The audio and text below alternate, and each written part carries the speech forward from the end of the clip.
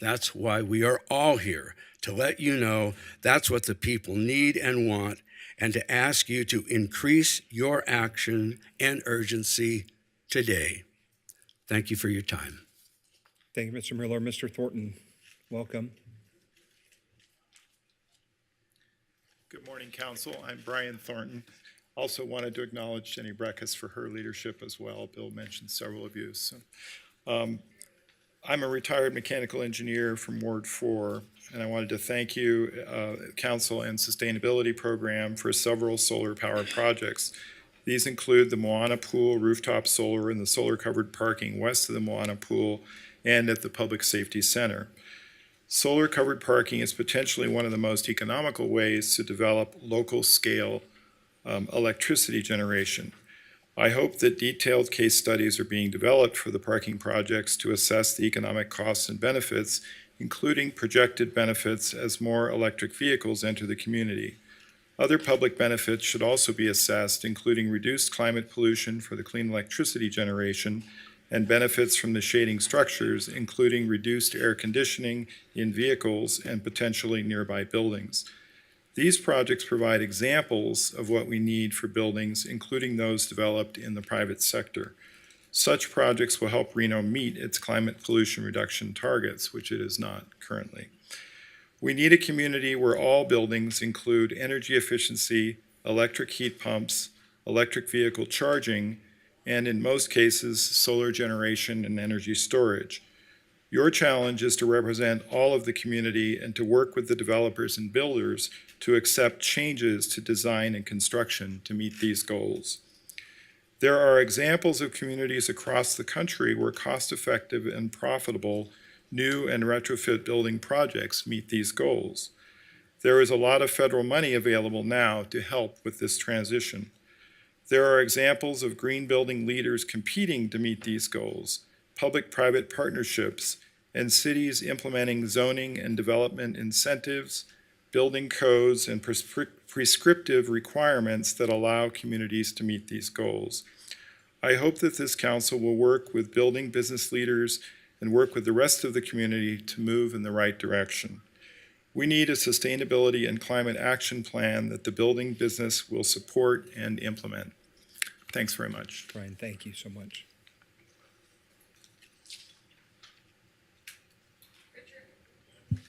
Richard Bissett, followed by Tara Tran, followed by Bill Sims. Good morning, council members, and I wish the mayor was here. Richard Bissett is my name. Thank you, Mayor Shivi and council members, for working toward Reno being widely recognized as a green city. This is one of our goals too. Thank you for recognizing the need and working toward more micromobility infrastructure.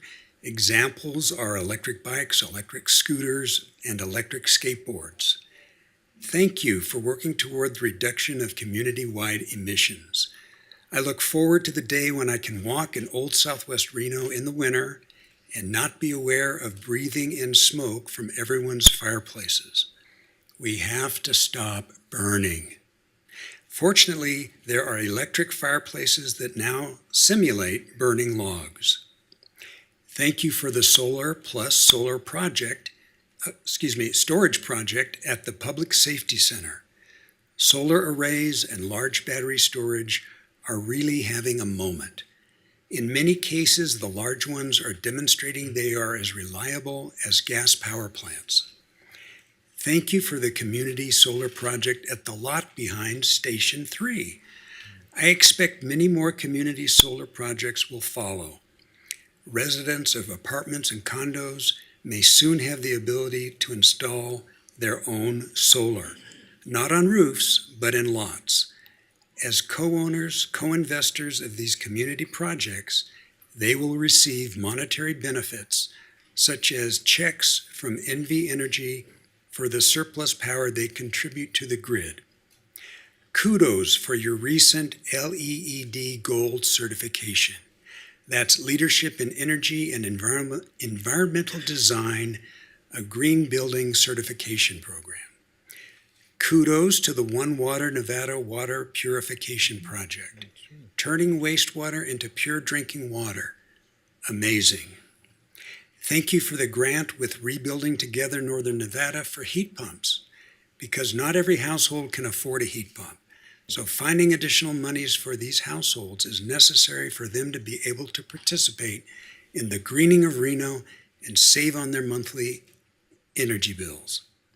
Similarly, thank you for today's consent item B18 on the State Farm grant to the Reno Fire Department, because our fire department needs all the help it can get to ensure the tragedy of Maui does not occur here. Thank you for the continuous addition of EVs to our city fleet, and I know you are already thinking about how to provide the electric chargers. And last but not least, all of these achievements will now make it possible for you to advocate for climate policies at the state and national level, because you have the credentials.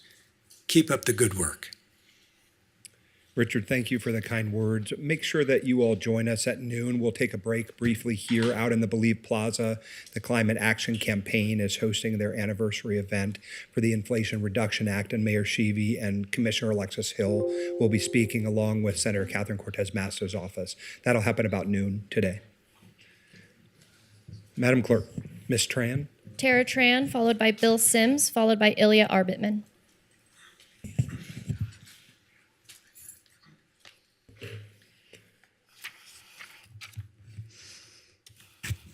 Hi, my name is Tara Tran, for the record.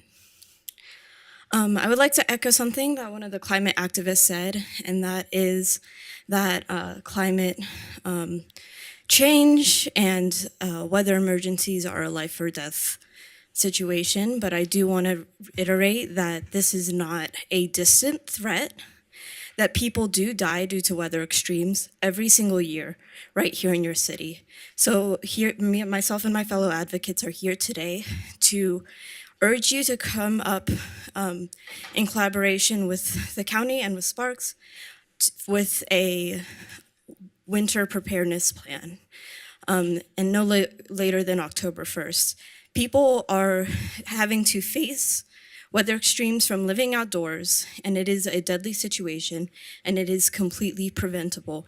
We're calling for 24/7 warming shelters from October 1st to April 30th, and any other day that it reaches below 40 degrees. And once again, that's 24/7. Temperature cutoffs prevent people who need these shelters from knowing if a shelter is, not a shelter, but a center, if knowing that they're open from night to night, and that can prevent people from being able to get to the place that they need to be in order to stay warm. People are often swept from their temporary living places outdoors, and that makes it very difficult to accumulate the materials that people need in order to stay alive in the winter. I would like any of you guys to try and spend a night outside with things that you can only carry in a bag in the middle of winter. That is a deadly situation, and if people are going to be unable to accumulate the materials that they need and be able to, and they need to have somewhere to go, and that place needs to be warm and it needs to be consistently available. Additionally, we are urging the reopening of the Community Assistance Center on Record Street for women and families. Women and families are often underserved. The CARES campus is not a sufficient shelter. It is inhumane. It is dangerous for a lot of people. We have heard so many really appalling stories from people that have been forced to stay at the CARES campus because people that are sweeping them off the street point that as, you need to be off the street, you need to go to the CARES campus, and it is not safe for a lot of people, and especially for not for women and families. Our place is a great resource, but it is consistently full. And on top of CARES campus being insufficient, it is also consistently full. Even in the summer, in the winter, it is just not enough. So we need 24/7 warming centers, and we need the Community Center Assistance Center on Record Street, and that can provide resources as well as temporary housing, but we need a place for people to go when the winter comes. Any death, any injury that happens because of the cold, know that was completely preventable, and that prevention starts here. Mr. Sims.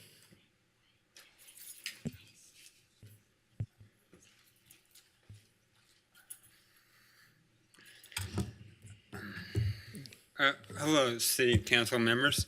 Of course, most of you know me. My name is Bill Sims, for the record, and I am here today, like my fellow advocates, to ask everything that was just asked by my fellow advocate, but also because we are here to ask that since we know winter is soon at hand, that you sincerely look into reopening the Record Street shelter, because we all should want to make sure that all members of our community don't have any more of a possibility of being in a life or death situation due to the extreme cold temperatures soon to be at hand that we have actually seen in the past. I heard at our county meeting on Monday that the Record Street shelter cannot be currently used because mainly of a non-functioning elevator and a leaky roof. And so I am here to ask that all of you on this council get together to see what you can do for your community to find ways to get those issues fixed, because I know it's a money issue, and I'm not saying it'll be simple, but it is something that can be done, given that building has been closed for almost 2 years, and nothing is being done with it. And so, because we need to reopen the shelter, I really hope that you guys will sincerely look into doing that, because of the fact that that could be used for the women and families that are essentially overflow of our place. And given that we know our place is constantly and consistently full, that is something that would really help our community. And so I know there are a few more of my advocates here that will probably be able to say what I am trying to say more eloquently than I am. And so I just again really do please urge you guys to look into this, because seriously, I live right down the street from the Record Street shelter. I walk by the for sale sign in the window all the time. And while yes, I understand you guys want to sell it, in the meantime, you could be using it to help your houseless community, to make sure that there aren't people that are going to potentially freeze to death with winter upcoming. And so just like the county, I hope you guys can get together to make a plan to deal with what is upcoming in the winter, and make sure that we don't have any more deaths than we need, because there's no excuse for one. And again, like I said, I know it's not simple, but it can be done. Thank you. Thank you, Mr. Sims. Mr. Botman? Mr. Manager, did he say that the CAC is for sale, our property on Record Street? The CAC is not for sale presently. It's not being marketed for sale. Not at the moment, no. We haven't discussed that either here. Not to my knowledge. Okay, I heard something that I thought was new information to me, and I just wanted to clarify. Yeah, thank you, Ms. Breckus. Mr. Arbotman, welcome. Morning. Yeah, just speaking on two things today. So one, winter preparedness plan, and two, agendizing doing something with the Community Assistance Center. So as far as the first one goes, I know it's obviously not something we like to talk about, but doesn't make Reno look good. But yeah, people die here every year from exposure to the cold, at least a few dozen people every year. And, you know, it's sad, and certainly it's not an easy thing to prevent, but it is unacceptable, especially when there are things we can do. So One thing we're asking for today is, winter preparedness plan by October 1st, and specifically that means opening up warming centers. Now, we don't have to go to the drawing board. This is actually something that happens all across the country. Just a brief internet search showed me that Denver in December of 2022 opened up the Coliseum as a 24-center warming center for about 225 people, as well as the downtown YMCA. Those were open on any day when it got, too cold basically to be outside. And in addition, libraries and rec centers were available as warming centers just during their open hours during the wintertime. So that's something that would be, I would say, a pretty easy task. I understand that staffing might be an issue, but if we come up with a plan and we put the word out there, I'm sure that whatever staffing gaps there are will be filled by eager volunteers and advocates to help this actually happen.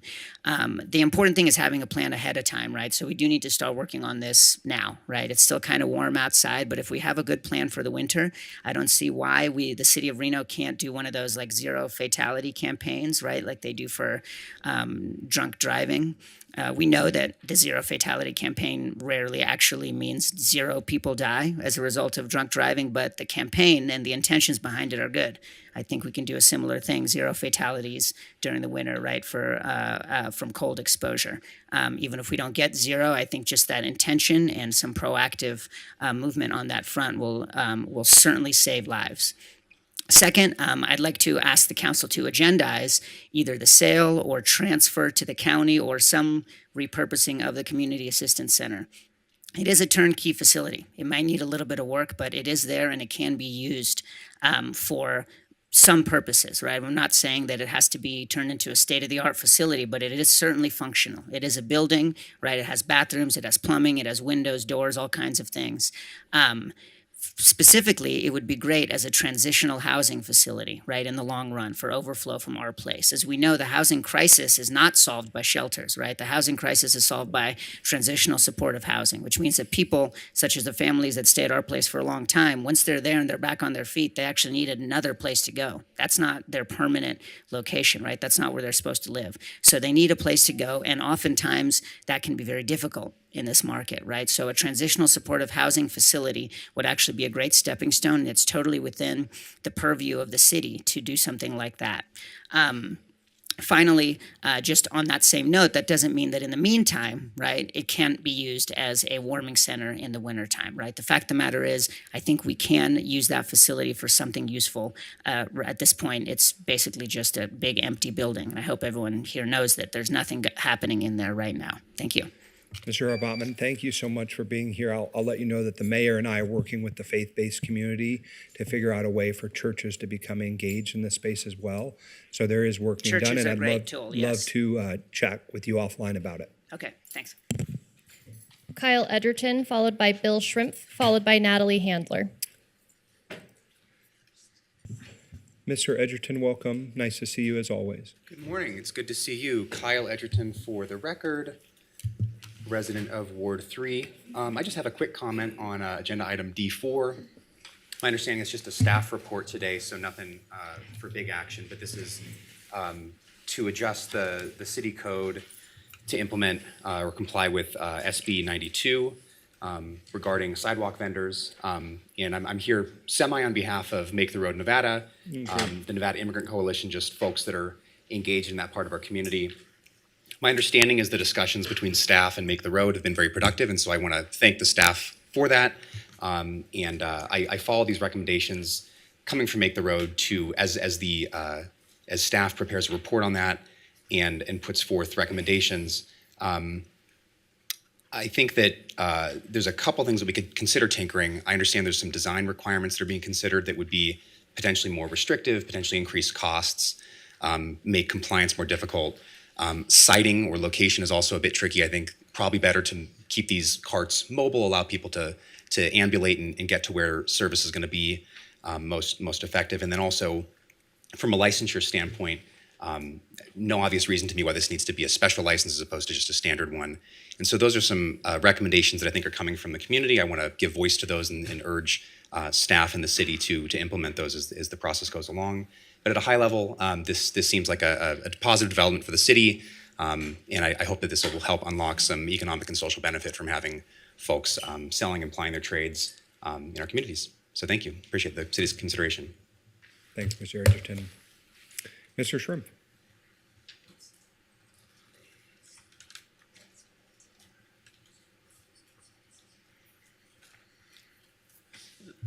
Good morning, everybody. Thank you for being here, as always. It's a lot of work, so thank you for doing it.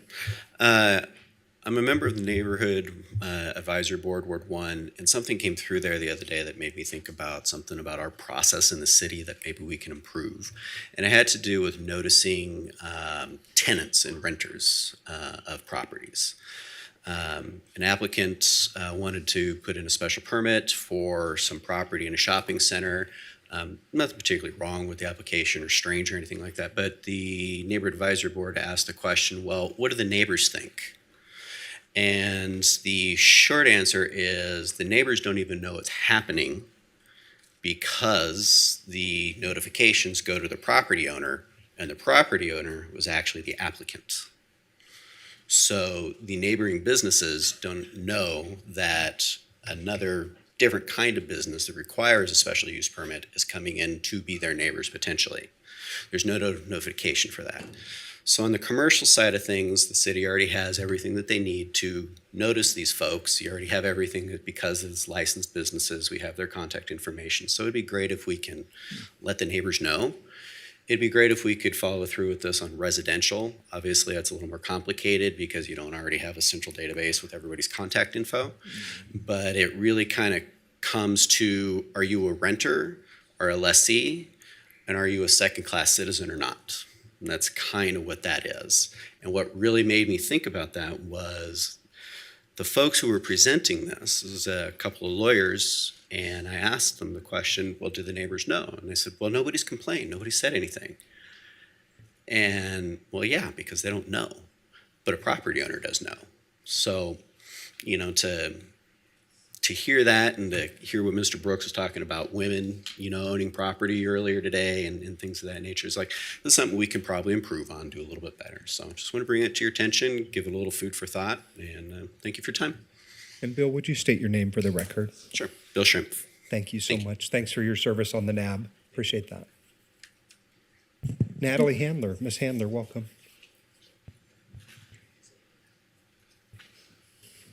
Hello, Natalie Handler for the record. I'm here to ask you all again to reopen the Community Assistance Center at Record Street to serve the women and families who have nowhere to live but the streets. At Monday's Community Homeless Advisory Board, it was stated by Homeless Services Manager Dana Searcy that 30 families are on a wait list for a shelter at our place at any given time. And the single women are often at capacity.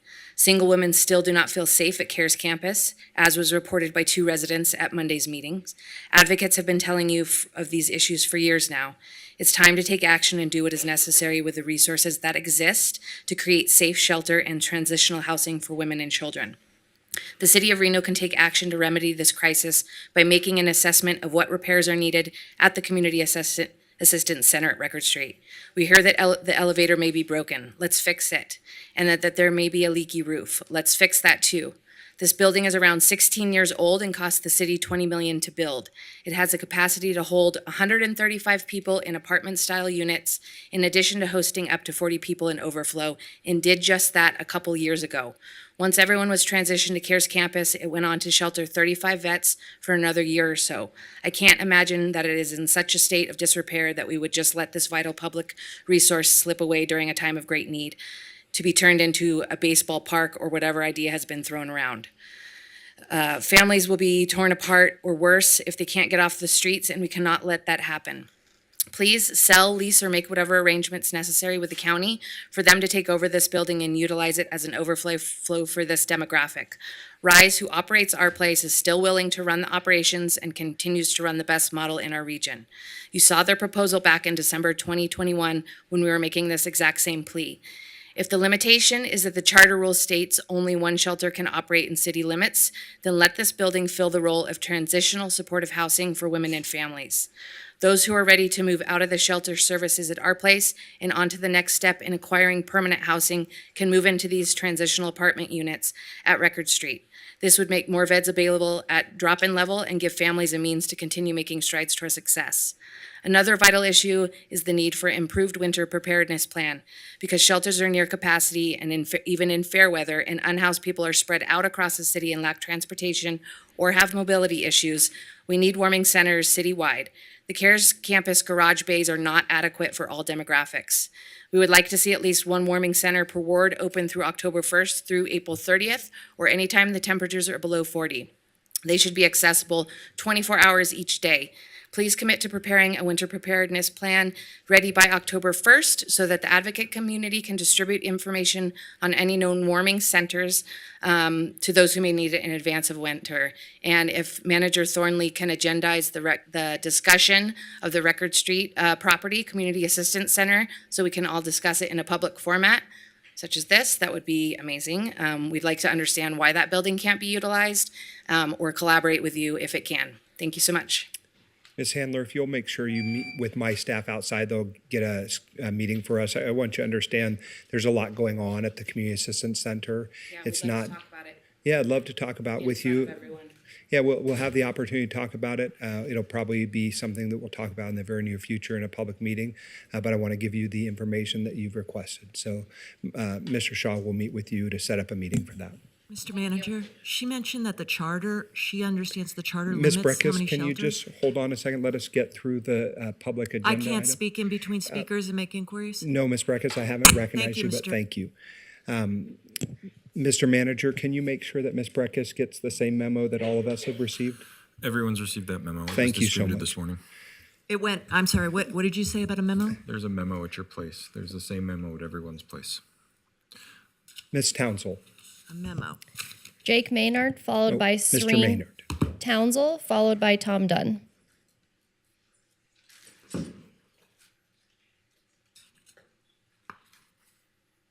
Hi there, Jake Maynard for the record. I'd like to echo basically what has already been said. I'm here to ask for you to agendize the sale or transfer of the Record Street Community Assistance Center, specifically for transitional supportive housing for families and single women. Like Natalie mentioned, at the Community Homeless Advisory Board on Monday, there are currently at least 30 families who are currently unhoused and also unsheltered. CARES does not have the capability to shelter them, and our place shelter is consistently full.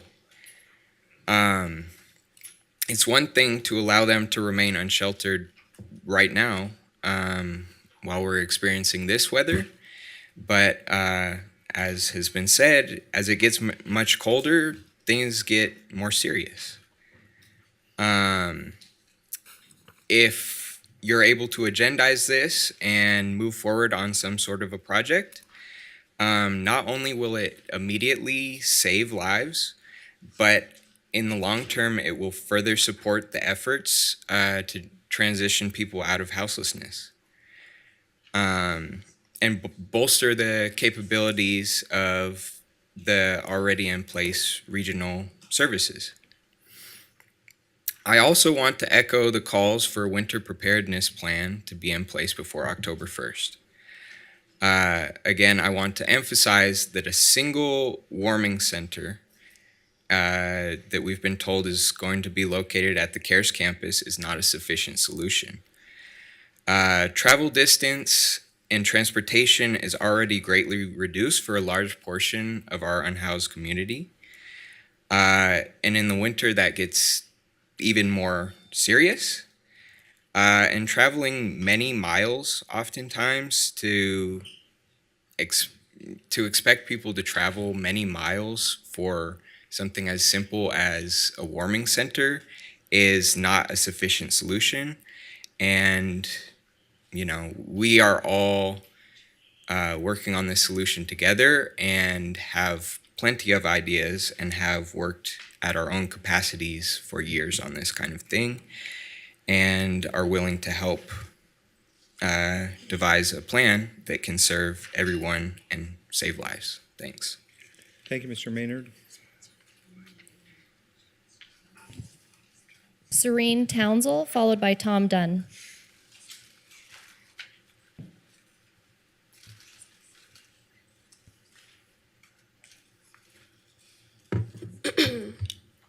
My name is Serene Townsell, for the record. I live here up by UNR. I work in Midtown. I hang out here all the time. I just want to emphasize that I am a local community member. I have lots of friends, both housed and unhoused, in this community. So just like my friends back there, I'm going to talk about the same things, just using slightly different words. First, a winter preparedness plan I think should be made public by October 1st before it gets too cold and we're just in responsive mode instead of in preparedness mode. There are many mutual aid groups and grassroots nonprofits that work in direct service of those who are housing insecure. They do what they can to make their knowledge public, and they have offered to lend their expertise to this plan, so please use it. There are experts on growing food and sharing food, providing hygiene supplies and harm reduction kits, responding to emergency housing situations. They've done a ton of research on best practices and working models for housing. Like our friend Ilya said, we don't need to start from scratch, we just need to get moving on the issue. However, these on-the-ground groups lack the financial and physical resources to fully care for everyone, and these are the resources that you as the city have. And that brings me to the second item, which is reopening the Record Street building. The city and the county often boast about their collaborative efforts, and I think this is another project that should be undertaken by the city and the county. Last we were told, which was on Monday, the reason the building cannot be open immediately is because of a non-operational elevator and a leaky roof.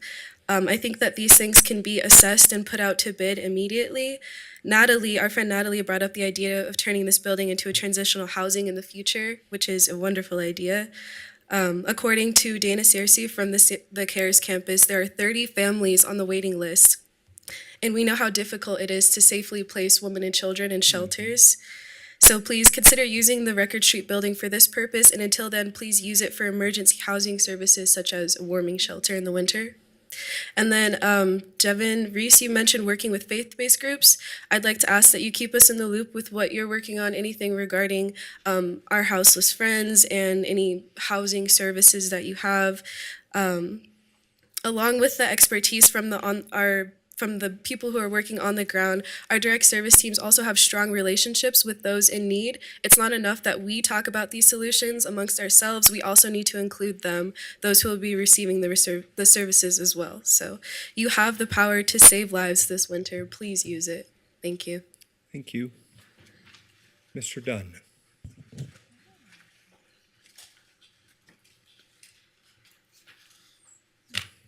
Good afternoon, Mr. Vice Mayor, members of council, Mr. Thornley. For the record, Tom Dunn, proudly representing the men and women of the Reno Firefighters Association. I just wanted to give you a brief update of what we've been doing over the last month or so, and I'm also here to talk in support of 4 different agenda items today on the council agenda. Reno Fire Department has had almost 60 people on wildland assignments in 6 states, including Alaska, Washington, Oregon, California, Nevada, and Idaho, supporting mutual aid during this busy wildland season. It's starting to come to a close because of fortunate weather on our behalf from Hurricane Hillary and some others. So hopefully the number of personnel leaving the fire department will start to mitigate here in the next couple weeks. We're currently not sending anybody out because we have so much other stuff going on. This past Saturday, we had a successful event supporting the Muscular Dystrophy Association in the Fill the Boot at this corner of South Virginia and South McCarran. It was a very successful event. This week and for the next 3 weeks, we have 12 personnel that are attending our Fire Equipment Operator Academy. These are firefighters that have 3 or more years of service that are learning how to safely operate and drive your fire equipment apparatus across the city for efficient and effective response to emergency calls. This past Monday was September 11th, and I'll touch on a couple things for that. In 1938, the Reno Firemen's Association was incorporated with the Secretary of State's office. And on September 11th, 1942, in the middle of World War II, the Reno Firemen's Association was affiliated with the International Association of Firefighters, and we were proudly given the local number of 731. So just this past Monday, we have celebrated our 82nd anniversary as a IAFF local, and we are the longest serving IAFF local in the state of Nevada. And finally, on September 11th, this week, we have celebrated the 22nd anniversary of the September 11th attacks. We all know that 343 firefighters 8 EMS professionals and several law enforcement officers from both NYPD and the Port Authority Police were killed that day. One of the lingering effects that's been happening since September 11th has been post 9/11 illness due to the recovery at the World Trade Center. And just this past week, we have reached the grim milestone of 341 FDNY employees that have died due to post 9/11 related illness.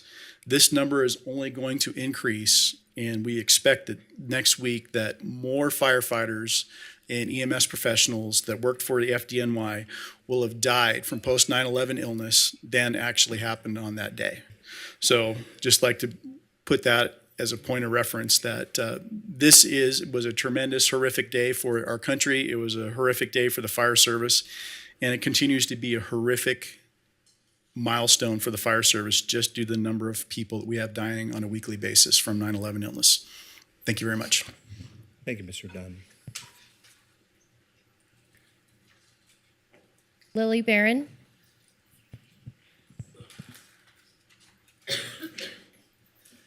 Good morning. Good morning. Welcome. Thank you. Good morning, council members. My name is Lily Barron. I'm with the ACLU of Nevada and a resident of Ward 3.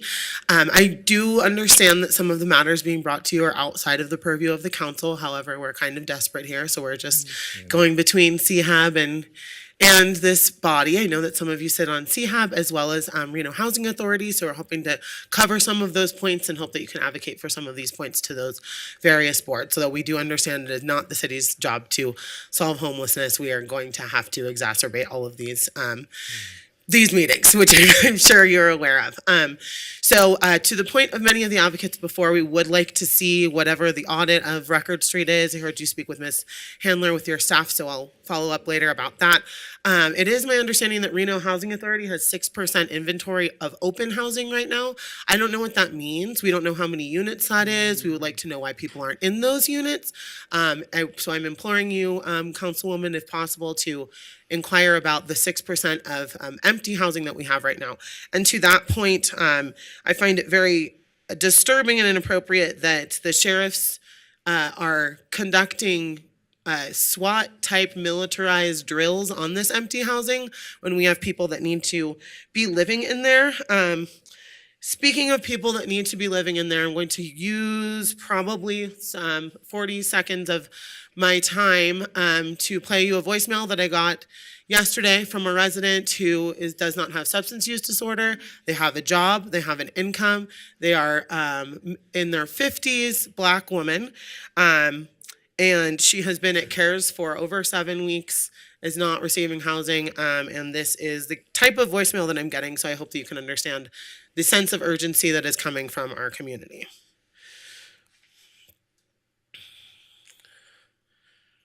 I'm at them care campers and they call and it's like, because I got upset they put an old lady out. This lady, she has no diapers. She's sagging right now. She's wet.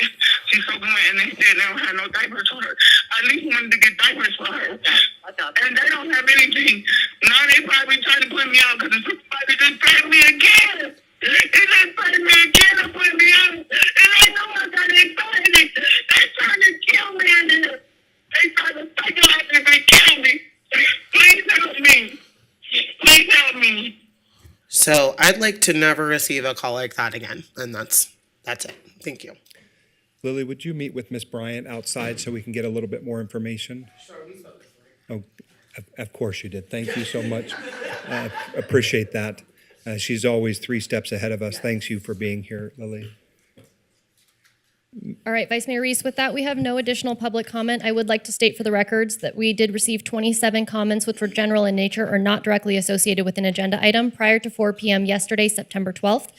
These comments were voicemails and or written correspondence received via our reno.gov online public comment form, by email to our office, or by voicemail. Copies of these comments have been transcribed and distributed to the Reno City Council and are available to the public on reno.gov. 13 in favor, 4 in opposition, and 10 of concern. And with that, we're closing general public comment and moving on to item A4, approval of the agenda. Okay, Mr. Manager, do we have any changes to the agenda as you know them currently? We have some updates that I think are relevant. As you know, Councilmember Dewar's on the phone. I understand that her schedule is a little limited, so the redistricting matter may need to be taken out of order during the course of this meeting. I-2, one of the appeals for this evening, we received a request for continuance until the second meeting in October from the appellant earlier today. And so because that is a notice public hearing, we'll have to deal with that at the time, but I wanted to flag that for you early. And then we have a presentation from the RTC. And in order to make sure that the business of the RTC continues today unabated, the director asked that we set that for a time certain. And so as close to 2 o'clock as we can with the presentation from RTC would be lovely. Okay, well, we'll have a little bit of flexibility accounting for Ms. Dewar's needs, the RTC's needs. We have a break at 12, I think, to step outside briefly on the plaza. It sounds like maybe when we open the evening calendar, we'll have some discussion about a continuance. But barring any of those things, I'll look for a motion for approval of the agenda for today. Second. Okay, I have a motion by Councilmember Taylor, a second by Councilmember Martinez. Any questions or comments at this time? Hearing none, I'll call for the question. All those in favor, please signify by saying aye. Aye. Aye. Any opposed? Motion carries unanimously. Mr. Vice Mayor? Yes, Ms. Dewar, welcome. Hi. Could I just request that we do the redistricting item before we break for the noon? Yeah, I think it will play it by ear, but we'll be flexible. I know that you have some obligations, and so we're going to be responsive to that for sure. Mr. Vice Mayor, Hold on a second, Ms. Dewar, does that make sense? Well, it does, but do you think we could do it before noon? I mean, We're going to try our absolute hardest. Oh, okay.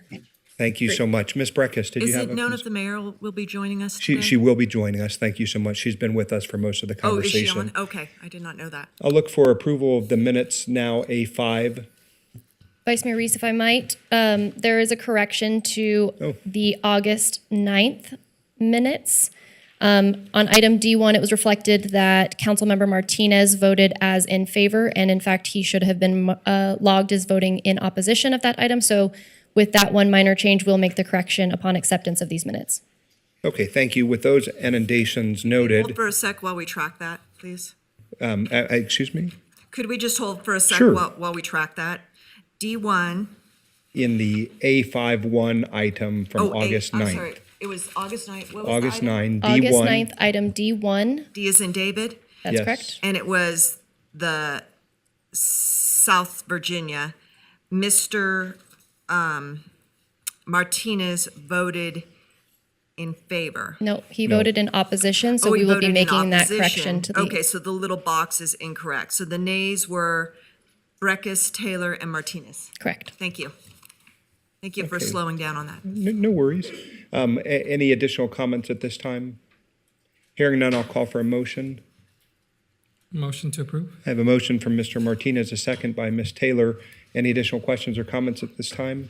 Hearing none, I'll call for the question. All those in favor, please signify by saying aye. Aye. Aye. Any opposed? Motion carries unanimously.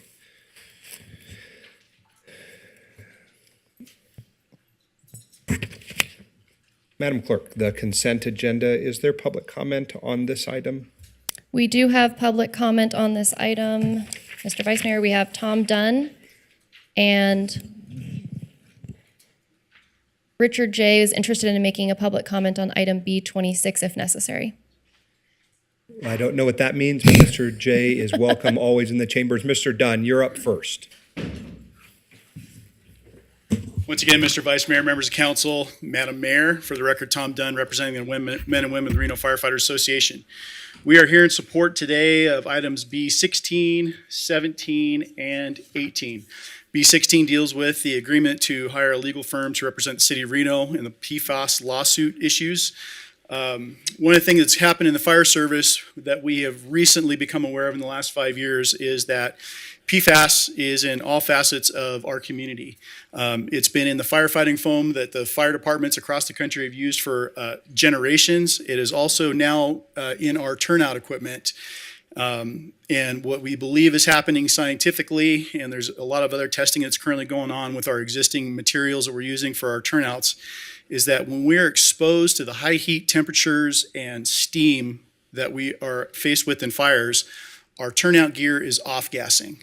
And when we're in those hot, smoky, dangerous environments, one of the things that happens is our skin becomes elastic and it increases and expands.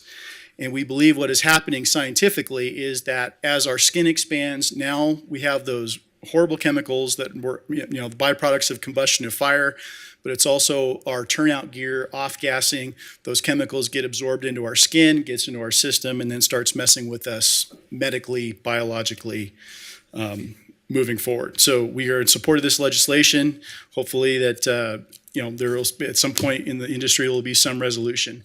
B17 deals with the approval of the Fire Equipment Apparatus Replacement Program. We have been longstanding stewards of the public's dollars and, more importantly, ensuring that we have proper equipment to provide service to our community, and therefore we're in support of the current and continuing fleet replacement program.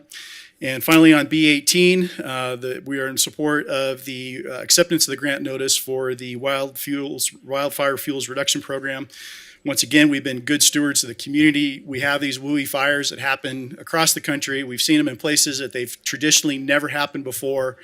And in my short 24-year service here in the fire department, I've been on multiple fires across multiple states. It used to be, if you were lucky, you lost 1 or 2 homes during a wildland-urban interface fire.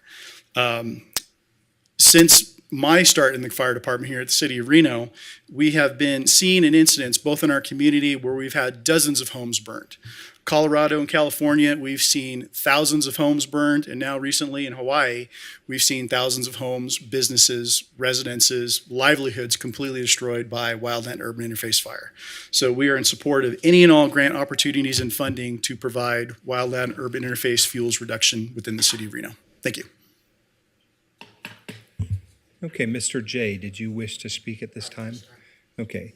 I'm going to come back to you, Madam Clerk. Any other additional public comments on this time? We have no public comment So registered. these are just public comments on the consent agenda item, is that correct? That's correct. So we have Okay. no public comment registered and have not received any correspondence. Okay, I want to go now to Mr. Manager because I think that we have the opportunity now to head to the redistricting item before we take the consent agenda items. I think that's great. Okay, so Madam Clerk, can we reset and move to that item, or do we have to first pull agenda items? Is that what you'd We would like like to do do? disclosures and pull items, approve everything else on consent so that And those then are in a go out of room. order? Okay. And then we'll come back to the pulled items after redistricting. Okay, well, let's do that then. Can I first ask, are there any council who wish to pull any items or read any disclosures at this time? Ms. Breckus. Yeah, I'd like to pull off B1, B16, Hold on one second. 1 and 16. 26, and I believe that is it. Okay, thank you so much. Any other colleagues have anything to pull at this time? Mr. Martinez, nothing. Ms. Taylor, Ms. Ebert, do you have any items to be pulled? Yeah, B11, B11, B12, B19, and B22. 19, and 22? Okay, I don't have anything, Madam Mayor. Nothing. Okay. Councilmember Dorr has her hand up, Vice Mayor. Oh, Councilmember Dewar, did you have an item to be pulled from the consent agenda? Yes, I did. Let me just check. Was B17 pulled? I wanted to pull that. No, it was not pulled, but it is now. Okay, B20 and B23. Let me just check.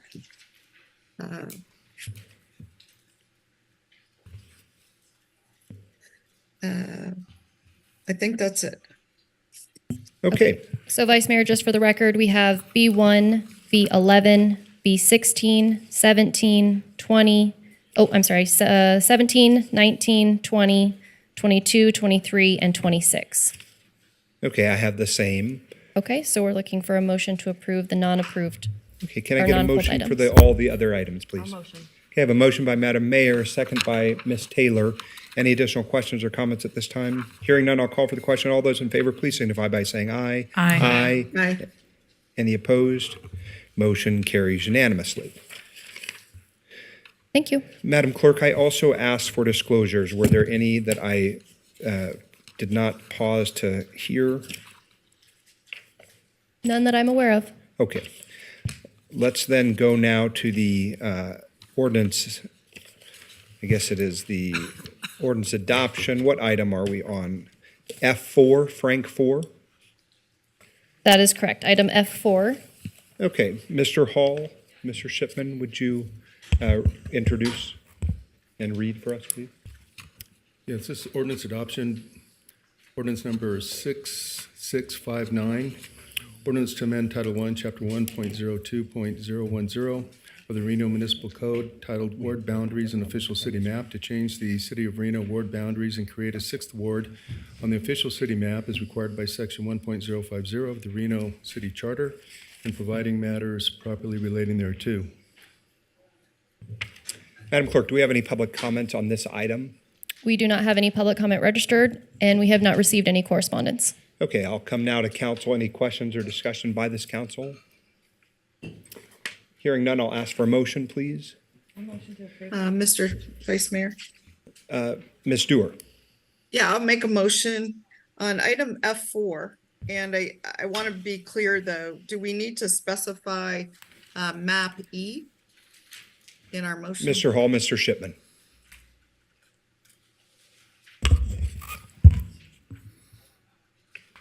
That was the original introductory motion.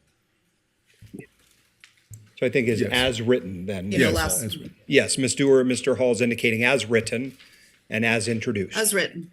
Okay. I Okay, have a as written and as introduced. Okay, I have a motion by Councilmember Dewar, a second by Madam Mayor. Any additional questions or comments at the time? Ms. Breckus, the floor is yours. Yeah, I oppose this. I think we two-step this, and I just want to expand upon, because there's been a new development since the introduction, and my opposition is enhanced by the stating of intention of Ms. Dewar to run for a seat in the Nevada legislature, which if she is successful, will then after November of 24 or November of 24 or January of 25 lead to this body having a choice to appoint into that ward, which will, I believe, be the new Ward 2, where she and I are situated right now, someone to fill her seat. I think she knew about this, when she supported Ward Map E, and it creates another situation where this body will be asked, if she is successful, to make an appointment. We don't have a resign to run rule in Nevada, but I would hope that Ms. Dewar, if she is successful in advance, would state a willingness to resign so that a special election could be held to fill that seat in concert with the 24 November election. Thank you. Okay, any other questions or comments at this time? I'd like to clarify. Ms. something. Dewar, the floor is yours. Yes, I had no knowledge of that I planned to run when we dealt with the redistricting. I just want to put that on the record. Thank you. Thank you, Ms. Dewar. Okay, hearing no additional comments or questions this time, I'll call for the question. All those in favor, please signify by saying aye. Aye. Any opposed, nay? Opposed. Okay, motion carries 5-2. Okay, Madam Clerk, can you get us back on track? I think we're back to the consented agenda items pulled. The first one would be B1. B1, pulled by Councilmember Breckus. Okay, Yeah. hold on one second. Let's just get resituated. Mr. Ferraro, welcome. Item B1. Good morning, Madam Mayor, council members. For the record, Lance Ferraro, Director of Business Licensing. I have a brief presentation here.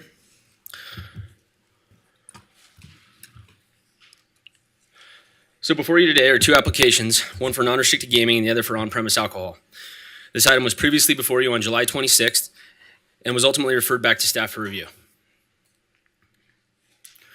Previous council action, not necessarily specific to this applicant, revolved around the current licensee and the preservation of the non-restricted gaming use that has been active since 1947. In 2020, Harris closed, at which time Sartini Gaming applied to operate on a temporary basis in order to preserve the non-conforming use, which was approved unanimously by this body. As I said, the property and its use have been constant for 75 years, meaning from the city's perspective, the non-restricted gaming use is grandfathered for the purposes of compliance with the minimum number of hotel rooms, minimum lot size, maximum gaming space, etc. I think by this point, everyone's familiar with the proposed location and the unique addressing of the premises, but here again is for a visual that that's the block there, the entire block, and then the red outlined hashed area is where the operation would occur. As a refresher as well, the proposed operation consists of multiple restaurants, slot machines, and on-premise alcohol. And lastly, as I said, this item was referred back to staff when it was before you in July. Council requested the staff re-examine the need for a conditional use permit due to the concerns that code was interpreted incorrectly. In doing so, staff concluded that no such permit is required. The use of this property existed prior to any of the current Title 18 commercial use standards and is therefore considered to be non-conforming in nature. Further, the use has been constant and never been abandoned, so it does not trigger the need for a conditional use permit. And with that, I had the staff recommendation for approval. And I'm happy to answer any questions. And just for awareness, we have the applicant available and the building owner as well. And happy to answer any questions. Thank you. Okay, Ms. Breckus, this item was pulled by you. Yeah, and I may have questions related to Title 18 compliance. So I don't know if you're supported by anyone from that department. Yes, ma'am. Planning is available for questions as well. Okay. So you said the use has been constant. That's right. How can you explain the constants of, a full gaming operation, which Harrah's had, and I think I read somewhere 1,200 devices.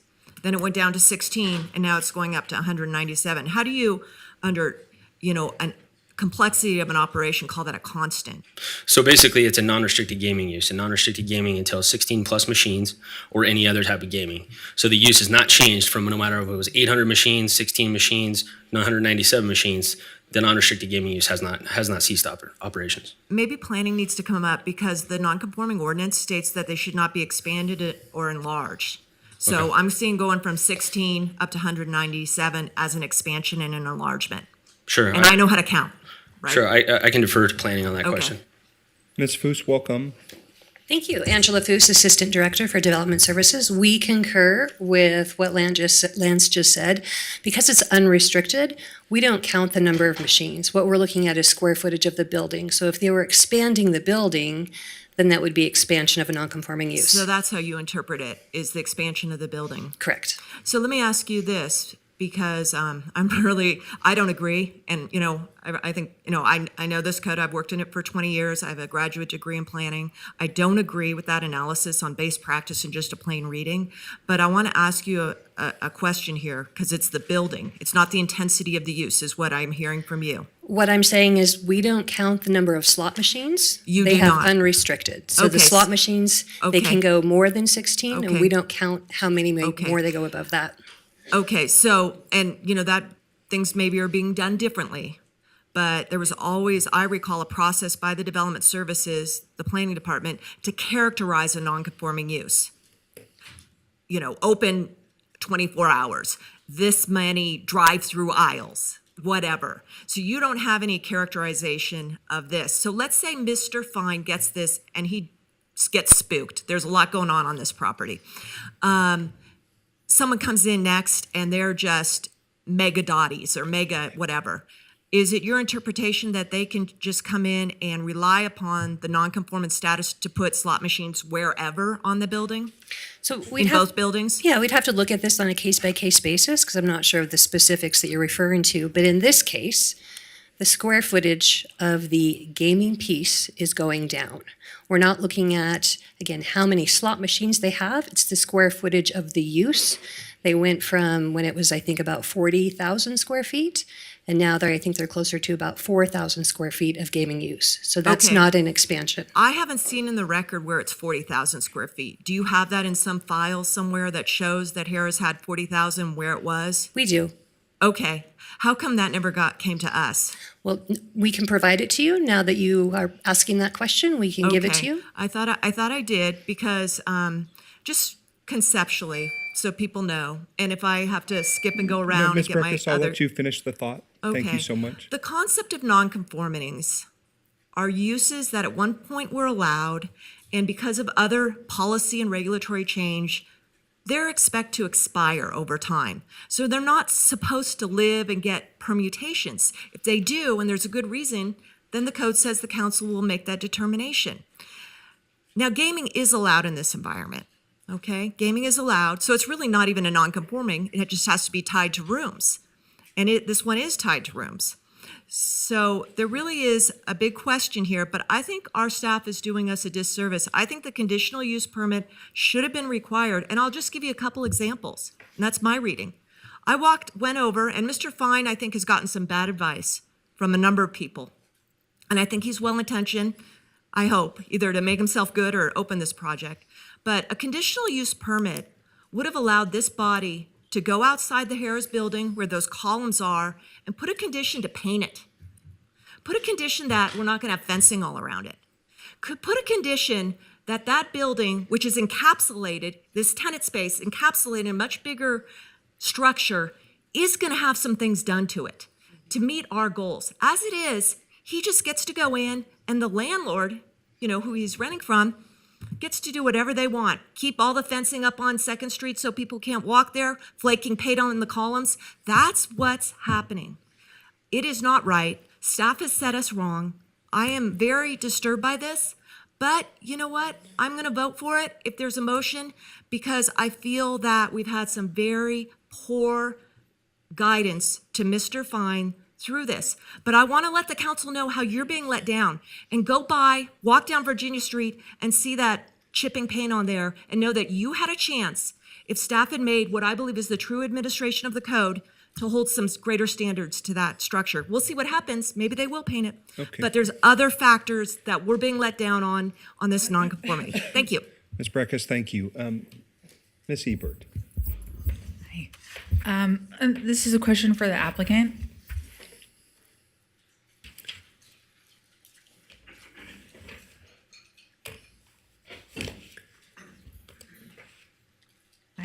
Mr. Fine, just for our chambers, just identify yourself for the record, and then if Mr. Sandy will do the same thing. Sure. Good and morning. This won't come off Ms. Ebert's time.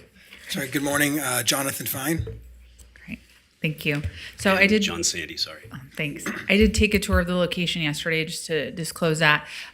So I have some questions I'm also going to support, but I have some more questions about the parking. I know we discussed that you would be parking in the parking structure. Can you just give a little bit more information about that?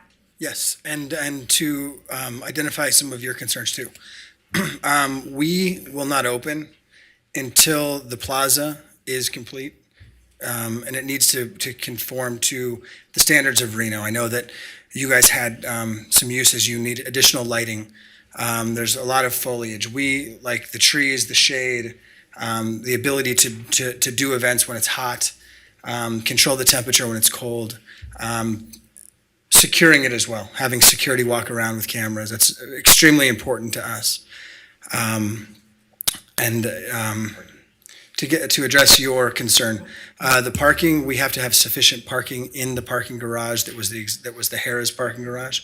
So that will be reopened to a higher standard of where it is today, because I've been parking my car there for 2 years, my rental car when I come into town. But I've been parking in it for 2 years, and the sky bridge from that parking garage will be completed into the space as well. Okay, so we have people parking in the parking structure, and you mentioned there'd be valet parking. Where would people pull up to valet their car? As of right now, the valet parking is in it's a little sub-lot right adjacent to the plaza.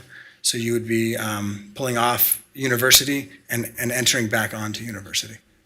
Okay, so once people get into the parking structure and they're going to walk over the bridge, how are they going through the building to access your location? To access my location, they will have to take an elevator down to the first floor, walk through common area to access, as if I'm a tenant in a mall, a shopping mall. Okay. The same goes for if people are entering from Virginia or any of the other streets. They do not have direct access, not to the restaurants, not to the bars, not to the gaming floor. The gaming floor, they actually have to walk through my space on 2 of the entrances to get through. So they have to walk through a fine dining restaurant, or they have to walk through the Parkway Tavern, which is the beer garden Okay, so they're taking an elevator down. So what's happening on the floor above where they're taking an elevator? That's the Sky Bridge. I believe there is a leasing office for some of the apartments, or I don't know if they're apartments or if they're going to be sort of a Airbnb hotel. But there'll be a leasing office up there for that. They'll have representation on the first floor as well. That's from the landlord. But there's no direct access through any gaming, any bar, any restaurant to get to any of the residential. They can park their car in the garage, walk straight across the bridge, go straight up to their unit.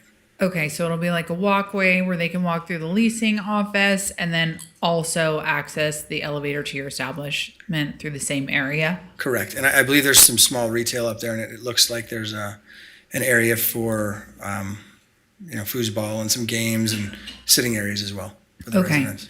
And will there be private security or any kind of security at the parking structure or in this hallway area for people coming and going? Yes, there is 24-hour security by the landlord, cameras monitored 24 hours, and then we separately have our own security 24 hours as well. Okay. Okay. Thank you. You're welcome. Okay, any other questions from the body? I do. Oh, Madam Mayor. All right, thank you. First of all, do you have a presentation today? We do. Okay. We have I think a. oh, that's sorry. important. That was a sticking point the last time that we looked at this. The other thing I would like to ask, is this going to have smoking? As of right now, we're non-smoking. The restaurants will for sure be non-smoking, but we did spend an extra $700,000 on an HVAC system to clean the air in the gaming area. If it becomes a problem conducting business, I personally do not like smoking, so I would really like to keep it non-smoking. What would And the landlord as well asked me to keep it non-smoking. the landlord did? Yes. I'm also curious, in your lease, you talked about that it was really important to activate the outside. Is that in your lease? Well, there is a the hotel element is being it's being looked at by a music concept, which at which point we would have to share the responsibilities of activating. I would like to activate it, a minimum of 5 days a week. But if they've got concerts and shows, I have to conform to them putting on concerts. So if anything, it's going to be more with them. But right, this is in the plaza. Yeah. It's in the plaza, as well as some of you who walked through yesterday, the Sammy Davis Jr. Theater, which is right adjacent to my space. So both of those have to also be worked on by not just me, but the other tenant of the landlord. I guess part of my fear is, does it end up a parking lot, right? So if it's in your lease, obviously they have to be held accountable. Because I think it's also difficult because we really don't know what's sort of happening at this property right now. I mean, 1 minute I heard it was, up for auction, the next minute, and so that creates a lot of uncertainty. So how do I know that doesn't end up a parking lot? I have in my lease that they have to complete it to the spec in the presentation that you see. It's got the trees, it's got the sitting areas, it's got the walkways and the paths, the lighting. It has the amphitheater. I believe it's a 17-foot or 14-foot tall by 40-foot long or 30-foot long LED screen above the staging. I don't know if we can pull the picture up, but this is how they have to deliver this space to us. Okay. Maybe you have Madam a Clerk, presentation? Can you put up the Do you want to, Mr. Sandy, do you want to do a presentation? We can absolutely discuss the more finer details of what Park Tavern or Parkway Tavern is. We do have the owner of the building here. He actually drove in from Boise to be here to support us. And so questions you have about leasing offices and what the rest of the building is going to look like, the update on from the auction that got postponed, Philip here would have a lot of that information, and then maybe after he had a chance to answer some of those questions, we'd be happy to explain a little more about Parkway Tavern and the Boulevard. I think that would be great, just because I don't think the council really knows where we're at. One of the things, and we've pushed and pushed, and the reason why this is so important is that we push for residential downtown. And because that will trigger a lot more uses downtown. That's one of the reasons why it's been very hard to get grocery down there. You know, you have to have so many residential units. And that's where, you know, this was the project that we understood it would be residential. What is the fate of this project? Because at this point, we don't know. And I think Councilwoman Breckus brings up some good points about, you know, a conditional use permit where it does trigger so that it, you know, doesn't look like it does right now. And I think this council gets a little gun shy in the fact that we have seen numerous projects that come in and they say they're going to be one thing and they're totally a different thing. Now, I will tell you, Mr. Fine, I've seen what you do. I love your concept, love it. So I think it's fantastic. But I also hope that there has been some really honest conversation with Mr. Fine about what the future is and the fate of this project. Because when we look at residential, we don't typically see a gaming use. And the one thing that it comes to mind is when we look at like student housing, those types of things. So I don't think this council really knows what your future plans are and the vision, and maybe you can kind of calm some of those concerns. Yeah, happy to do that. Thank you, Mayor and Council.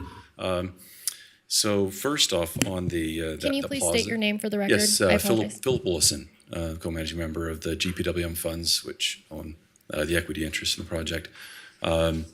So the courtyard and the activation of the courtyard, I think he might have interpreted activation as far as the activities happening on it, but as far as the completion of that space, that is high priority. That's one of our first areas of focus for the project from where we are right now.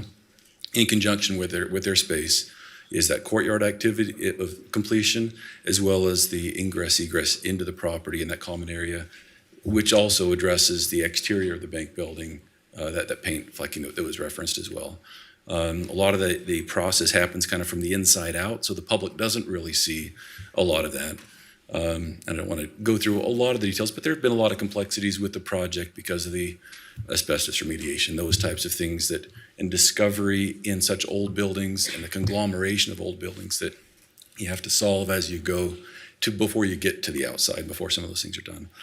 In terms of the residential, absolutely the north tower closest to the archway and the south tower, that L shape of those two towers, that is the predominant portion of the rooms there, and those are absolutely residential. The east tower closest to the ball field is the one that has been operating and as a hotel. We have a lease with a group that's going to operate and improve that hotel. That again has their plans to also be involved with the Sammy Davis Theater, bringing back the steakhouse, some of those other historical important elements for the city as well. But we recognize for a project like this, it really is the activation of the whole project and of a lot of different spaces. It's not as good for the restaurant to not have the residential there. It's helpful for the whole project. It was a definite disappointing blow to have the primary office tenant vacate their lease when they did at that point, because that was another part that was going to be beneficial for the restaurant for the activation of the project. But we're confident by activating those other spaces that we'll get a good tenant there, and that's going to be good for the residential. It's going to be good for the residential. Okay. All those areas, but okay. Any other questions Thank on you. that? We are completely in favor of Jonathan and the plans. We do communicate, and a lot of the prioritization we've got of the project is it's not going to all open up day one in one area, but the first part of the project that's likely to open up is going to be his space and from the courtyard and those areas, and so that is a priority for our completion. Okay, thank you. Let me ask a few questions. So, Mr. Fine, I had the chance to see some of the improvements that are being made. How much have you invested in this location so far? To this point, we put 9 million in. And what is how soon will you be able to open once you get through this process, if you're so fortunate to do so? What is the plan? If we were fully on site, which after 3 weeks ago, the meeting, our general contractor took a step back. It's about 60 days more of construction. All the mechanical, electrical, plumbing is in. It's just cabinets, finishes that need to be put in. Well, but I assume that also the plaza has to be done before you are ready to do that. So who wants to speak to that? When is the plaza to see? You've got a beautiful picture here on the screen. It's not quite level, which makes my OCD brain a little crazy. But there you go. When are we going to see that? So Moorfield, under what I understand, Moorfield is the general contractor that's being brought in by the owner. They are going to complete areas of concern in our space, the common areas as well as the plaza. And at which point, when they're substantially complete of that, then we will re-engage and we'll take off pause. So we won't even restart the project until we see substantial completion with those areas. Because not only because the plaza needs to be done, but also because the secret room that we found underneath our space that needs to be restructured and built back into a floor. And so which of you fine gentlemen can tell us when they're anticipating this plaza to be finished? So as far as the exact, he was right, and I'm less involved on some of these details, but I can absolutely get the answer. But he was correct. We do have a gross max price contract that we've got for the completion of the plaza. This rendering is not. This was an older rendering. That walkway is not part of the current plan for the project. With Clear Capital no longer using that parking space, but we do have that. There's one question that we've got to get back to on that, and I can probably have that answer before we're done with this meeting. So I'm going to text somebody else on that. Well, I think what I want all of you to understand is the reason why the council has some hesitancy is not because we're not rooting for your success, Mr. Fine. What we're hoping for is that this project, it's aptly named the Reno City Center, is a catalyst for a greater investment in downtown Reno. And it's one of those chicken or the egg things, right? We know that Clear Capital pulling out has created the conditions under which this project is not moving forward as quickly as you had hoped it would. Our hope is, of course, that because you are substantially complete on the residential, because I've been in a number of the residential floors, they're gorgeous. I mean, they are an incredible opportunity for someone to have that kind of urban living. But of course, what we had hoped, and none of us foresaw a global pandemic, a change to the credit market, some of the conditions that you're operating under, but we had hoped for a Trader Joe's in the old Harrah's side of it where the valet was. We had hoped for a lot of things. Now we're trying to create the opportunity and the conditions for that vision to come forward. I'm going to be supporting the applicant's decision here and in terms of this for a variety of reasons, but one of them is because I believe that it is that chicken or the egg thing. We're trying to figure out how we can reinvigorate this particular project so that you can go out and be successful and make the next steps. And so, again, it's not that we are critical of what you're trying to accomplish. It's that we have I think a mayor who has had a bold vision for downtown's bright future and wants to make sure we get it right, because we have certainly gotten it wrong before. And we've also had that thing that Mayor Sheevy talked about, which is a little bit of a bait and switch, where a person says, hey, I'm coming in and I'm going to put a small Whole Foods in here. And we show up and it's a Twinkie and hot dogs on the counter. Yeah. We don't want that for this site. And so I apologize for going over my allotted time, but I just want to share with you, our goal is to be a good partner to you in your endeavors. And so that's why you can hear some of the hesitancy. Let me come back to my colleagues in the body. Ms. Ebert, I think you had some. Oh, Ms. Dewar, you would be up first. Can I come to you now? Sure. Okay, the floor is yours. And Ms. Ebert, I'll come to you after Ms. Dewar. Okay, thank you, gentlemen, for being here. I was particularly interested to hear what the vision was for the overall building. And I think I heard apartments, and we heard that some of them are substantially complete. But we also heard Mr. Chris Beaver pull out of this project because it was portrayed to now have a hotel component. I didn't hear you mention that. Is that still on the table? The part of Chris before pulling out, or about the hotel? About the reason he said he pulled out was because of the hotel component, but I didn't hear you speak about that. Yeah, I don't want to publicly comment on that aspect of it, but Well, I'm just asking, are you planning a hotel? yes, we are planning a hotel for the tower closest to the ballpark only. The other two towers are going to be residential, and also not condos, but apartments. That's been something when I get Ubers back to the airport, I hear about that question a few times, but they are going to be apartments, not condos. Okay. I'm glad you're here because you said you were, and maybe I missed it, you said you were going to address this auction.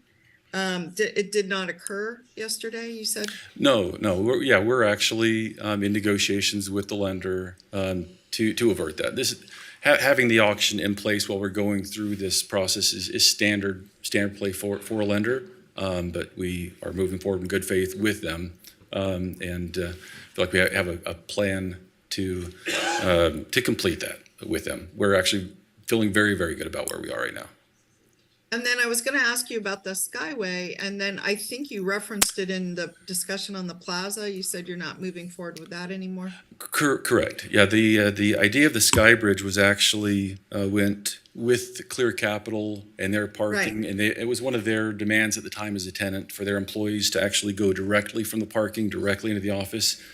Right. And again, our view has actually been, again, to activate that area is to have the increase of life and activity in the downtown. I actually didn't like the idea. On the ground floor. At the Yeah, sidewalk? absolutely, through the city, not Yeah. just having a walkway from the garage to the building, but to basically have people feel comfortable being in the plaza, walking into the project from any entrance. And so I'm actually Yeah, I pleased would that the say park, for the the few walkway's years- not part of it now. I would say for the last few years, we have not supported Skyways for the very point that you are making, which is that then we don't activate the Right. sidewalk space. I had some similar concerns about the streetscape. I'm not sure, I heard chicken and egg a few times, but I'm not sure you're planning to build it out for the Sky Tower, for the Parkway Tavern. Is that right? It's not just for the Parkway Tavern. We recognize the location of that. Again, being Reno City's center, having the very archway central. right on the corner of the property. I walk when I'm in downtown, you see people taking those pictures, having that in the background, and just recognizing what the background of that background is. That's going to change. The whole area is going to be reactivated. There's a lot of So- a green space, lighting up that area, making it more inviting into the property. It's certainly not going to be a parking garage. There is on the north side. There's a small. Oh, is that me or you? It's okay. Ms. Dewar has a few more seconds and she'd love to hear your answer. Okay. There is a small little maintenance mechanical building there with the chillers and things like that. There's a little drive that comes through there. There was some EV charging that's there off of University. That'll come through, but it's not going to be a parking lot by any means. And Mr. Reese asked you a question, I think, about the timing of these. And I think that Mr. Fine said that his opening was dependent upon you fixing, and then Mr. Reese asked you when that might be, and I'm not sure I heard the answer. Yeah, and I didn't send that text either, but I know that we've got in the detail of that bid how long that process is going to take to basically have adjoining with his time that those things can be scheduled jointly. I see. Okay, I'll come back for a second Yeah. round, Mr. Reese. Okay, thank you, Ms. Dewar. Ms. Ebert. Can we go back to the picture of the outside area with the landscape? Yeah, we just had it on the Elmo. It wasn't, yeah. Yeah, there. Okay, so this is not going to be where we have the access to the valet parking? So I would Happens say off the screen. Yeah, it's going to be probably close to where the crowd of people are right there. That Okay. corner kind of, there currently is from University just past when you almost get to the street, then the left there. And right now it's gated off. There you'll see a few vehicles that are parked there. People that are working on site right now. In that small little parking area, that's the part where it will come through. Okay, so it's people not- can valet park there and access this space, but otherwise they're gonna have to park at the parking structure. Which is literally right across the street from the entrance to valet, and there's a crosswalk right there. Okay. Or the sky bridge through the parking garage of the building, so either way. Okay, so I'm just asking how valet- they're gonna access this particular spot. They're gonna have to park in the parking structure, walk through the building, take the elevator down, walk through your establishment, come out this door to access this space, or park somewhere else on the street and walk up to this area? I'm just trying to Yeah, understand no, the actually, yeah, so, where the Starbucks is right now. There's to the side, Yeah, doors that will go I into the understand that. building. That's gonna be the quickest way into the space. Okay, so there's not parking really right there. So if they want to access this, the parking is not really convenient to this particular area that we're trying to activate. For that, depending on, again, how you're getting to the property. Okay. Yeah, absolutely. I think that, and that's, I think, the case in a lot of different places. But if you're walking, you're coming from someplace else, after work, I mean, I'd probably walk on the street right in there. If you're coming through the parking garage and that's how you're getting there, and it's the former Harris parking garage, it'd be like, for those of you familiar with the old property, walking in through the parking garage, where the registration desk was, and then there's those big escalators up, those will still be there. And then the walkway across the street. And then when you get across that walkway, the elevators bank is right Okay, across so you're the gonna way. go past the leasing office. Yep. Access elevators. And there will, go down the and there will be elevators. signage in there as well. Okay. So that the residents. Go through the taverns and go out through the side door to access this. Correct. They don't have to go through the tavern. So the residents, exactly, because the residents will be there, they can just go up to their room. So you'd have to go down a floor to go to the tavern? Yeah, I'm asking how to get to here from your parking structure. The plaza. Okay, so to the plaza, if I was parking in the parking garage, I would just walk to the crosswalk right across the street, and you're Okay. right there. Okay, how yeah, I I'm would just do trying it. to understand Yeah. how to access this from the available parking. Yeah. Okay, thank you. Okay, Ms. Breckus.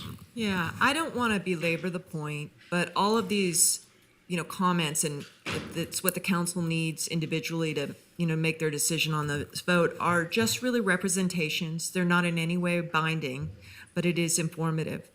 All of this would have been depicted, and some of it as relevant and could have been conditioned, okay, if the conditional use permit had been required. So, that's, but building on those 2 points is, one, what development rights do they have? They have a development right for Skybridge.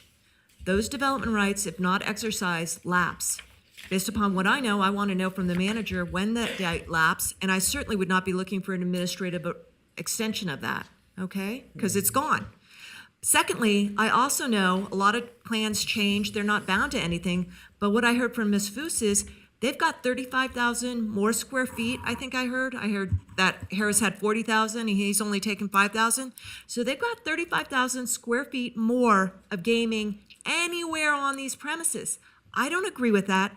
And so I would be asking the manager, what are the practices of staff looking and working with non-conforming uses and characterizing them? Because I know that in past years, there was a policy of characterizing a non-conforming so you exactly knew where it was and what it was. So be aware that from what we heard today, they don't get this person, that person. They've got 35,000 square foot more of gaming, and who knows, maybe Dottie's or some other tavern can take the little bank building side that he's not doing. Now he'll say, oh, it's not in the lease, I'm the only gaming, but it's our issue. And do know, they've got 35,000 square feet more of gaming that staff believes is associated with the development right on that property.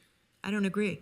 Could I address that really quick? Just because I want to justify those concerns, and I think this body has ample opportunity to vet anybody that would come after Mr. Fine in a couple of instances. So first is the gaming control approval is capped at 197. So in order for Mr. Fine or anybody to come after Mr. Fine to increase the number of games or include table games or something along those lines, they would have to get approval from the Gaming Commission. And then if it wasn't Mr. Fine, if you're worried about a super audience or somebody coming in behind him, they would have to go through this exact same process that Mr. Fine is going through and transferring the business license and you doing your privileged license review as a city council. So that individual will have to come to you and tell you about the plans that they have and why it makes sense for them to increase the footprint of the gaming in such a manner that Mr. Fine is going through today. So I just wanted to put that on the record. Well, I think Ms. Breckus raises a lot of good points. She is the most senior planning, knowledgeable person on the body, so she's thinking very critically about the things, connecting the dots. So thank you for answering the question. She still makes a valid point, I think, Mr. Sandy. I'm going to come now back to the body and see if anyone has any. Oh, Madam Mayor. Yeah, just really quickly. Oh, yep. I'll come back to you, Ms. Dewar, after Ms. Mayor, Madam Mayor. So just one question for Mr. Sandy. Maybe I didn't understand it correctly, but are you saying after the 187 slot machine allowance that that they couldn't put any more gaming in there? And not unless they got gaming control approval, and it was Mr. Fine that was making that request. So if there was any other applicant to come in after Mr. Fine that wants to increase, they would have to go to Gaming Control Board, they'd have to get vetted, and the Gaming Control Board would have to approve an increase in the number of gaming units, whether it be slots or table games, however that would look. They would have to do that. If Mr. Fine was selling the rights to have that gaming company, that company would have to come here through a similar process because they would need a city business license, a privileged license. And so they would be vetted by the city just as Mr. Fine has been vetted. And at that point, you would be able to ask the questions as to, well, why is this? And it could be subsequent councils from here. It could be, my son might be on council and he'll be asking the questions, why do you need to increase this use? And so that opportunity for a thorough vetting of whatever this property will be will occur at that time. I'm curious because I thought I read in here something about expansion of 25,000 square feet. Did I read that correctly? That's our total square footage, including the basement, which is 10,000, which is prep kitchens and walk-in coolers and.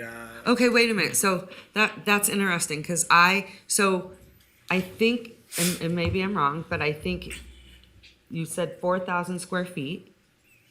But really, your whole project is 25,000. That is correct. So he is a tenant in City Center, and as he has control of 25,000 square feet, as Mr. Fine just elaborated, 10,000 of that is going to be kind of administrative back office space.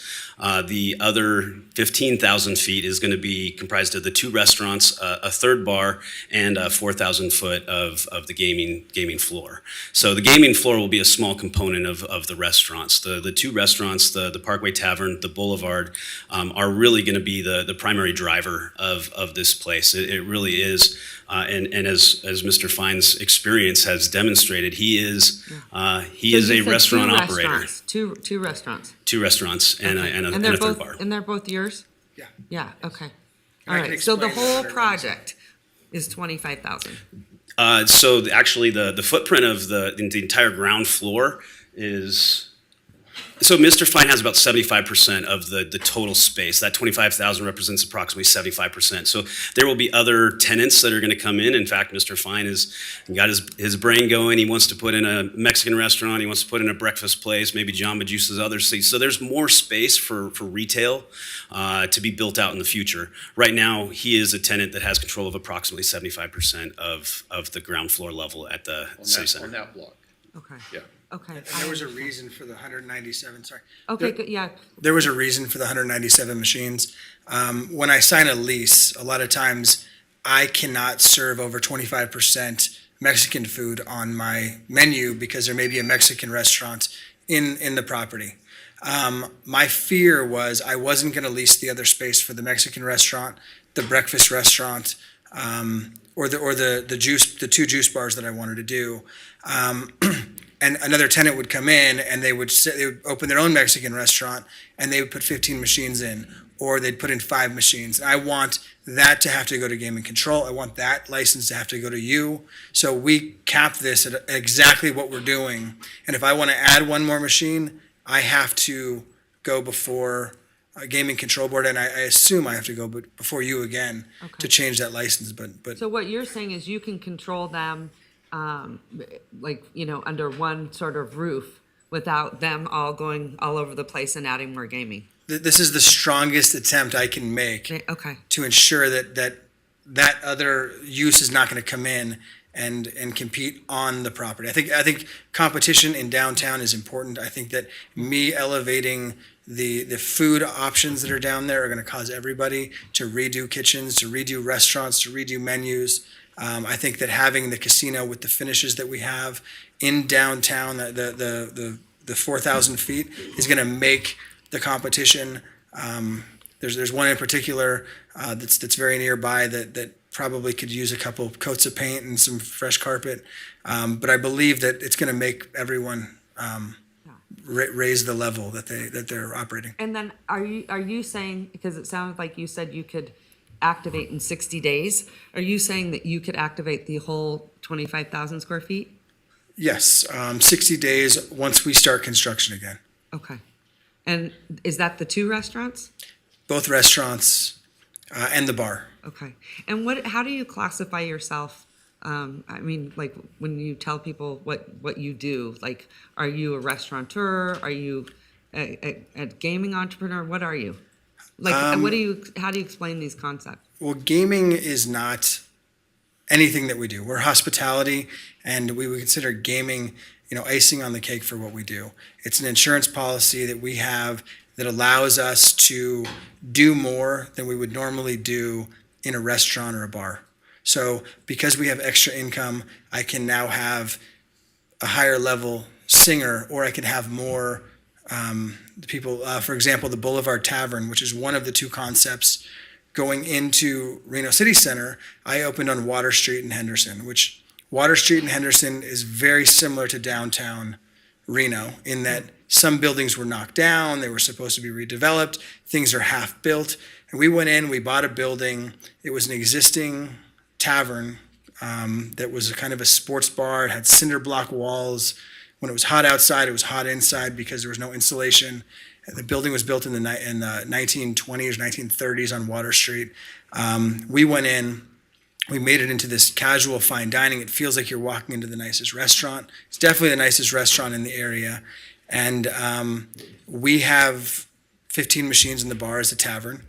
And it's separated into 2 areas where there's a full lounge, and we do live music 6 nights a week. Mm-hmm. Is that restricted gaming? That's restricted. Okay. But we wouldn't be able to do live music in a restaurant. Mm-hmm. But because we have the extra income from the gaming, we have a lounge and we have that.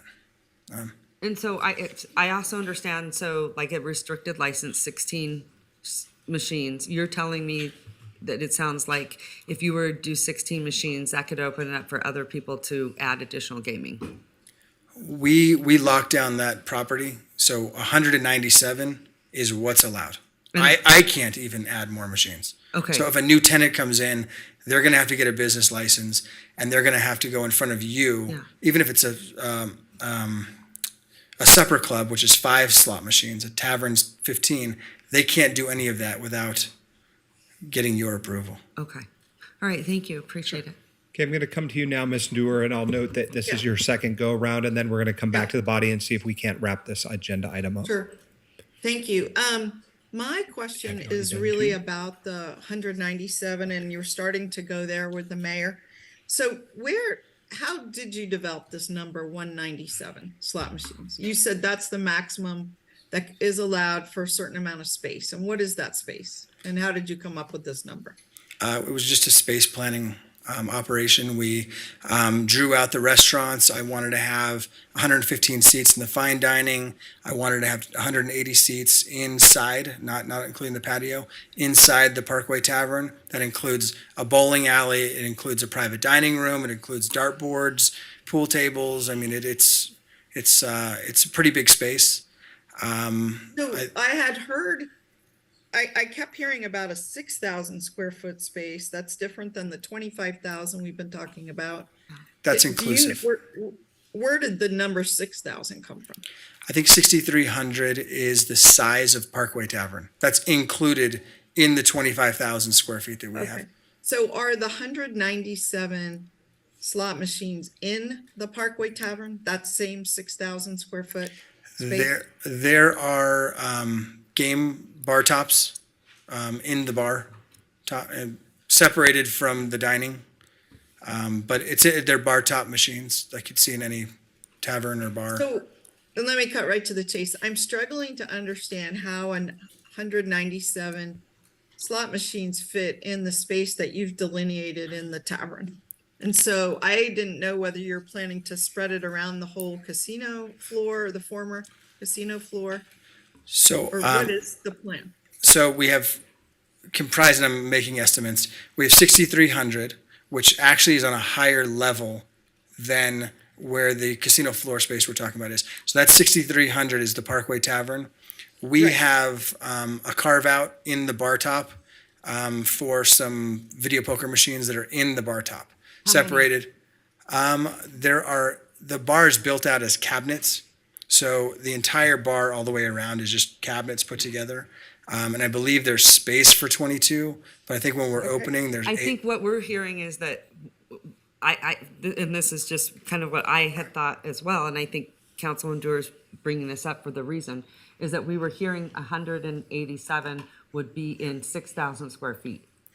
Right, so on that 6,000, I'm sorry, on the 4,000 square feet, there are 152 actual gaming cabinets, and that number came just because we wanted wide walking spaces, we wanted as high ceilings as we can get, we wanted TVs around the property just for the atmosphere, the look, and that's what fit into that space.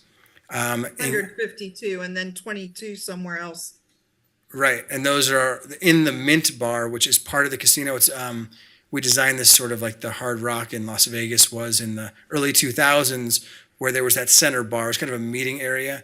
That is the majority of the other bar top machines, and I think there's two of them in the waiting area in the Boulevard as well, inside So the I'll bar just top. wrap up since my time's over. What I'm trying to get at, it seemed like a lot of machines in a very small space. And it was unclear to us, because that's what we're being asked to prove here today, is approval of a privileged business license, non-restricted gaming. It seemed like most of the restaurant space was set up for restricted gaming, in that they could only have so many slots per area. And I didn't know 4,000 square foot is not that very big to put a lot of machines. So you've obviously spaced it out, and you think 152 will fit. I think it's going to be pretty tight. But I guess my last question is, how does the gaming fit with the residential use? Like normally, if people came in, wanted a gaming permit, and there was residential use, we would be asking for a special use permit because of residential adjacency. But here, we're going to have it in the same building. And I didn't know how that was being addressed. It's like the residents came first in this case, and you're bringing in gaming after. Well, Can you explain that, or someone from our staff? So, and this Philip again, there's actually several different buildings that were built over different decades there. So these are actually even separate parcels where they're at. Okay. But I think it is important to make that distinction that, again, those machines that he's talking about are limited to his space only. And so not talking about them being spread out over the walkways coming from the parking garage or other areas. What we're talking about is those being specifically limited to his space. And even within that, in this case is which one? The 25,000, the 4,000? well, most of that is going to be restaurant again. I mean, so the it sounds like 4,000. I'll speak that for a second. That 4,000 feet is about 1/3 of 1% of the property. So it's very concentrated in one small area. And you say, I'm sorry, I'm going over here. You say that by doing it this way, somehow it forecloses others from coming into the space to do gaming. That itself doesn't foreclose them, but this process would have to be repeated for anybody else. And I can say, we don't have any intention, we're having no conversations with anybody else about it. But anyone else doesn't have a grandfathered license. Correct, exactly. Oh. And so that restriction could take place right here. Right. And the only license is held, the only unrestricted is held by me. No one else can be on that license unless the landlord and my group allows that.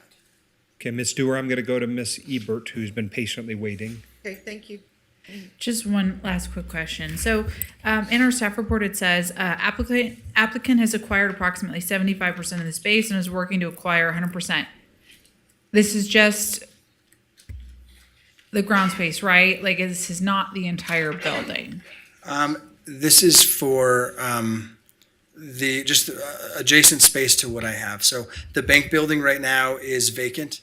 I would love to have a conversation with the landlord. We've talked briefly about taking that building, because it's so cool. The old brick that's in there, there's a mezzanine that was just closed off at one point. I want to make that a private dining room. I want to use the old brick and make it feel like a Mexican restaurant. I want to make that a Mexican restaurant.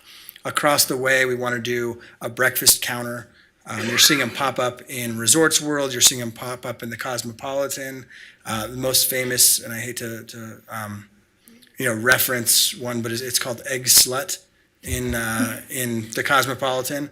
And there are just people lined up to go there for breakfast sandwiches. And it's a very cool concept. We want to do the same type of thing. So we'll add 2 more kitchens in that area.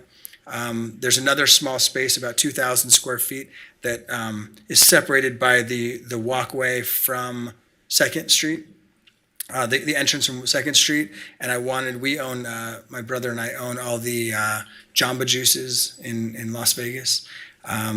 We wanted to do either a Jamba Juice or a pressed juice on one side, and we wanted to do a daiquiri juice on the other side, so it's almost like a heaven and hell experience of which, is at 8 o'clock in the morning, 8 o'clock at night.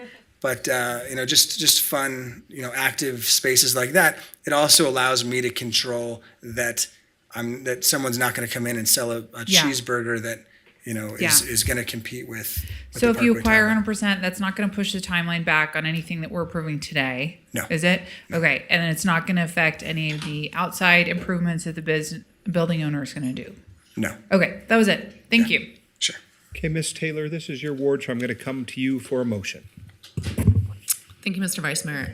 I just have a quick comment. I would like to say I'm optimistically excited about this, and I appreciate the work that you have done, and it really made a difference when I went and actually saw the space and toured it.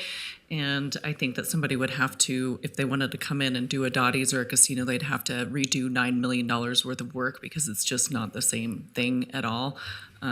I could really see how the space was. So with that, thank you for your patience with us today, and appreciate my colleagues' comments. I would motion to approve items B1 and B2, the privileged licenses to operate non-restricted gaming and offer on-premises alcohol at 219 University Way. Okay, I'll second. Any additional comments at this time? There was one question. Madam Mayor.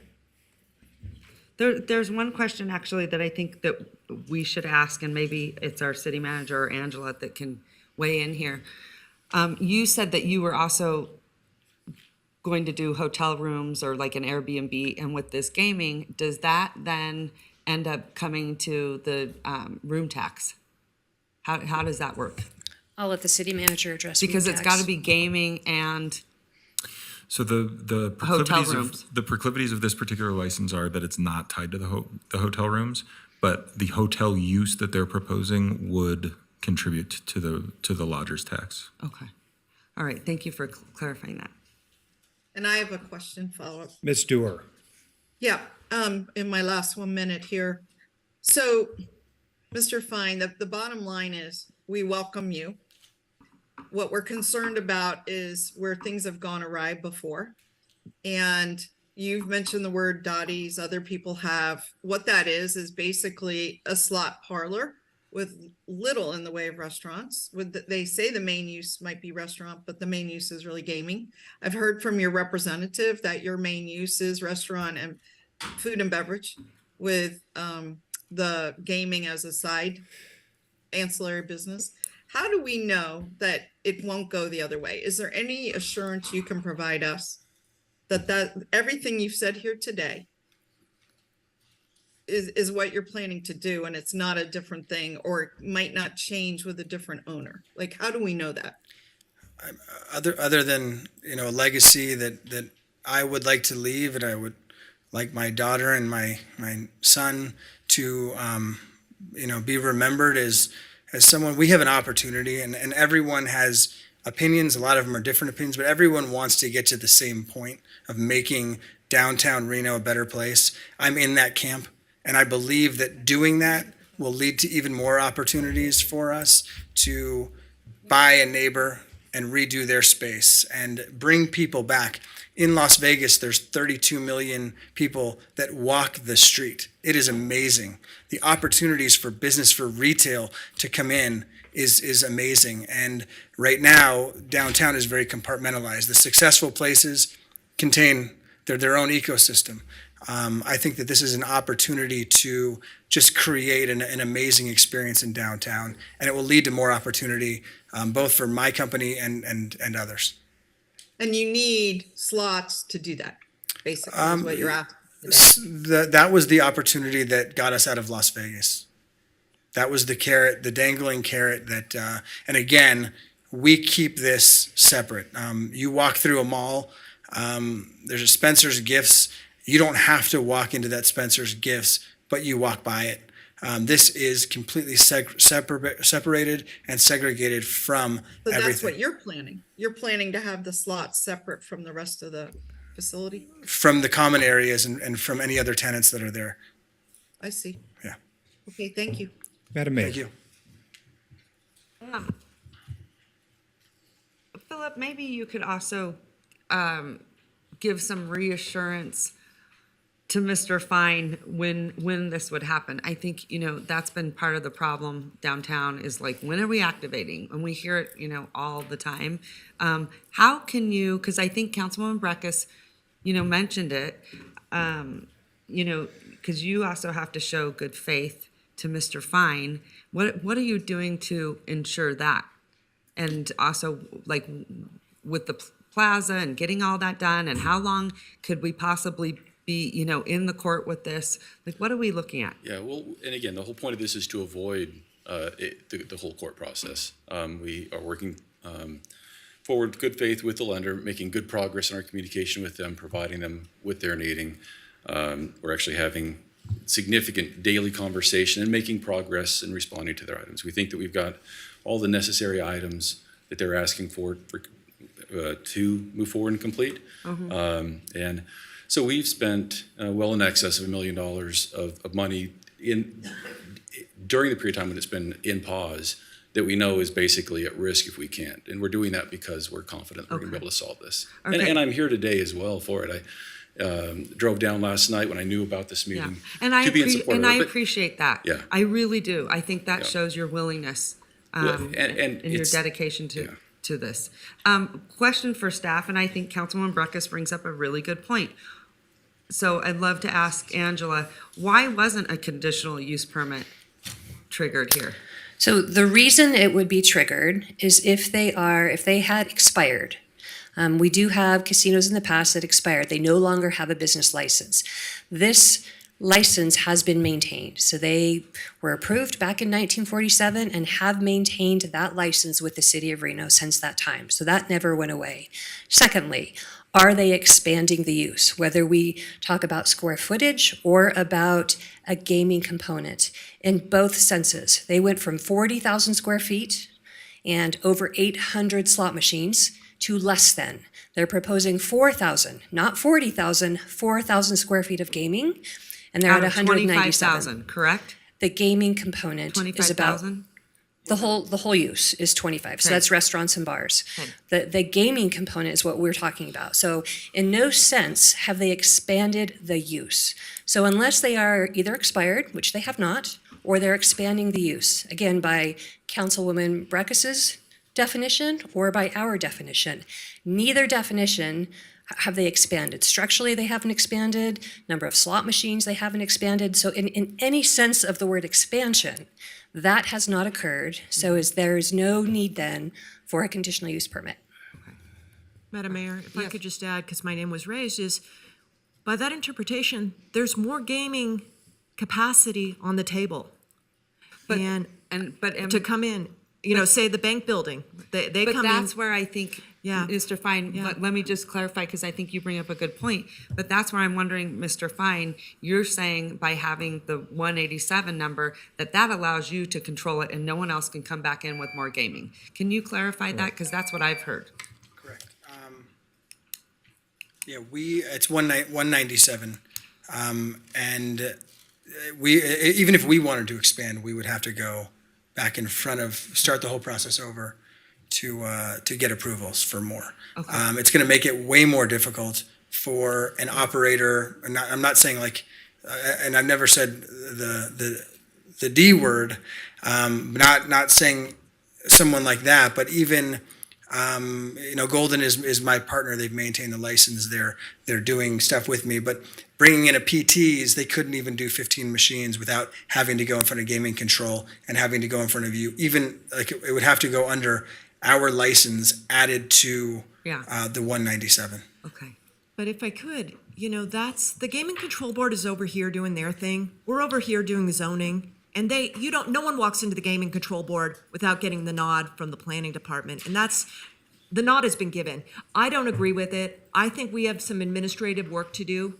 And I think the manager should be tasked on that.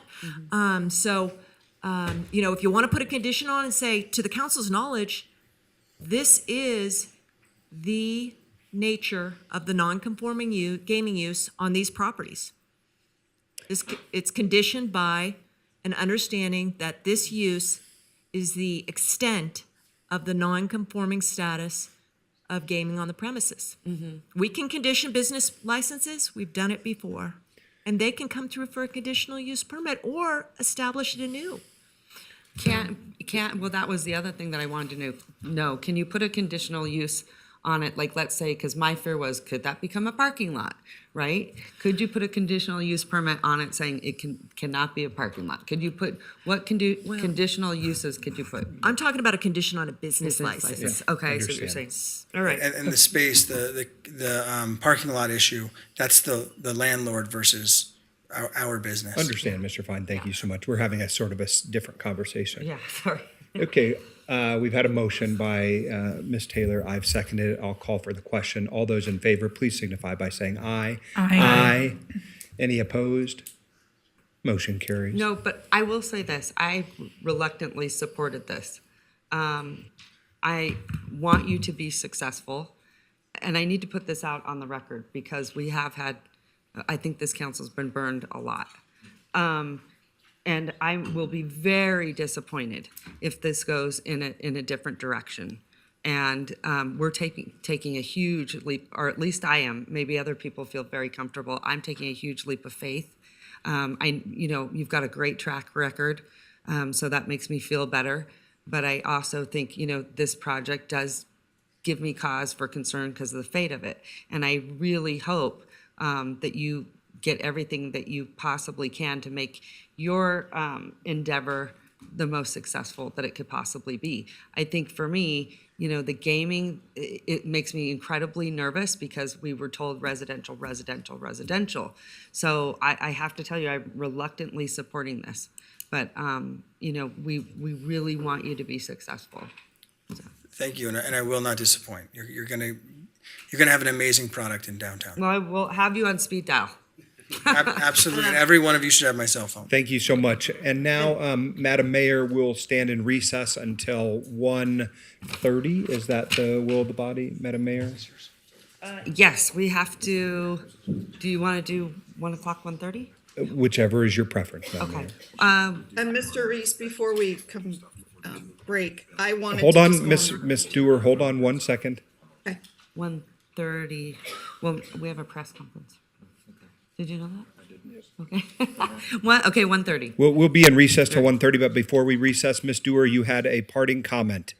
I did, and I wanted to just echo, I don't know if the developer's still there. I think but they I can wanted hear to you out in echo- the hall. Okay, I wanted to echo the mayor's comments.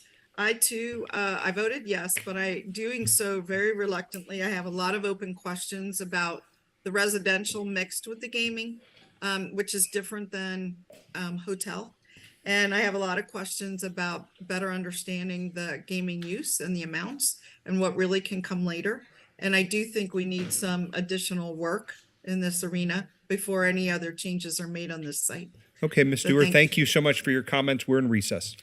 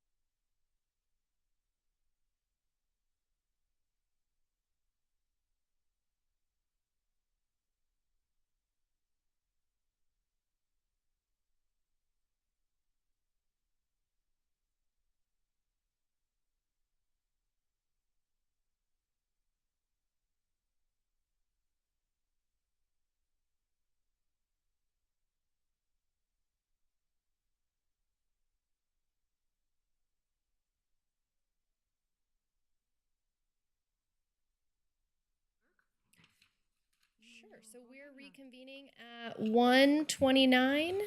All right, and I'm gonna send it to you, because I know Councilwoman Dewar is out. I wanna make sure she's here for certain items. So maybe you can direct us on the agenda.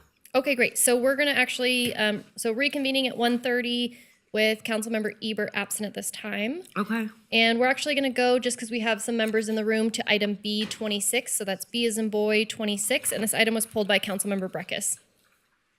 All right, Councilman Breckus, go ahead. Yeah, this is spending, I think, some of the federal rescue money. Just wanted a staff report on that.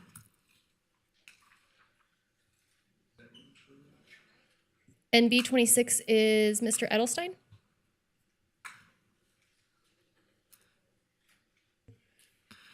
We don't have a manager or Mr. Edelstein. Assistant Okay, City you Manager? take a shot if you want, Nathan.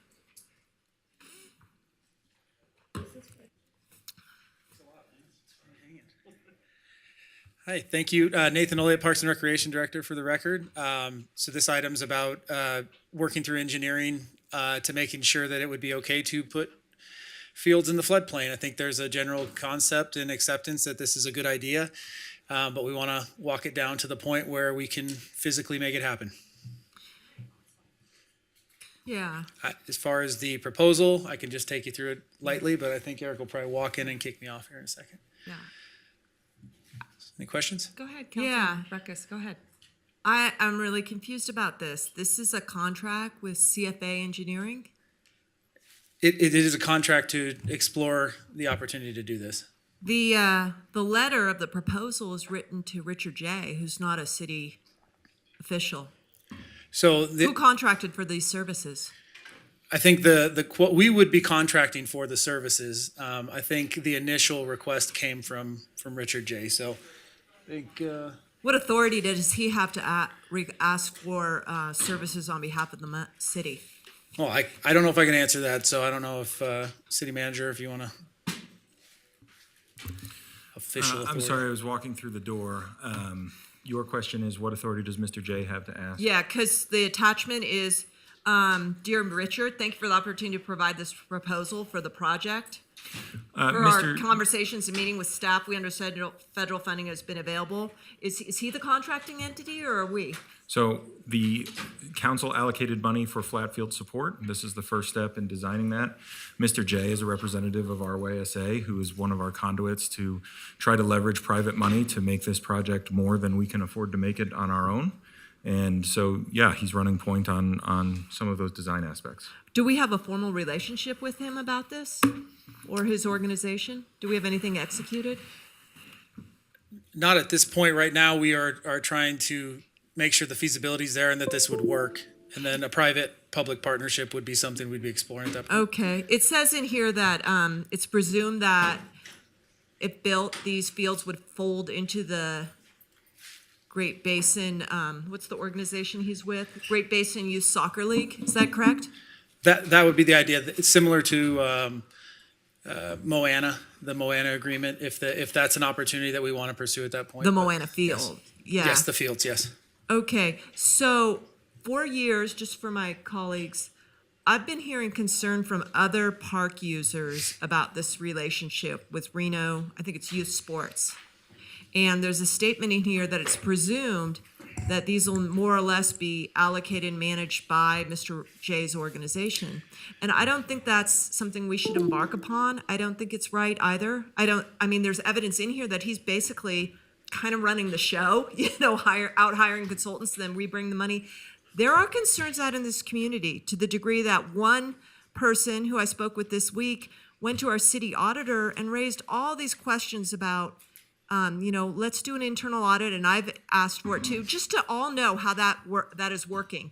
Because there is prioritization, a sense that there's prioritization out there of these fields to this one soccer league to the exclusion of others. And I think if the council moves forward with this one soccer league being the super, the anointed one to build these fields with this federal money, I might add, I don't think that's equitable to all. I'm very concerned. I think you need to be the one managing this project.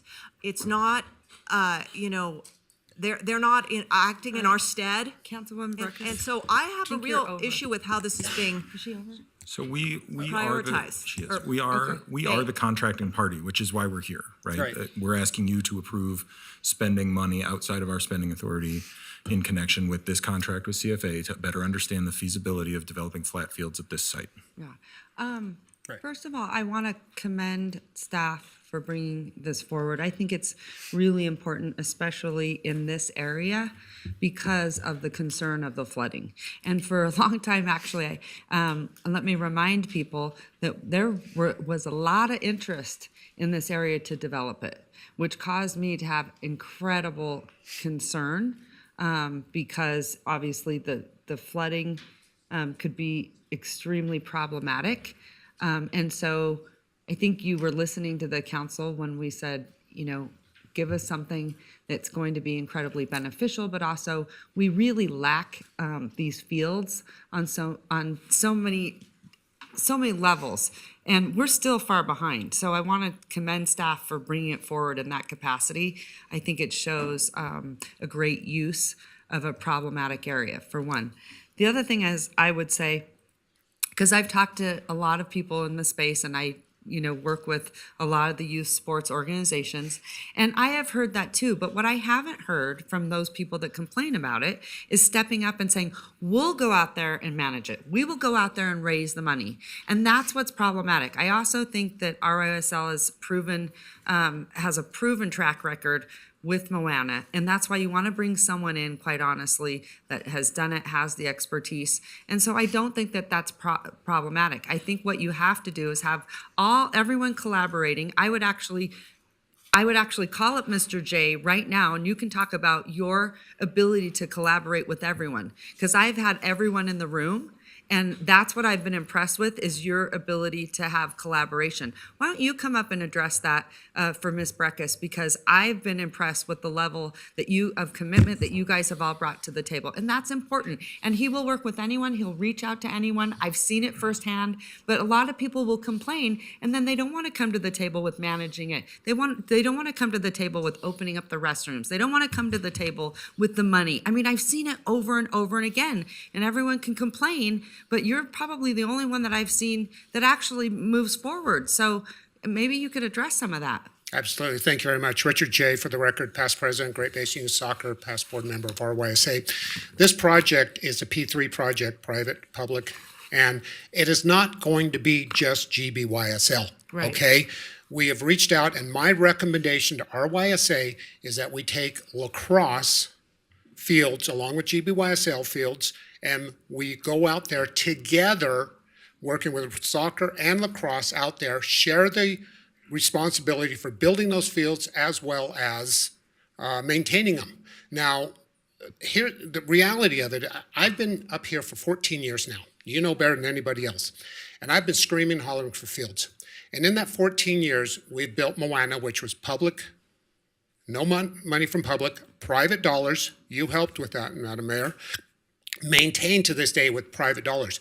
We lost 30%. We had to displace 800 kids. We lost O'Brien Middle School. We've lost Governor's Bowl, and we're going to lose Bond Middle School, okay? So that right there is going to displace 2,000 kids. Where are we going to put them? In 2014, I presented a report to you guys talking about we are short of fields, okay? 15, 16, 17, and 18 reported the same thing. And, what are we doing to build more fields? We've got to build. We are 200% plus of capacity, okay? This is just going to scratch surface because we actually need, and Nathan can verify, we need between 48 and 50 new fields just to keep up with demand right now.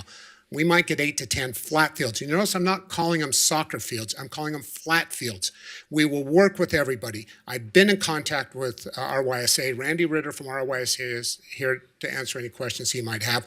I've worked directly with Ian over at lacrosse. We're gonna do this. As far as the audit, I clearly put in there, and I've sent emails to you guys. I've already talked to Emily Kidd. I've told her what the plan is, and she says, "Why are you coming to me now?" I said, because I want to be proactive on this. And how would you like the book set up? We'll run the books just like we did with Moana. We accounted for every single penny in there. Okay, we will continue to do the same. We will give complete reports as to who's using them out there, when they're using them. I sent an email to you guys a couple of weeks ago that showed what the hours would be, who'd be using them. There's an Excel spreadsheet that former Parks Director Jamie and I worked out as to who will be out there, when, and things like that. So it's not just, now, yes, we are the largest soccer league in Northern Nevada. That's just the way it is. We've been around for 40 years. We do have a little bit of experience in managing these things, okay? And Moana is a perfect example of that. And working with staff and the council, this is going to be a great project. We also need to use this to spearhead Mill Street, because between those two, we can make a lot of things happen. We are facing some situations here in Reno that we're losing the air races.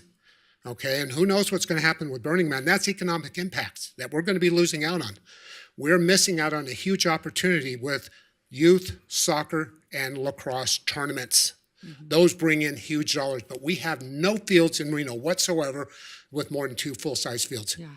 This is going to be the first step of that. I also think the city has struggled to maintain our parks and to be able to get it to a level where we need to be. So we have to rely on these partnerships. I also want to thank you for your transparency, going straight to Emily Kidd and doing everything you can. Are you still on the FAB board? Yes, I am. Okay, so I have 1 more year left. he's on the Financial Advisory Board. You're no stranger to the city of Reno, someone that's going to come in here and be disingenuous. Yeah, I asked her, how would you like to see the reports? What type of reports would you like to?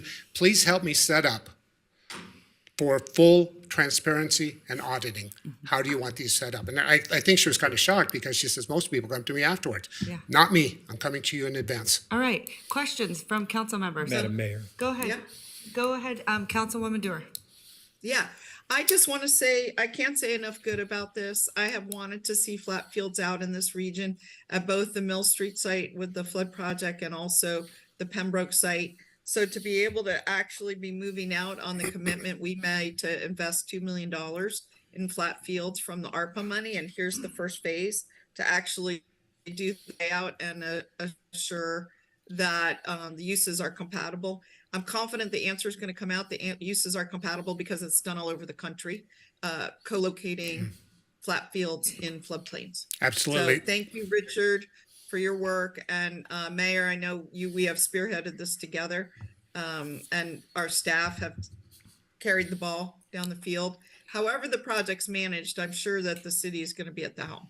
Absolutely. Vegas, you make a great point. Vegas has 8 venues with 10 plus fields out there. We have none.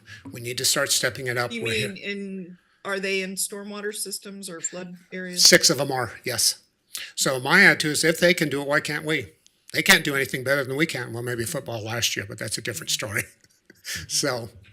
All right. Vice Mayor Reese. Thank you, Madam Mayor. Mr. Jay, thank you for being here. My real comment is about the general statement about the fact that we need additional flat fields. I think we recognize that. It's been one of the priorities of our parks, recreation, planning documents. So the knowledge is there. So this is a small commitment on our part, and I wish it were larger, quite frankly, but it's a start. And I know that the High Sierra Lacrosse League has been supportive of this council's decision to allocate the funds towards this project. And so CFA being brought on board to deal with the engineering piece of that, I hope it will be a very productive thing and lead us in the path that we want. Ultimately, of course, we want you to work with all of the regional partners. And I know you spoke about your historical ability to do that, but just double down on it, right? Absolutely. Because that's how you're going to get buy-in for their support too. And I know that the High Sierra Lacrosse League folks really do have a vision as well. And I think it is compatible with GBYSL and also with the broader vision of the RYSA community. I think you mentioned that you were concerned about the loss of fields at O'Brien.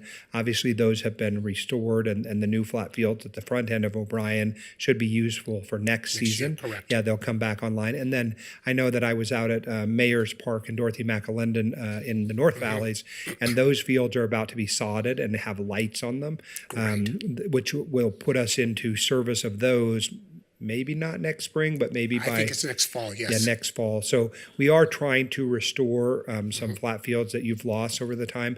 And of course, with Vaughn Middle School, I think it's unclear what the plan is, but I think it'll be very similar to O'Brien, where we're going to have to build and tear down and flip the locations for those fields. So there is. Look, we're all working together. Washoe County, the school district, the city of Reno, GBYSL, High Sierra Lacrosse. Everybody knows that our kids need more recreational opportunities. Now it's incumbent upon us to continue to fund them and find ways to maintain them. So the public-private partnership that you spoke about, I think, is also a very key element of it. And I know that you're here and sort of been put on the spot today, but I know you're willingly participating.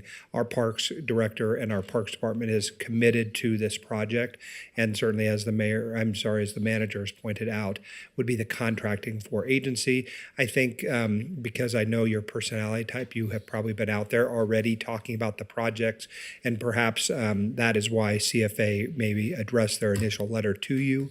Right. But I know that those will be things that will be handled here internally by this staff here. Right. I contacted CFA. I have contacts with them. They've done work for us in the past. As far as that, my name being on the letter, I don't know. Yeah, it's just simple as that. It's a red herring. I think. Exactly. The bottom line is we have made a commitment here. We've allocated the funds to it. Correct. Now we've got to take steps to spend those funds, and to spend those funds, we first got to go to the engineering piece of it. So happy to support our youth soccer programs, our youth lacrosse programs, our youth football programs, youth baseball. All those things are to the benefit of our community. Absolutely. Thank you very much. Right, Councilman Ebert. Councilman Martinez, go ahead. Thank you so much, Madam Mayor. Mr. J, thanks for being here and providing some more context. As you've mentioned, and some of my colleagues have mentioned, I know there's a big need for more flat fields in the area, and I'm appreciative of your collaboration with some of the local organizations. I'm just wondering if you have been in conversation with the Sol de Nevada. They've reached out a couple of times as well, so I just wanted to see what conversations are taking place with them as well. What we'll do is we'll coordinate with RYSA on that. I think RYSA is going to be better to kind of coordinate, say, okay, we're going to have X amount of fields here, X percentage of the fields. What's best to allocate it? Will it be NNSL or El Sol, one of those other groups? Will it be High Sierra Lacrosse? Not sure, but I think the best bet would be working collaboratively with RYSA. They're the ones that do assign the fields. Randy Ritter, Vice President of the Fields, are here if you have any questions as far as that. But I think working directly with them, with all the groups, saying, okay, here's what we have. Let's figure out the best use of it that everybody can maximize off of it. Yeah, I'm very appreciative of that because I do know that they have voiced their concerns and the need. As Councilmember Breckes has mentioned, the outreach is there. Yeah, one thing that will happen is, realize this, that as GBYSL and theoretically High Sierra move off fields, those fields will suddenly open up for the other groups within RYSA.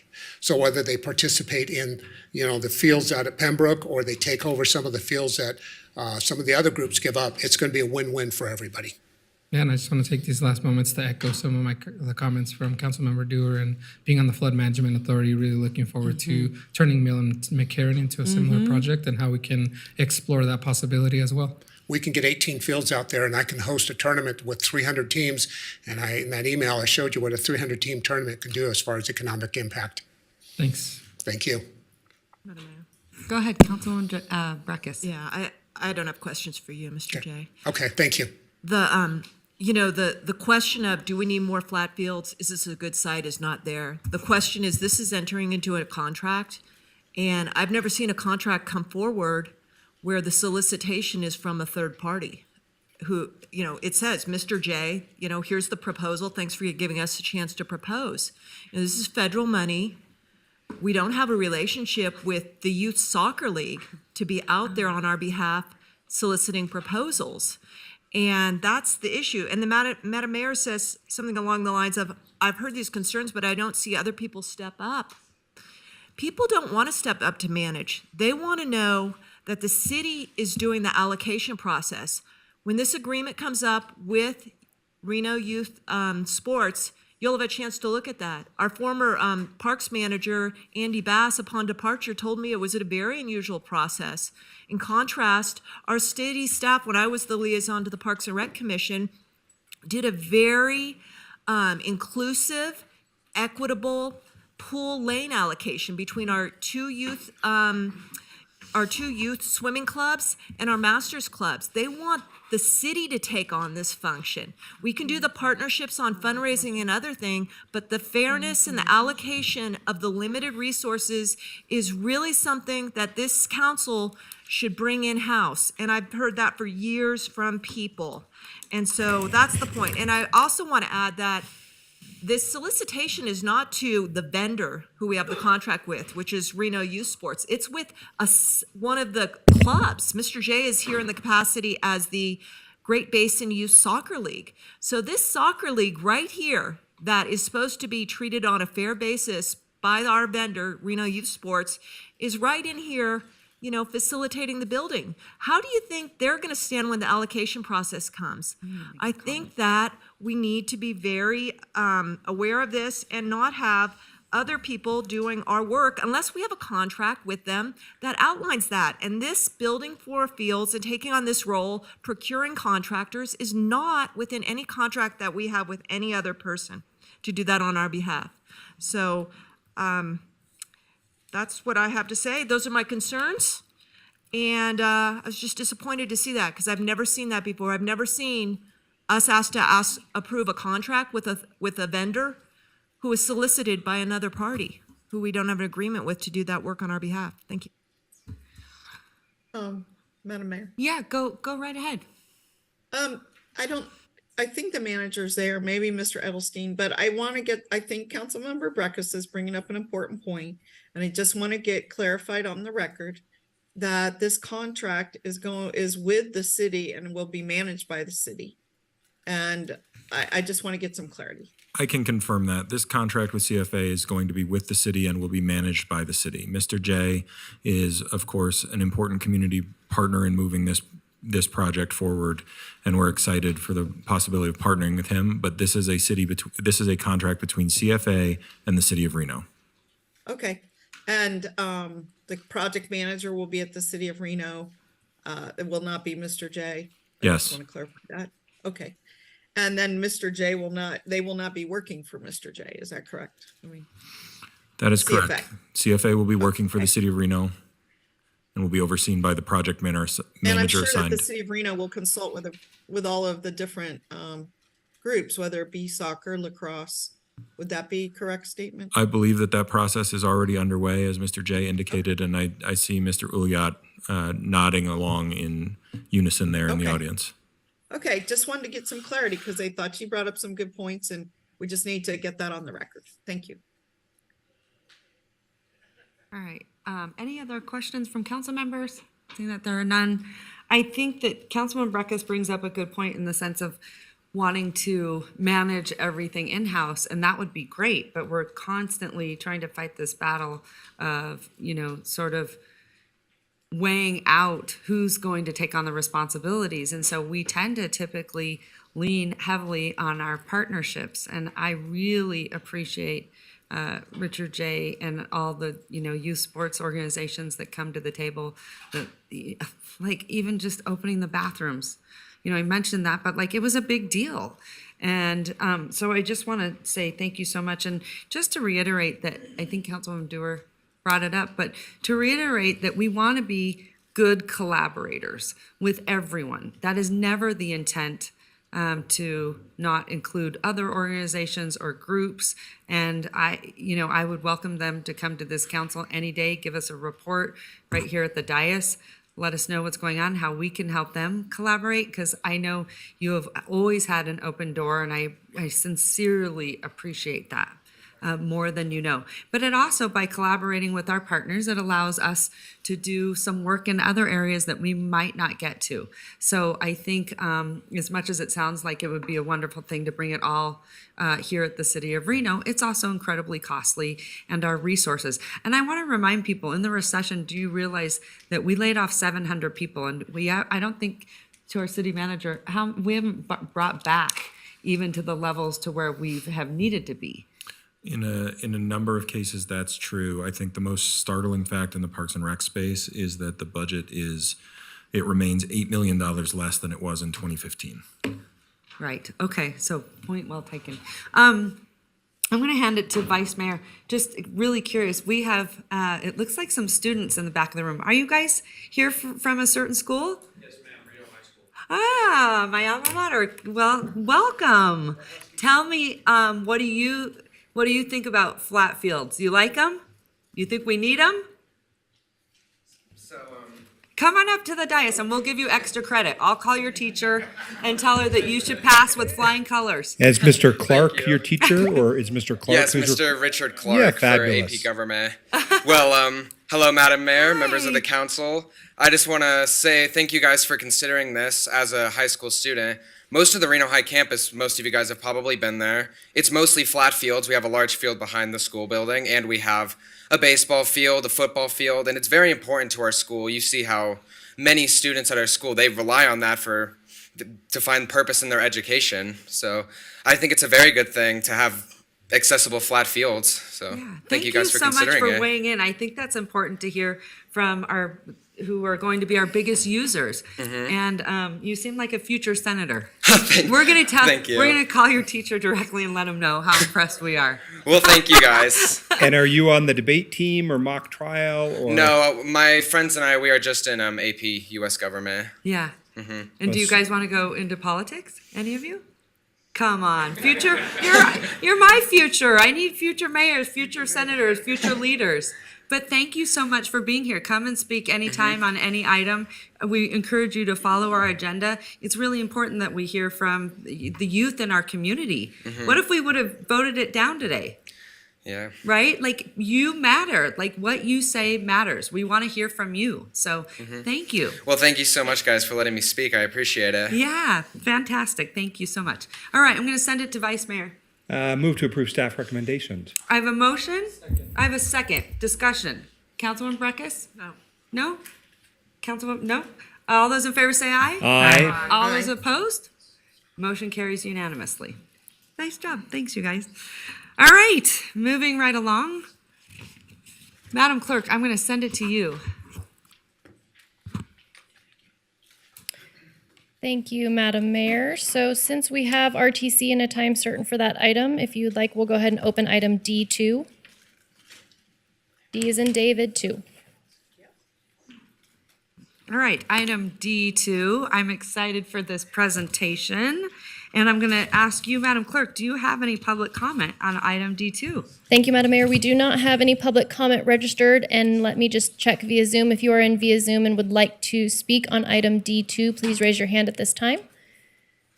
It looks like we do have one attendee in the room that would like to make a public comment, Robin Palmer. We'll go ahead and move you over now. Please state your name for the record and begin speaking. You will have 3 minutes.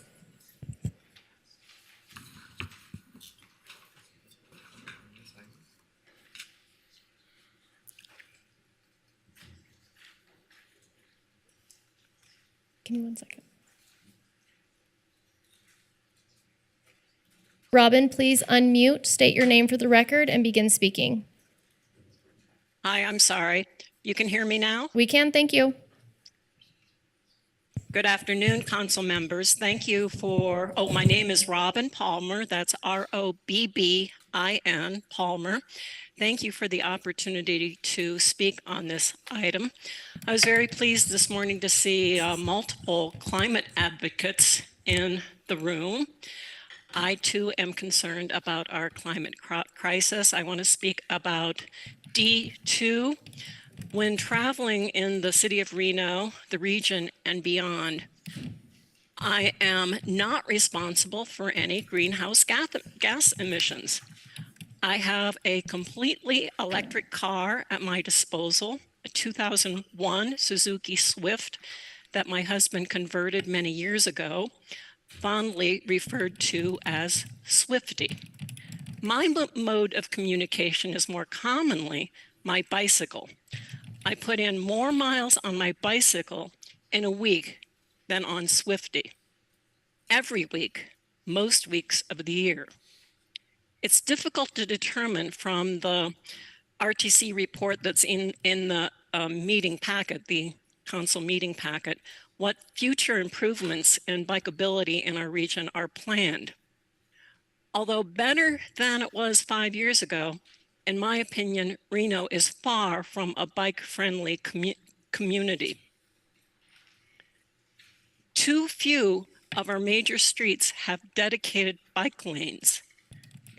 Those that do, few of those are buffered from vehicular traffic. Unless recently upgraded, the condition of the bike path between the city of Reno and beyond Galante Way is deplorable. Rough pavement, large cracks, broken glass, other trash. I do not ride that section of the bike path anymore.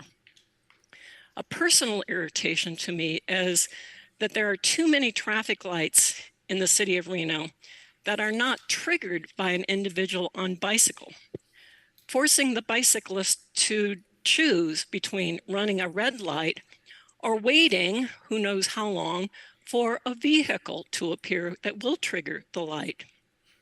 Many drivers do not seem to know, understand, or care that 3-foot clearance when passing a bicycle is law. The city of Reno has a climate and sustainability plan. I know there are much bigger fish in the sea, but it would behoove the city and the region to increase the areas of bikeability, thereby moving the needle towards our greenhouse gas emissions goal, a little closer to that goal, and encouraging improved fitness of residents and increasing the overall health in our region by decreasing air pollution. Thank you.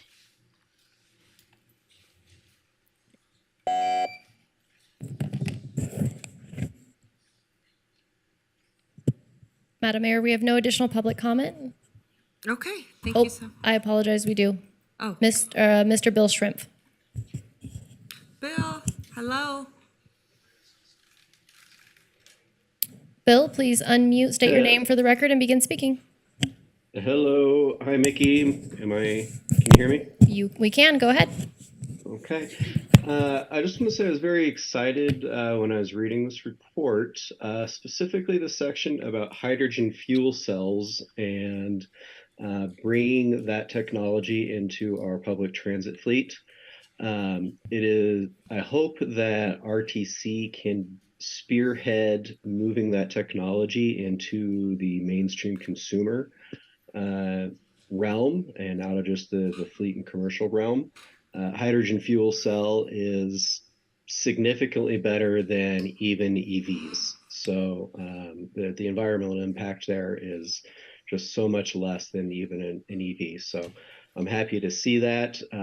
So thank you, RTC, for doing that and letting us know that you're doing that. Thank you.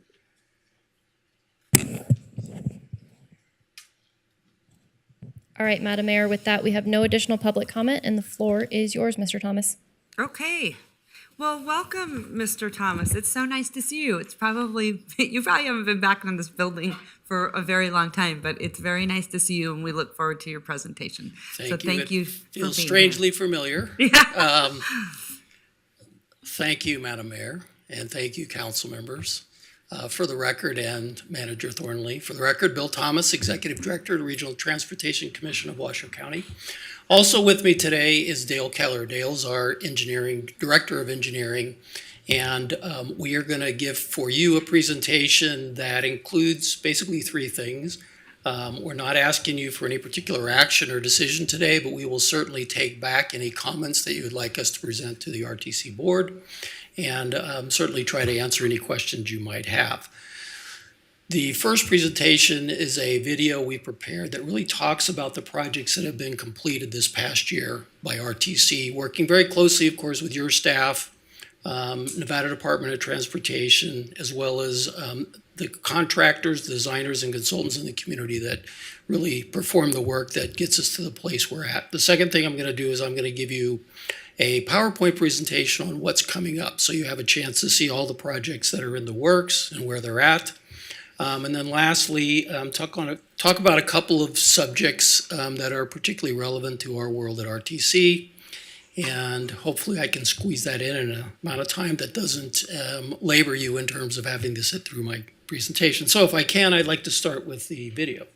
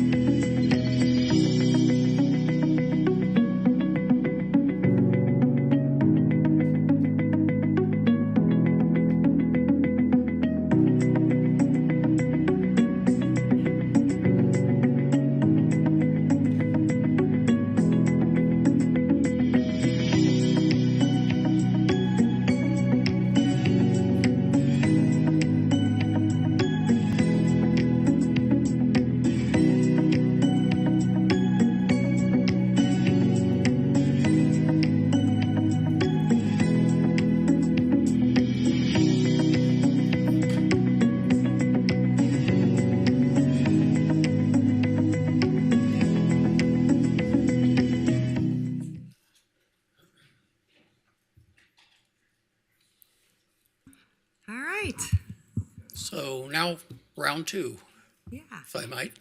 So you saw this very briefly on the presentation, and I wanted to talk about these particular projects because they're the ones that are in construction. So they're not on, obviously, the list of completed projects, but the ones that are under construction right now. We have over 70 projects at RTC that are in various stages of being developed. These ones, while all of them won't be done in '23, we're going to make some significant progress on these projects. The ones I might highlight for you, which should be wrapping up in the next several months, are the 4th Street Woodland Roundabout. That project's going very well, and hopefully we'll be having an opening in the near future.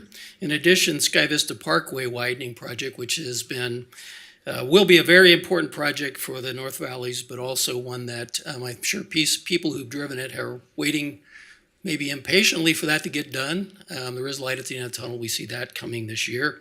And then last one I just wanted to point out is Peppermill BRT station. That's probably one of our most used bus stations outside of the transit centers. And maybe for years, as you've watched, there are people standing on the sidewalks, and it's a very uncomfortable situation. We've got that new stop up, and it's been very productive, and I think well received by our riders.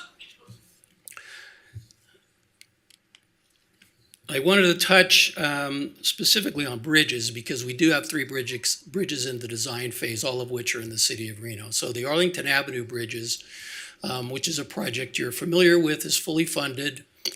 We are, excuse me, in the final stages of the environmental permitting process. We hope to move very quickly into construction. We did get the board's approval to move to a different procurement approach, which is CMAR, which we hope can shave off a year of time in terms of getting those bridges done.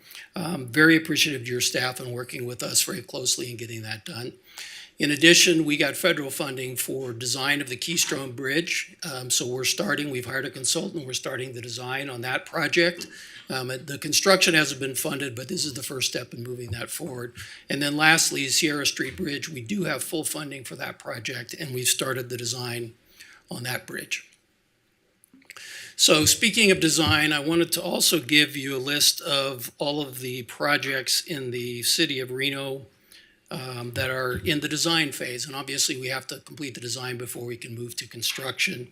As you can see here, there's quite a number of them, but I wanted to highlight a couple specifically for the council. One of them is Military Road Capacity and Safety. So we're moving forward on the design. We'll be having community meetings in the near future to start talking to the community about that particular road and what can and should be done to address some of the challenges on Military Road. In addition, we've started the right-of-way procurement process for the Mill Street Capacity Project, which is going to be widening Mill Street between Kitski and the freeway, or actually a terminal. That will be a pretty significant project, and you'll be hearing more about that as we move into the construction phase. And then lastly, I want to talk about Steamboat Parkway. So that project's been in the works for a bit of time. It got slightly delayed because of right-of-way issues and some of the delays in acquiring right-of-way. We've, I think, finally finished the last, most difficult part of the right-of-way acquisition, and hopefully with the board action this Friday, we'll be in the place to move that project forward. So one of the public commenters talked about this, so I wanted to touch briefly on the hydrogen fuel cell buses. As you saw on the slide, we achieved 100% alternative fuel in our fleet 13 years ahead of our scheduled transition, which is something we're very proud of at RTC. But we've also moved to the next generation of buses, which is a hydrogen fuel cell bus. So those who aren't familiar with the particulars of how it works, we've got basically as many electric vehicles as buses as we can that will allow us to provide the service. The challenge of electric buses is that they have a capacity that's defined by their initial charge, and as they go through the day, of course, they lose the charge and you have to recharge them. So we're able to charge them while they're being driven, but it does have some downtime. The beauty of the hydrogen fuel cell buses is they can be filled much like an internal combustion engine vehicle, and they can run the whole day up to 370 miles without having to be refueled. So 300 miles a day is basically where we target in terms of each of our routes. And so every time we can keep the bus running is less downtime for our customers. And one of the biggest things they want is reliability and predictability on when the buses are going to show up. We have 2 of those, which will be showing up in spring of '24, and then an additional 6. So we'll have 8 of our 66 buses in the near term, which will be hydrogen fuel cell, working very closely with not only the state, but also federal government in addressing, again, another comment from one of the public commenters, providing hydrogen fuel cell capacity into our community. So we're kind of a leading edge in getting that here. Obviously, that's not our role, is to provide it for hydrogen fuel cell private vehicles, but I think this is the first step in making it available in our community. The last thing I wanted to touch on, and this also was brought up in some of the comments, these 2 graphs show you what's going on in the world of fuel tax. As you all know, we basically, most of our efforts, and the ones you saw in the video and the ones we talked about here, are funded with fuel tax. That fuel tax is based, of course, on people consuming fuel. And you can see from this chart what's happened in terms of per capita consumption of fuel.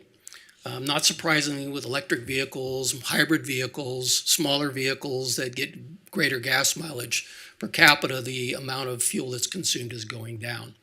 On the other side of the coin is how much people drive. And you can see that actually, and that dashed line is the trend, that people are driving more. So we're sitting in a situation now where the revenues are decreasing and the needs and the impacts on the roads are increasing.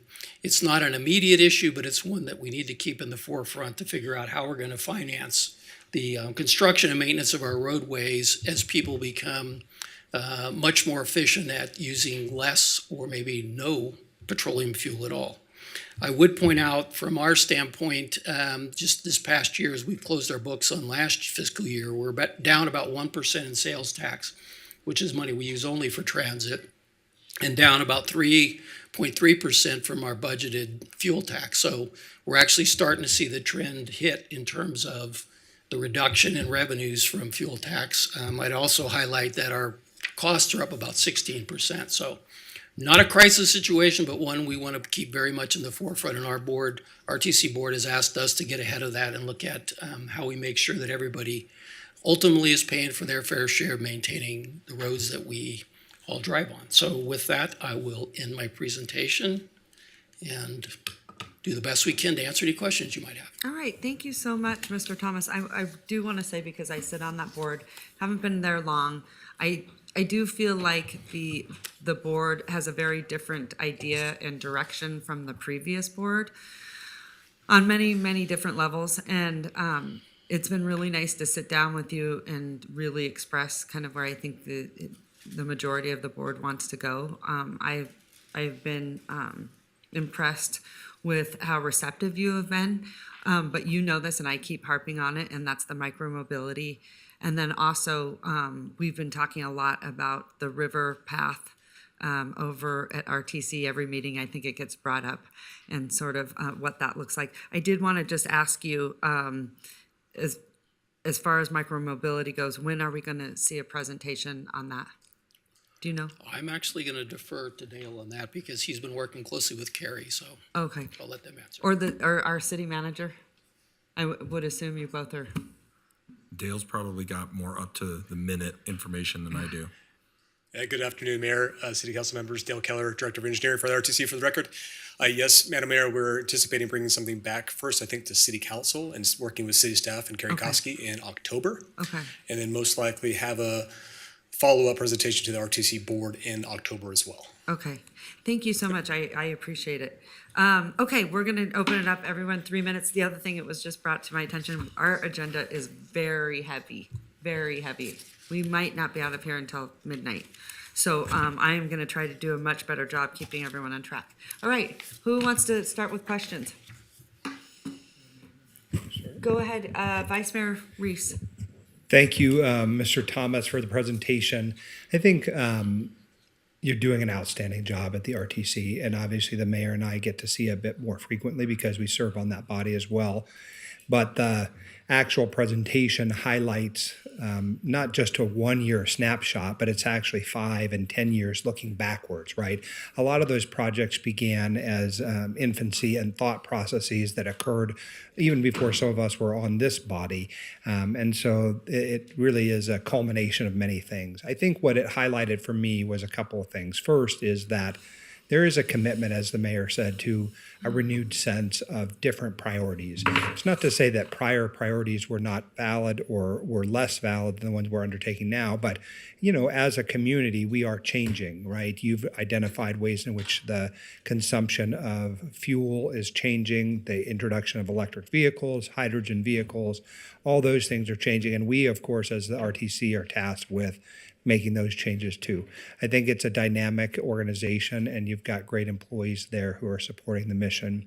On the city side, we have our own challenges, right? Because I think what often happens is people do not care if the city is owned by the state, the federal government, the county, the city, a private enterprise. They just want to make sure that the roadways are safe, they're pothole free, they're clean, that they can ride safely on them. So sometimes what happens is, in the frustration that comes with people who are trying to navigate an urban and suburban environment, they just see an issue and they think it is the fault of someone. And so I think what I would like to see, both from the RTC side, as I sit there, and over here at the City of Reno, is just that acknowledgement that we have some changing norms around driving, changing norms about what we want for our cities. I heard one of the public commenters, and I think she made many good points, some of which were addressed in your presentation, but that we want to have a city that is dynamic, that includes micromobility, that is connected to the river in a way that the mayor has been advocating for many years. And I think what I hope is that RTC is certainly up for the challenge and the task, right? You were in this building for, I think, 27 years off and on. I won't date you that way, but the point being is that you know well what our issues are, and your issues are your issues. Where we can find common ground, that's where I'm really looking forward to the work. I know up in the North Valleys, for example, we've been asking for a lot, and it's because the area in the North Valleys has been, an area of major growth. The planning has not always met the growth pattern, and so now we're playing catch up. And so I appreciate some of the focus that's gone up there. In Ward 5, where I live, there's some issues that are involving the bridges there that are being constructed by NDOT, which is also a facilitated thing with us. And so there's just a lot going on, but I appreciate the work that you're doing. And I may have some questions and follow-up, but I just want to thank you for the work that RTC has undertaken, and know that we've got some challenging issues ahead of us. So thank you. All right, Councilman Weaver. I had some questions on projects that are coming up. One that's actually underway. So the Sky Vista Parkway widening and rehabilitation. Do we know when we're projected to be completed with that project? I know it's a really a pain point for people that have to commute there and use that route to go home and to and from shopping in that area. Councilman Ebert, we are looking to have the roadway paved out to the new 4-lane section by the end of this calendar year.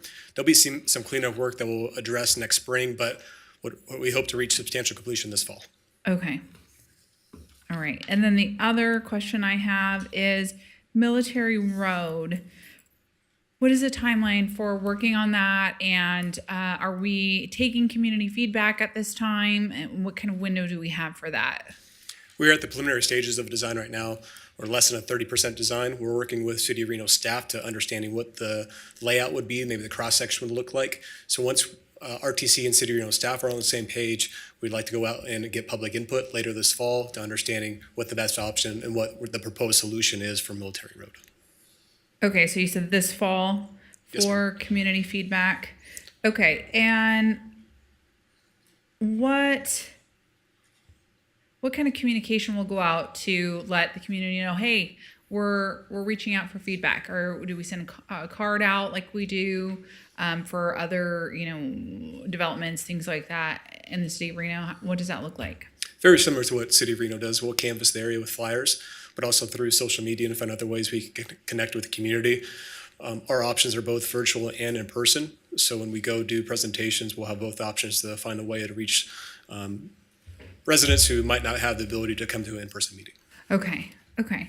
So I know that you guys are coming to my NAB also in October. Will you guys have any kind of proposed anything for military at that time, or will it still be kind of in the design or planning phase at that point? I cannot commit to you right now today, but we're looking to see if there's ways where we can accelerate some of those conversations to make a presentation. If not, we'll have some better information when the timeline would be to have a more detailed conversation about military. Okay. And what kind of timeline are we hopeful for to begin the work on Military Road? As you're well aware, there's many construction projects up in the North Valleys. Yeah. So we're trying to coordinate with NDOT as well as other projects that are happening to find the best time to have military under construction. Right now, we're looking to 2025 timeframe to start construction. Okay. Okay. And then with the new expansion of Lemon Drive, will that affect any work that was done on the on-ramp and off-ramp of Lemon Drive? So RTC as well as City of Reno coordinate directly with NDOT to ensure that the improvements that were done underneath US 395 are not impacted by NDOT's widening project. Okay. Okay. All right. Let me just look at my notes here. Okay, I think that's it for right now. Thank you.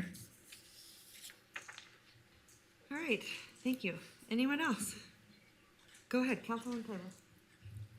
Thank you, Madam Mayor. Thank you for being here, Bill and Dale. I have two questions, or I'd like you to expand on two things. The first thing is, I believe that your grant progress and the funding that you received from your grants is super impressive. I don't see it in your presentation. I did see a little bit in the video. So one, if you could just talk a little bit about that, because I think your team has gone above and beyond on securing funding, which is impressive to me. And then the second thing is, I'm seeing RTC partner with NDOT in actual dollars for larger road construction projects.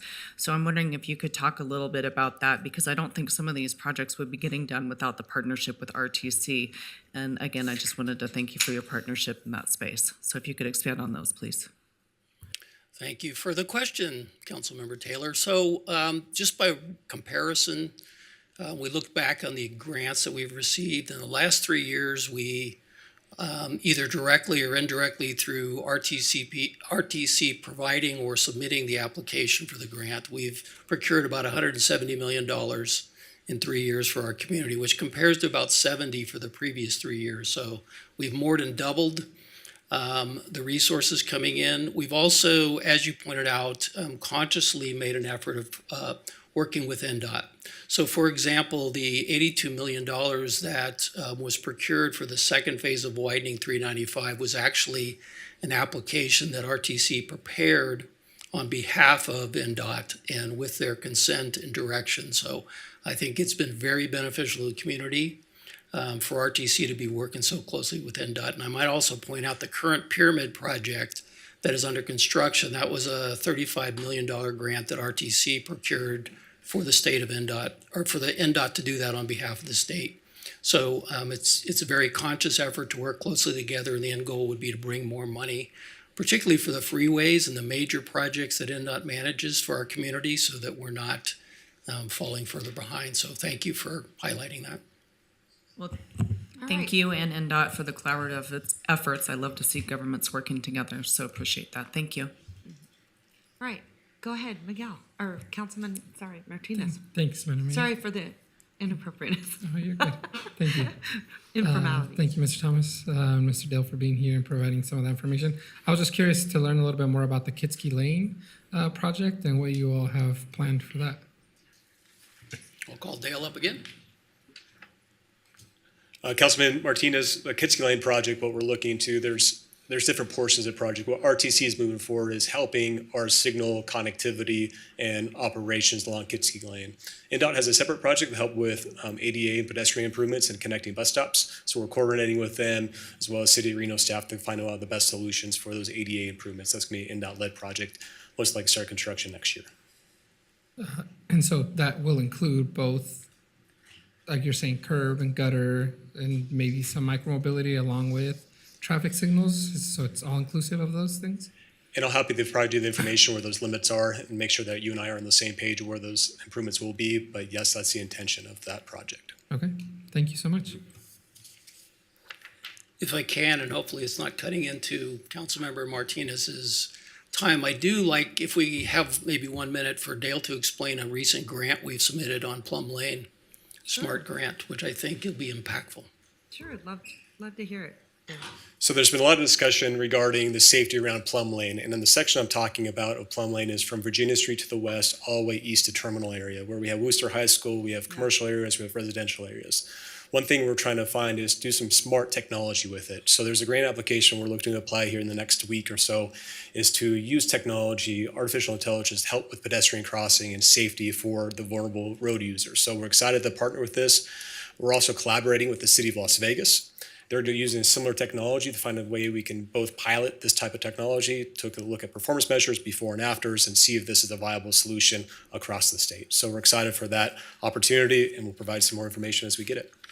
Okay, thank you so much. Councilwoman Dewar, I don't know if you're on. Councilwoman Breckus, go ahead. Thank you for being here. And I think everyone in Southwest Reno is going to be, West Reno, excited when the roundabout and the California Avenue projects are done. That was a real big project, the California Avenue one. I would suggest to my colleagues that when a project comes in your ward or when you have interest of, really walk it and understand what it's going to be. I had no idea that the disruption of that project, and a lot of it wasn't RTC, it was other utilities, was going to be so prolonged, and it helps you be more responsive in the neighborhood during construction season. Same with the roundabout that went into nighttime work at one point. I guess 2 points, and I'll offer a counter one, is I find it is unusual for regional money to come into the highway system, like the 395 and the Spaghetti Bowl. It's not unusual, it's not unheard of, but it is unusual. And I offer a different view is when we bring money into, NDOT managed roads, that means local roads aren't getting their needs, and it's locally generated money. So I take a different view. We all know that fiscal resources are very constrained, very competitive. And when NDOT projects are being funded by our locally derived money, something else is getting the short. And what I see is getting the short are the neighborhood street needs that I get hammered week in and week out by my constituents. So I feel we're falling short on that. But that's a policy decision, and I'm bringing it up as a policy issue. And just wanted to highlight that. Another one is public participation. I think that the nature of your mandated federal public participation program is not being carried out to the spirit of the law. And so I just want to put that as a mandate out there. They're required to have a public participation plan. And I think there's been problems with that. I would encourage you and the board members to really understand that and look into that. But even suggestive, just yesterday, y'all let out a press release that said, help us in our 5310 management plan. I've followed federal transportation law since 1993 in ICE-T, and I don't know what the 5310 management plan is. So maybe, it could have been, 5310 management plan, which is, I had to Google it. I've forgotten it since then. That's just a suggestion. But public participation, really, the feds put that down on you, and I encourage you to do a little bit better. Thank you. All right, thank you so much, Councilwoman Breckus. Appreciate it. Okay, Vice Mayor. Well, I just have an important question for Mr. Keller, but I don't know if my colleagues have any additional questions or comments. I have a comment.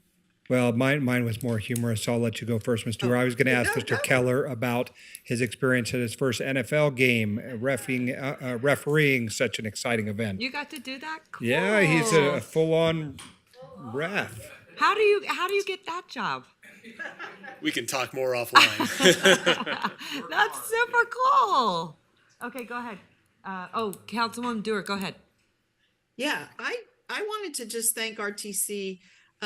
Very recently, last 6 months, I've really seen a willingness to amend plans that have been adopted based on public input. And I wanted to give you an example. I just got an email today during the break about a project that's going on Arrow Creek Parkway. RTC is leading that. it was a pavement upgrade, but at the same time, they're making some changes based on public input that they're receiving while the project is being built. And this was to add 2 turning lanes to go from Arrow Creek onto Wedge, I believe. And they sent a letter to the citizen saying that was excellent timing. We were able to evaluate it midstream and incorporate it. Now, you could criticize, why didn't they figure it all out ahead? I'm not looking at it that way. I'm looking at it that the people using the road, often they don't get engaged until they see something in front of their eyes. It's all theoretical until they're actually experiencing it.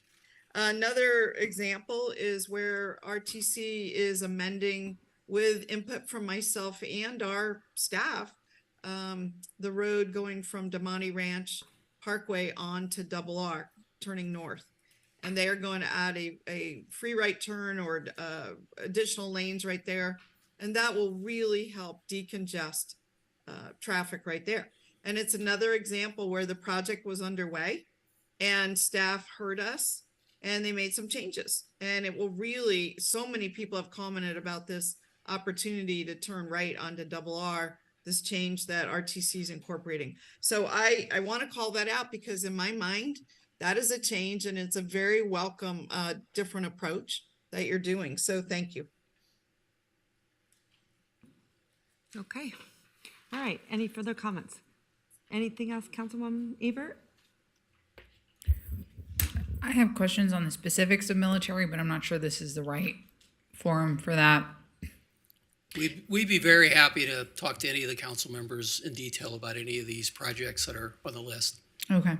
Maybe one actually. Sure. So there's a development currently happening on military, and it's on both sides of the road. As part of the process, they've repaved the road just to be good neighbors because there's been a lot of tearing up the road to put in different things. You know, imagine sewer, electrical, whatever needs to be done.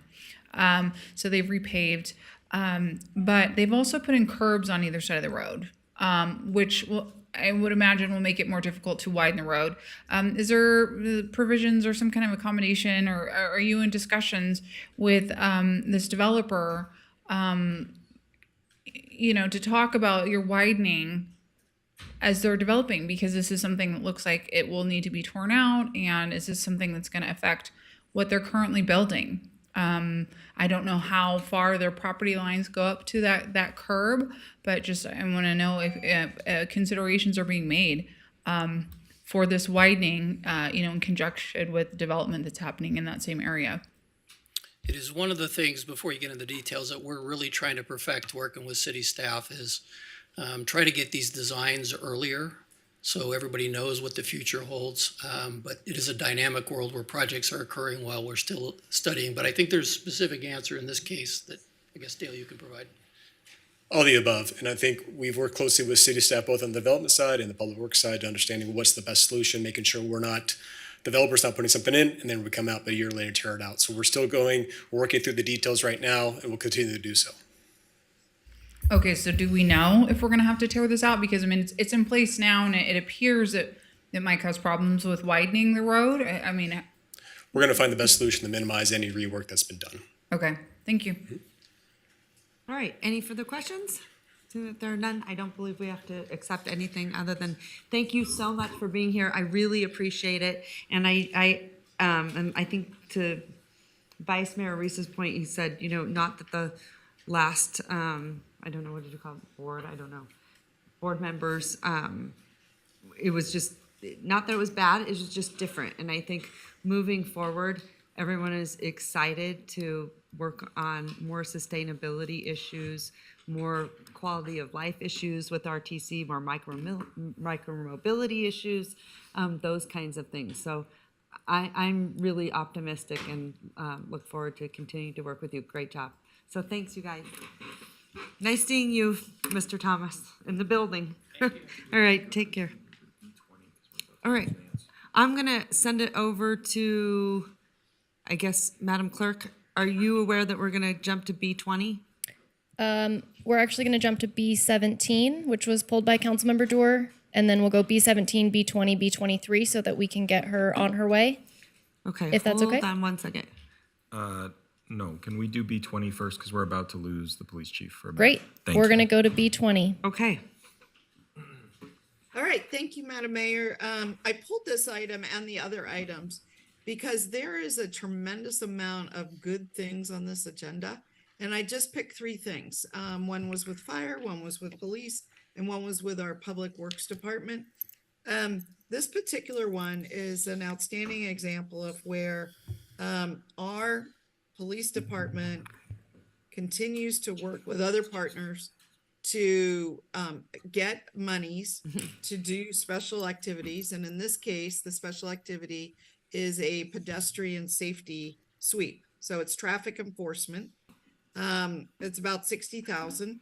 And it's really critical. This is something I hear about from my residents all the time. They always want to know why we are not pulling over speeders, why we are not protecting pedestrians. What can we do to prevent accidents? So I just wanted to thank the chief and her team for reaching out, getting this grant, and continuing to do these kind of special enforcement activities. It's really the reason I pulled it. And I have to tell you, I could have pulled half of our consent agenda because all of our staff are looking for funding. They are really excelling in their jobs. I mean, I was blown away when I looked at the agenda, how many grants we're obtaining, whether it's for adaptive athletics, whether it's for ball fields, whether it's for safety, military programs, et cetera. It's really incredible. So that's really all I had to say with B20, and I'm willing to make a motion to approve it. Second. All right, I have a motion and a second. All those in favor say aye. Aye. All those opposed? Aye. Motion carries unanimously. All right, thank you. Moving right along, sending it back to you, Madam Clerk. B17, pulled by Councilmember Dorr. Sure.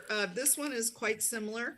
It's for a much larger amount. It's over $3 million. Most of you know I tend to pull bigger projects over $1 million so that our residents know how we are spending our money. I think it's incredibly important that we began a fire apparatus replacement program.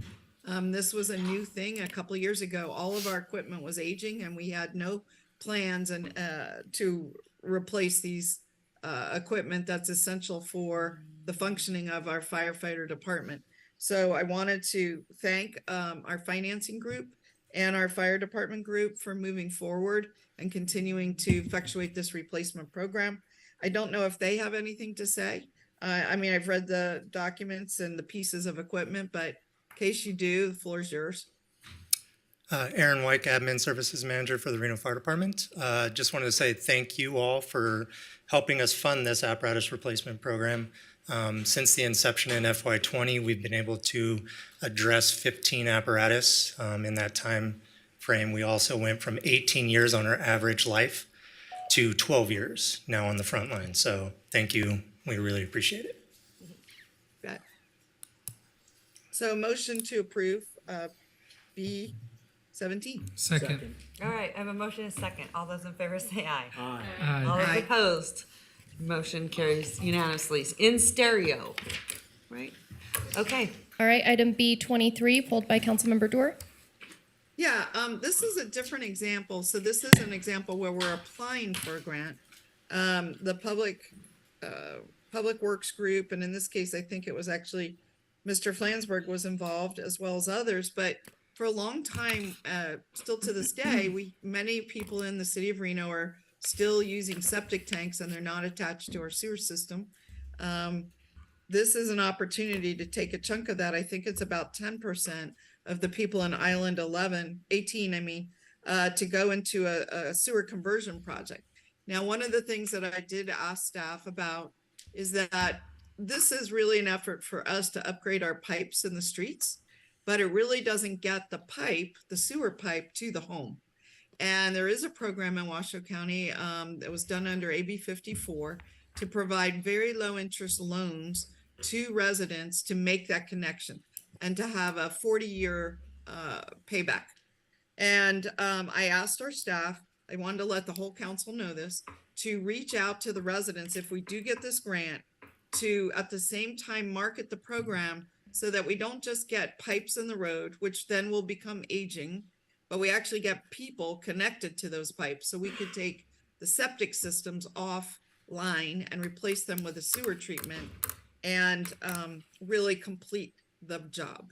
So I wanted to thank folks for thinking ahead. I hope we get this grant. It sounded like it would, if we did get it, it would happen in 2025. I don't know if there's anyone to speak to this or any more to add. Mr. Flansburgh's here, if you just give a little bit of color on it.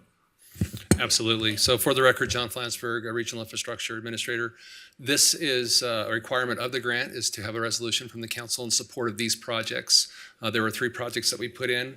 We were very limited in terms of the timing of these projects and the time to spend the money. As you're aware, these are actually ARPA funds from the state. So they've set aside $100 million of ARPA funds that they received for a grant program. It's for water conservation and infrastructure improvements, and they laid out certain projects that those would be for. We put 3 together that were already approved in our capital improvement program that we're moving forward with, knowing that it would be that councils had already shown that kind of approval. We need to get these in quickly, so they're in, but this is the last step that we need to supply to them as a resolution of support. And John, will we be able to make those connections, do you think, or what's the outlook?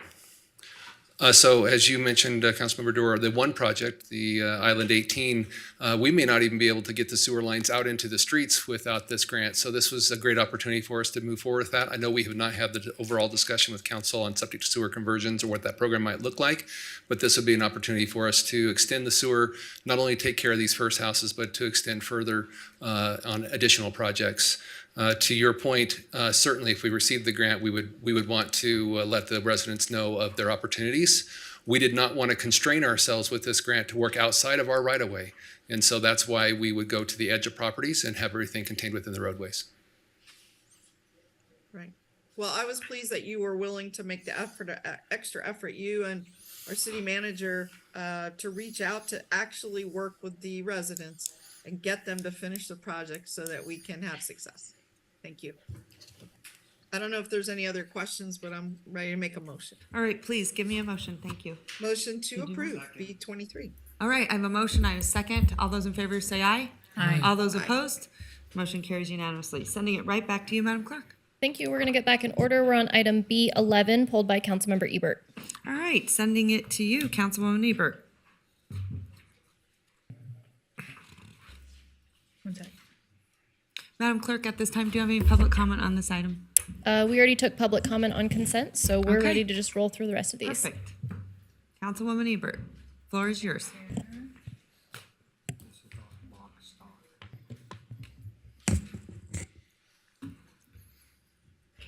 Lock, stock, and 2 smoking bagels.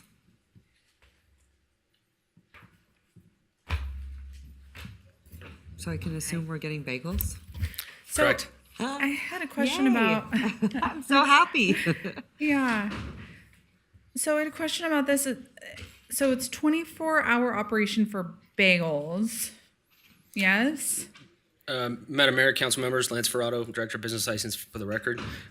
Yes, it's zoned for 24 hours. They're not proposing to operate 24 hours. They're actually proposing to operate from 5:30 a.m. to 6 p.m. It's just zoned for 24-hour use. Okay.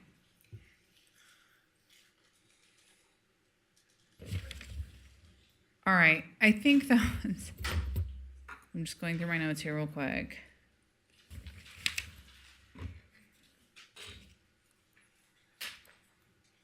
Yeah, I think that was it. I was just kind of like, why would they be Sure. 24-hour bagels? I mean, Right. it was What a are you little, doing yeah, 24 yeah. We're not next to Mint, right? But okay, thank you. Why That is was it zoned, maybe explain that for the public, Lance, the zoning of 24 hours? Yeah, so Is it an entertainment this district or innovation district? exactly. This is MDED zoning, which allows for 24 hours, and it's right downtown. So most businesses are allowed to operate during that time. And this specifically is a bagel shop. So they more earlier in the day, but they are offering wine and beer. So that's why you're there before you today. Okay. Yeah, that was a little weird too. Like, why? I would assume, I don't know specifically, I would assume it's to be able to offer a beer with, like, I mean, they're open till 6 at night. You can maybe get a bagel sandwich for dinner or lunch and you want to have a beer. Or They're just keeping their options. Will your you morning know. bagel? Yeah, maybe so. I love it. I'm Yeah, just don't trying to judge. understand the vision here. Yeah, I think No it's just to donuts, keep though, just keep their options open. wine and bagels Is the for operator here? breakfast. No, not to my knowledge, unless they're here and I don't know. Okay. Okay, I'm just trying to understand. It's just a little unusual. Okay. All right. All right. Would you like to give me a motion unless, go ahead, Councilwoman. Taylor. Taylor. It's Kathleen Taylor. It's never gonna change. Kathleen Taylor. No, I'm ahead. super excited for this, coming to downtown, getting a space activated. So I would love to make the motion to approve. Thank you. Yes, so I have a motion and a second. All those in favor say aye. All those opposed? Aye. Motion carries unanimously. Anyone that knows me knows I'm a massive bagel fan. Councilwoman Durer knows that. And so I look forward to hopefully being one of their first customers. Thank you so much. I'm excited. Yes, okay, we'll make it an outing. All right. All right, Madam Mayor, item B12, pulled by Councilmember Ebert. Councilwoman Ebert, back at you.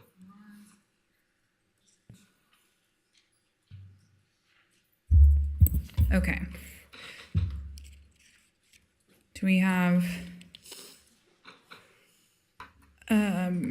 somebody from staff? Hey, Nathan.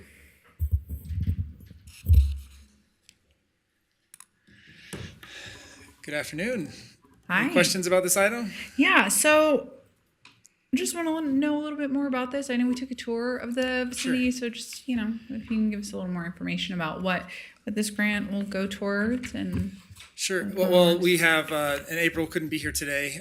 She's running an awesome program with our veterans, and from not just here, but from all around the region. As far as San Francisco, someone took a train to come participate in her military program. So, but this is an awesome opportunity. If you know April, it's Nathan Olliott for the record, Parks and Recreation. Strike that first part. This is another awesome thing that April does to raise funds to keep programs going and really allow for funds to be redirected from the general fund to fund other things. So if you haven't been to our adaptive cycling center, it's just closed. So, but if anybody wants to get in there, I got a key. We can take a look at what's in there. But people can rent bikes and take them to their neighborhoods, or they can rent them right there and experience the rosewood preservation opportunities there. So it's a $25,000 grant. I think this is the 5th time, if I'm remembering the staff report, and it's gone for different programs. But this will help us operate that and do more for the folks in our community to keep things accessible. And will this also pay for equipment, or is this just for the facility? Operation and equipment, repairs, things like that. So, yeah. All right, thank you. You're welcome. All right, Councilwoman. Motion to approve. All right, I have a motion. I have a second. All those in favor say aye. Aye. All those opposed? Motion carries unanimously. Awesome initiative. Thank you so much, Nathan. Great job. Okay. All right, Sending item it back to you, Madam Clerk. B16, pulled by Councilmember Breckus. All right, Councilman Breckus. Yeah, can we get a staff report on this? For the record, John Shipman, the City Attorney's Office. So what you have in front of you today is approval of a legal services agreement with Barron and Budd PC. It's for to pursue some litigation regarding PFAS contamination. And so this is essentially an agreement, and we have in the audience, we have Mr. Trey Rogers here in the audience from the firm. He can answer any questions if the council has specific questions of the firm. But this is the same firm and the same syndicate that Washoe County and the airport have engaged to pursue this litigation. So this is essentially just we're presenting a unified front regionally. So that's what I have. So any questions? Yeah. Did you, how'd you go about this firm? You just saw other people hired them and you decided to go hire them also? Suggest that we do that? I think what Mr. prompted this Deputy? was that the fact that the county and the airport retain this firm, correct? Yes. How did they do their due diligence about this firm? Did they I have not get asked- quotes? You didn't I go haven't there? asked them about that, Okay. no. But we were contacted by these folks, and we believe they do in fact have the qualifications and skills and resources necessary to pursue this litigation on behalf of the city of Reno. How far did you do due diligence? They were sued by their client, the city of Santa Monica, at one point on a class action suit. Did that raise any flags to you? That didn't raise any flags to us. I mean, and I'm unaware of that at this point, but again, I think this was more to just true up the fact that we have the county and the airport are using the same firm, so that's essentially the reasoning. So it didn't come up to you were aware of this, but you didn't feel it was material to let us know, or? Now that you mention, I mean, we can definitely go back and look at that and inquire into that if that's the direction of council. And then Exhibit A on the attachment talks about final disbursement statement for contingent fee agreements under Colorado law. What's that all about? Because are we in with other people? Are we under Colorado law? What's going on here? I mean, I would maybe push that to Mr. Rogers if you'd like to address that. I think the way that the agreement is set up, it's discussed in both the item title and in the agreement, which is it's a contingency fee based on 25% of any gross recovery. So in terms, if you're asking a Colorado law question, Well, if the you could exhibit says narrow that down. the exhibit says final disbursement statement for contingent fee agreements under Colorado law. Are we going into court in Colorado, or are we going into federal court? Mr. Rogers will address that. Thank you. Okay. Yes, thank you so much, Mr. Rogers, for being here. Go ahead and answer any questions that you feel that you can respond to. Thank you. Trey Rogers with the Rec Kornfeld firm. And also on the Zoom is Carla Burke-Pickerel with the Barron and Budd firm. We are both part of the coalition of firms that's pursuing this litigation, as Mr. Shipman said, on behalf of the Reno Tahoe International Airport, on behalf of Washoe County, and we hope soon on behalf of Reno as well. I believe the reason we have that reference to Colorado law is that my firm is a Colorado firm, and under our local rules, we have to provide a disbursement statement to when there's any distribution of funds from the settlement of a case or judgment in a case. So that's simply because I'm subject to the rules of professional responsibility in Colorado. Okay, and let me ask you another question. So you're a coalition, I read the proposals and all. How many other local governments have you signed up? Carla could probably give us a better idea. There are literally thousands of cases pending now in a multi-district litigation that's in South Carolina. I can't tell you exactly how many of those are municipalities. There are individuals with personal injury claims arising out of PFAS exposure. There are municipalities, there are airports, there are water utilities, there are states. That's where all of the cases concerning PFAS and the damages arising out of PFAS have been consolidated. Yeah, and I get that, and I don't know if my questions are for you. They're more, and Mr. Shipman, asked you to approach the dais. They're more about the procurement of local governments by law firms. And Nevada's a unique procurement statute in that professional services, and this is a professional service, can be obtained without a competitive, process. And the process that was used here is, well, these guys hired him, so maybe we should.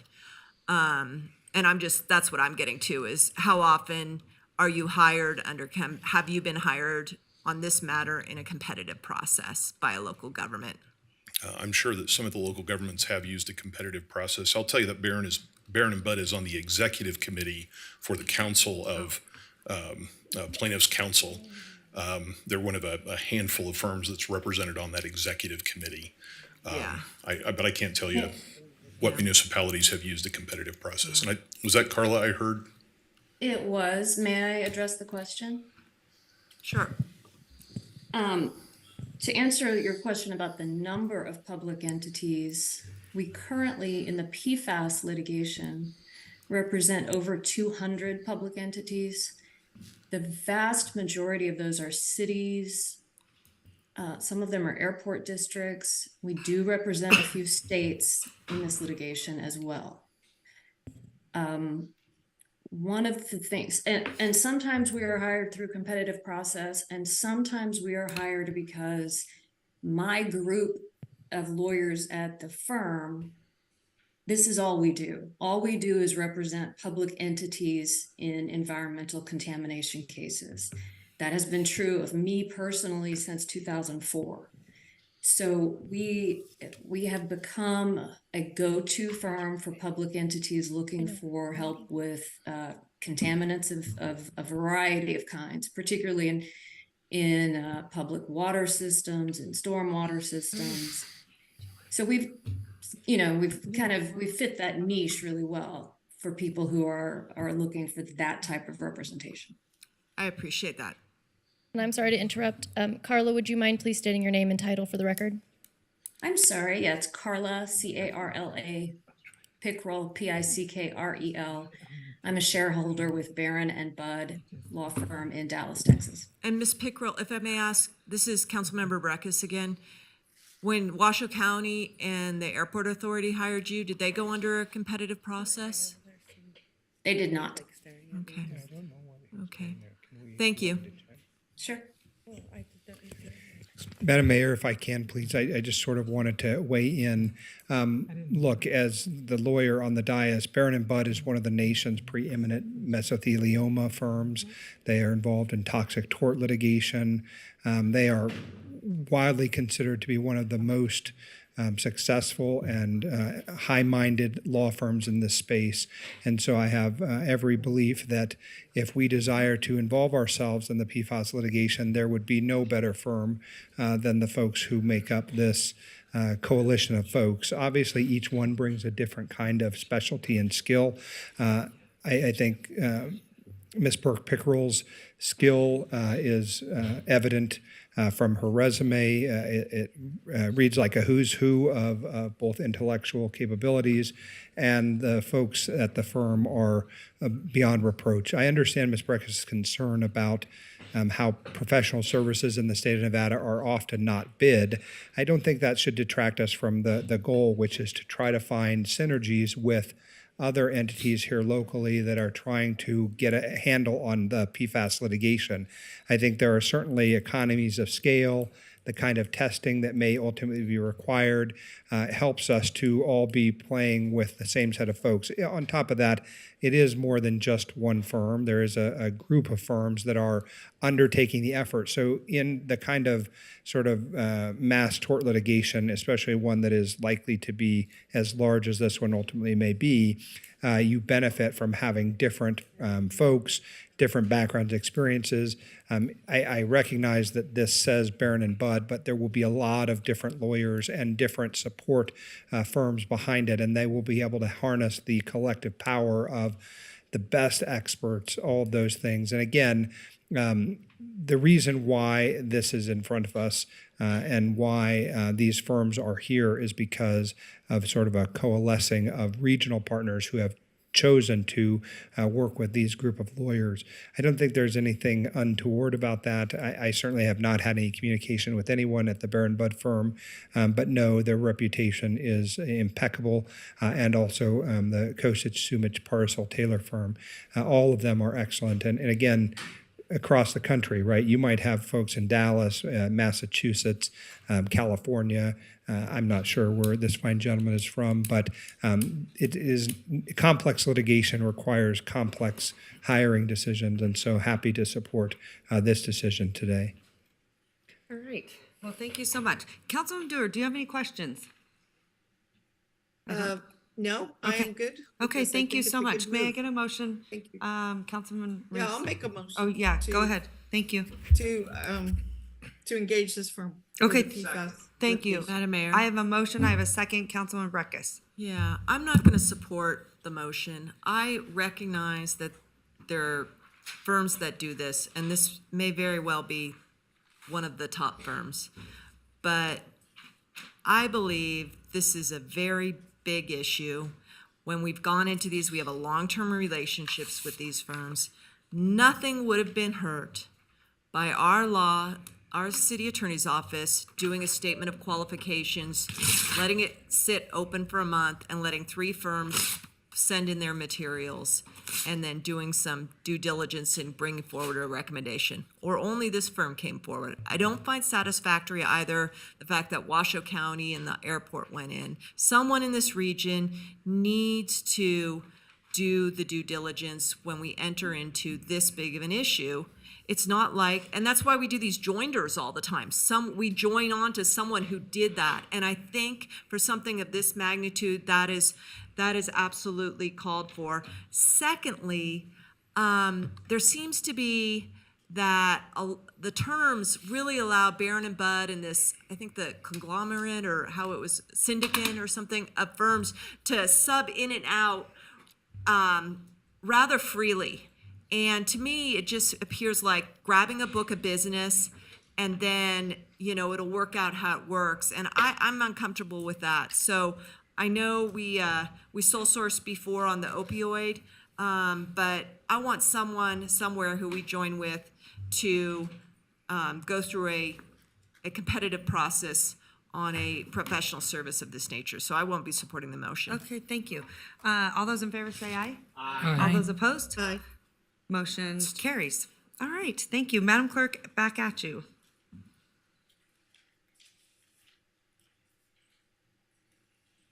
Thank you, Madam Mayor. Moving on to item B19, pulled by Councilmember Ebert. All right, Councilwoman Ebert, the floor is yours.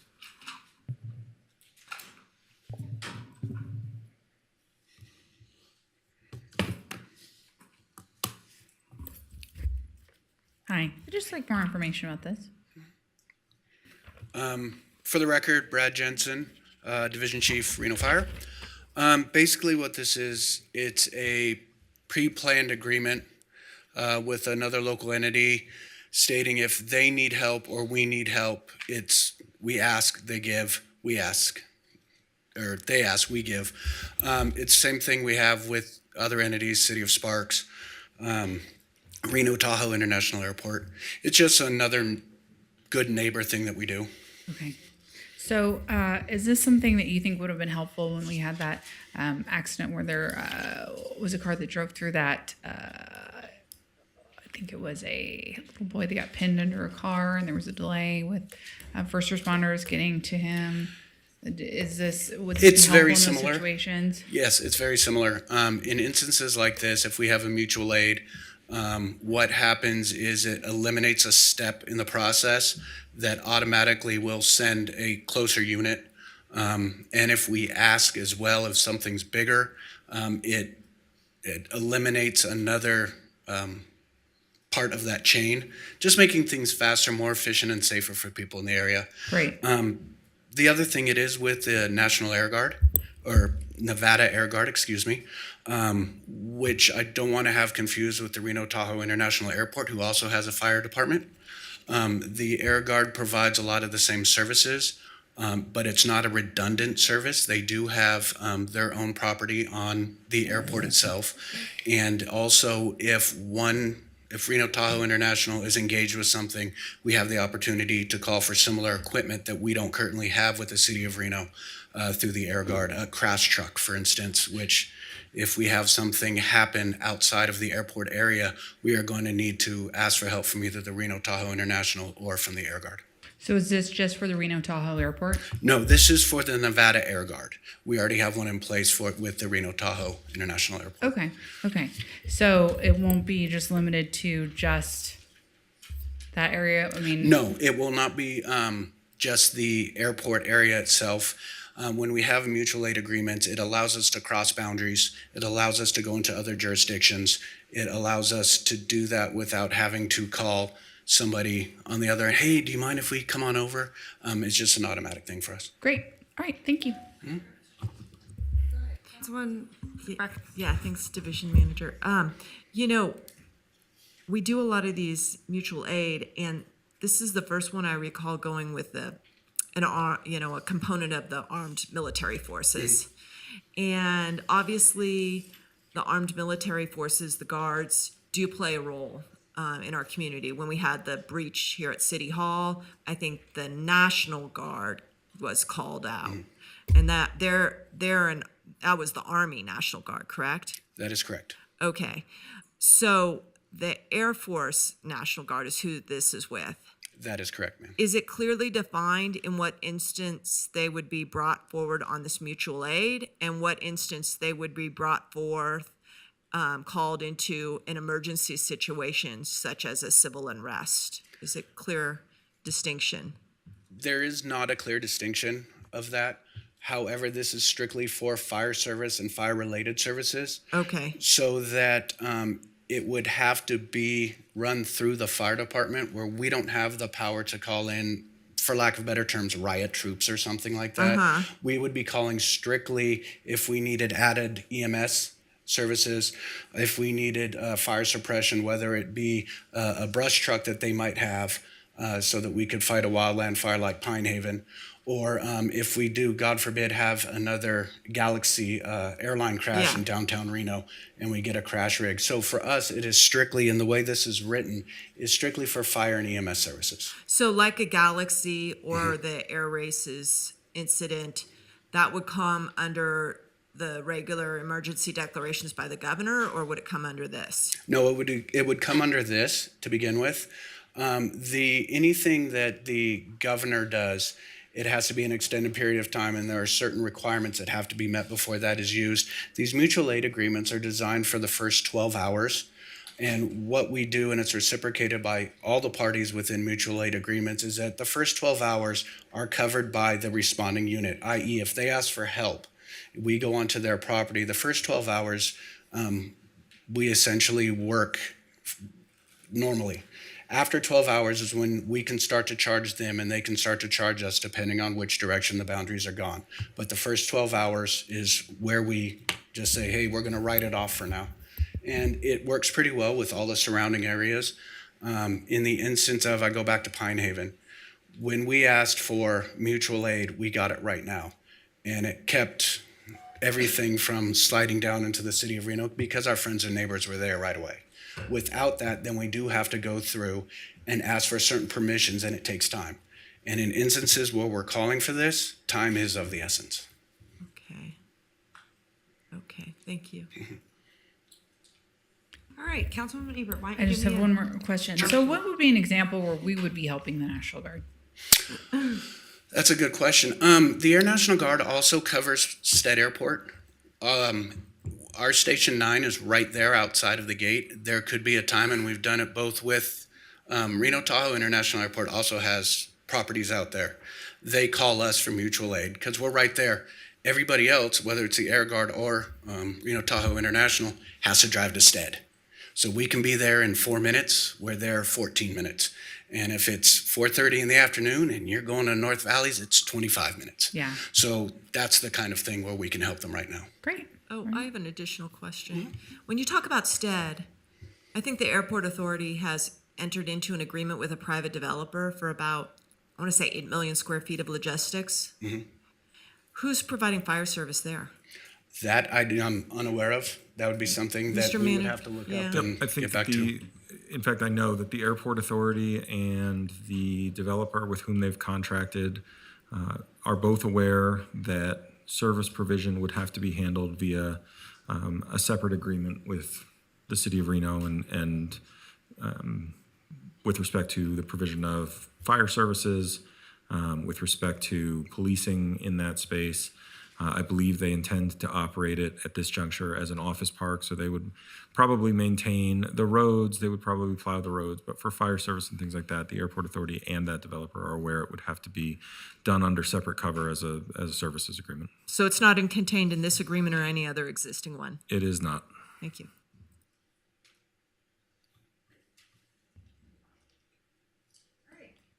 Councilwoman Ebert, give me a motion, please. Motion to approve. All right, I have a motion. Second. I have a second. All those in favor say aye. Aye. All those opposed, motion carries unanimously. Sending it right back to you, Madam Clerk. Thank you, Madam Mayor. Our final consent item today is item B22, pulled by Councilmember Ebert. Okay, thank you so much. I just want to remind everyone, it's 10 after 3, and we are still on consent. So I am going to try even harder to keep us on track because I've kind of let everyone just keep rolling. So take it away. Yeah, Jonathan Smith, good afternoon, Madam Mayor and council members. Jonathan Smith, Senior Civil Engineer with the Public Works Department. I do have a brief presentation on this that I can run through, or if you have a specific question, I can answer that as well. Brief presentation would be great. Yeah, no problem. So this is a design agreement for design services to replace damaged and failing pipe and increase capacity in our sewer infrastructure. Public Works has 8 priority areas within the city sewer and storm drain system that are in need of rehabilitation, relocation, and upsizing. These 8 areas have been identified by sewer maintenance crews and engineering staff. They are located at 8th Street, 10th and Ralston, Gordon and Walker, Mill Street, McCarran and Plumas, Foley Way, Mesa Drive, and Matley Lane. The scope of this project involves replacing 2,200 linear feet of sewer main on 8th Street, 10th Street, and Walker Avenue. These lines have been identified as high risk due to their poor condition, and many have had recent collapses. In addition, the Maintenance and Operations Department must frequently clean the sewer mains in these areas to prevent clogs and blockages that can lead to sewage backups and system failures. We'll also be upsizing approximately 2,200 linear feet of sewer main on Mesa Drive and Plumas Street. Utility Services has evaluated these lines and found that these lines are insufficient to accommodate both the present and anticipated flows and will need to be upsized to meet future demand. Lastly, in order to minimize the impacts to our treatment plants, the city has made it a priority to eliminate all storm drain to sewer cross connections. So we'll be installing 1,900 feet of storm drain on Foley Drive and Greenridge Drive to remove a storm drain to sewer cross connection in that area. So if approved today, this would kick off, the design would kick off this month. We'd look to advertise this project in the spring, probably late spring. We'll be back before council for a construction approval agreement. And if approved, we would go to construction in the summer of 24. This is my recommendation slide. Thanks. Ms. Hebert, did you have questions? No, that was it. Thank you for Okay. the presentation. No problem. Can I get a motion, Ms. Hebert? Yeah, motion to approve. Okay, I have a motion by Ms. Hebert, a second by Ms. Taylor. Any additional questions or comments at this time? Hearing none, I'll call for the question. All those in favor, please signify by saying aye. Aye. Aye. Any opposed? Motion carries unanimously. Madam Clerk, item C1, Charlie 1. Or Mr. Clerk. Thank you. Okay, let the record reflect that City Council is opening the public hearing on item Charlie 1. Am I opening multiple items together? Is it Charlie 1, 2, and 3? Yes, we are. Okay, so let the record reflect that City Council is opening the public hearing on items Charlie 1 through Charlie 3. Mr. Clerk, was proper notice given? Any correspondence received? Yes, proper notice was given, and just one moment, we check on the correspondence. I didn't see any. No correspondence received, thank you. And do any council members need to make any disclosures at this time?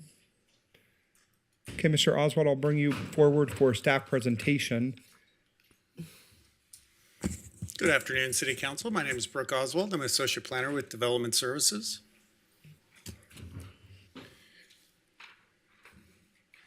That is the applicant's presentation.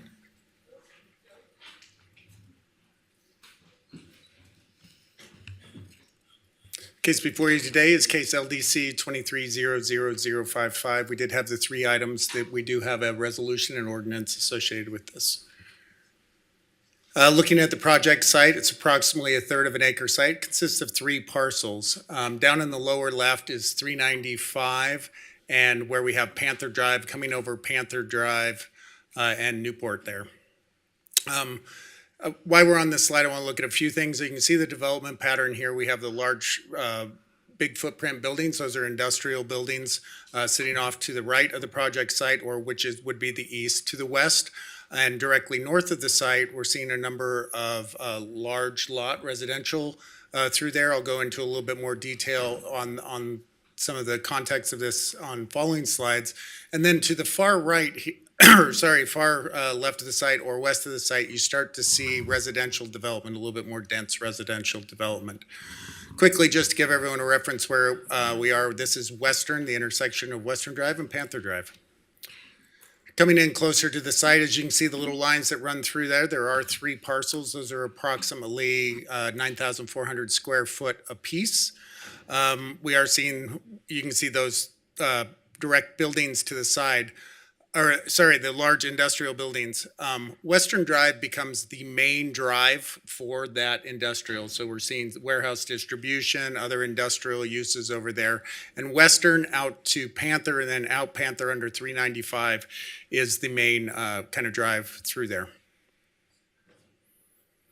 This is for a master plan and zoning map amendment, and I'll go into those in a little bit more detail. We are in Ward 4. As you can see, we're at that southern portion of Ward 4 per the diagram. So I've included this really quickly. This is exit 72 off 395. This is the overpass over Panther Drive of 395. And then our other access, only other access to this site is Link Drive.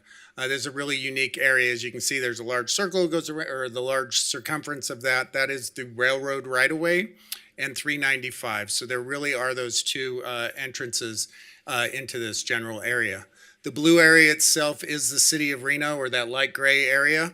Those areas outlined in orange are county properties. So as I showed before, we have those large lot residential county properties up there. These are those islands within there. They do have the ability to annex. They are adjacent to the city. We could see annexation, master plan zoning, potentially on those properties in the future.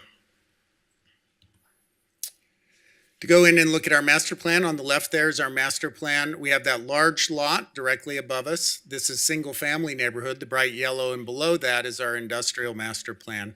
Our master plan policies that apply to this are underutilized properties and really the growth tiers. This isn't an area where we have utilities, services already in place. Moving over to the right in our zoning district, we are zoned SF8. That SF8 zoning came through an annexation that happened in approximately 2007. They moved from that large lot residential to that SF8 zoning. And then subsequently in 2008, they subdivided that into those 3 parcels. We did have residential or building permits in for homes on that in 2018. Those were never completed and have now expired. Additionally, you can see the zoning underneath the industrial master plan is IC, the gray that surrounds this site. Another thing that we should look at as we look at this, that SF8 zoning that we currently have there, that would be residential. We'd anticipate driveways going in there. What driveways do is you pull in straight and you back out. And as I mentioned, this is the truck traffic route that runs through that other area. So we are looking at this as safety area of that use. So we are going to the master plan of ME and the conforming zoning of ME underneath that. Just to pull this out, to put it in a context of our overall zoning, looking at that railroad in this very unique area here, 72, the overpass 395. We're coming in with that ME master plan, which is similar to what we see directly across 395 there. Coming into our zoning, once again, our identifiers of exit 72 and the overpass. We're coming in with the ME zoning. Under that industrial master plan that we have to the east of this project site, we also have some additional ME. The ME is unique in that intensity of uses, it is still allows some industrial uses, but that intensity is really taken back. So we have our industrial, which allows our most intense uses, our industrial commercial, and then our ME. Another unique thing about ME is that any use requires a conditional use permit if it wants to run between the hours of 11 p.m. and 6 a.m. And this is really important as we look at that residential adjacency. Because of that adjacency, any future development that will happen on that site will require a discretionary review, and we can look at the appropriateness of that. Now, staff, with this size of project and stuff like that, heights and things are going to be constrained just by the project size itself and that being under an acre in size. So that you do have two sets of findings. You have your master plan findings and your zoning map findings. Staff was able to make all of those findings. That concludes my presentation. I'll leave you with a motion available for questions.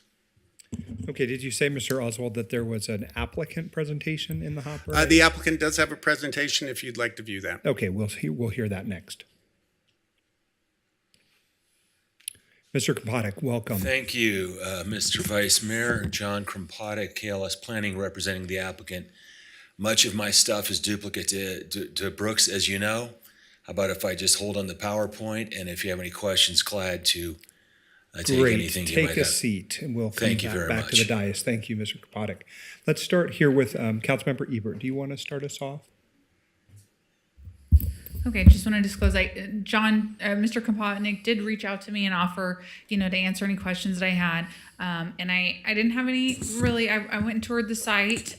It does currently look like it's like a storage area for a masonry. Fair to say it's in a lot of disrepair, right? Kind Yeah. of junky looking, yes. Yeah. Yeah. And I did not speak to the residents that are right against that lot, but I did actually have a constituent that met with me that says they are in support of the zoning change. So I will support the change just based on the current use and, the constituent that says that they support it. So I don't really have any further questions. And, as I stated, it currently looks like a storage lot. So, well, actually, I do have a question. What are their plans? Like, what do they want it to look like? I mean, if it's already a storage lot. Typical, so clean up the storage part, remove that. Typical development project, a new building in the back, landscape, parking, very low intensity transitional use as staff has pointed out. Yeah.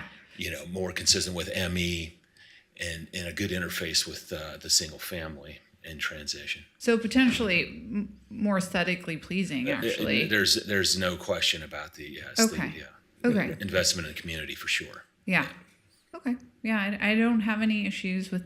No, thank you. Appreciate that. Any Thank other you. questions from the dais? I didn't think I had any either. But can I go to Mr. Hall, because I think we've got to do some readings. How would you like us to handle items C1 through 3? And read C3. And then we'll go back and do each of the. Great. Brooke can present the motion and we'll move from there. Okay, let's go ahead and do the C3. reading. Case number LDC 23-00055, Diaz Masonry, ordinance introduction, bill number 7248. Ordinance to amend Title 18, Chapter 18.02 of the Reno Municipal Code entitled Zoning Rezoning, a plus or minus 0.65 acre site consisting of 3 parcels located on the north side of Western Road, plus or minus 170 feet east of its intersection with Panther Drive and single-family residential 8 units per acre, SF8, to mixed employment, ME, together with matters which pertain to or are necessarily connected therewith, Ward 4. Thank you, Mr. Hall. We'll start with item Charlie 1, which is the proposed motions in the staff report. Ms. Ebert. Just move to approve. Motion to approve. Okay, I have a motion by Ms. Ebert, a second by Mr. Martinez. Any additional comments at this time? Hearing none, I'll call for the question. All those in favor, please signify by saying aye. Aye. Aye. Any opposed? Motion carries unanimously. On to C2, Charlie 2, the master plan amendment. Is this a motion to adopt the resolution, Mr. Hall? Okay, Ms. Ebert. Motion to approve. Okay, I have a motion by Ms. Ebert, a second by Mr. Martinez. Any additional questions? Hearing none, I'll call for the question. All those in favor, please signify by saying aye. Aye. Any opposed? Motion carries unanimously. As to our item Charlie 3, this is the zoning map amendment. So this is a motion to refer. Motion to approve. Okay, I have a motion for referral and a second by Mr. Martinez. Any additional questions at this time? Hearing none, I'll call for the question. All those in favor, please signify by saying aye. Aye. Any opposed? Motion carries unanimously.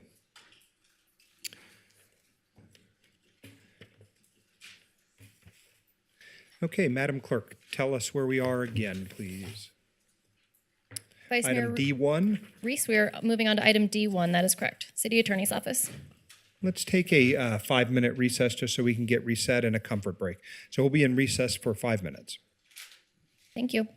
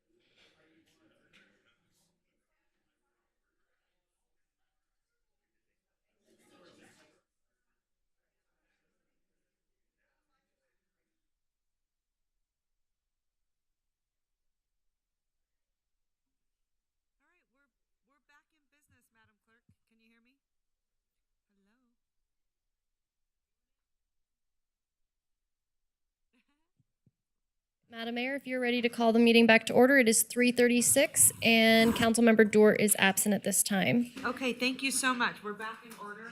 At this time, we're going to head to item D1. Am I correct? You are correct. Okay, Madam Clerk, do we have any public comment on this item? Thank you, Madam Mayor. We do have public comment on this item from Ken McNeil. Additionally, if you are an attendee in the Zoom meeting and would like to make public comment, please raise your hand at this time.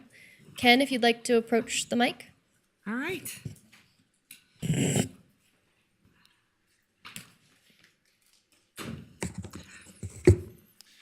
Well, good afternoon, Mayor, City Council.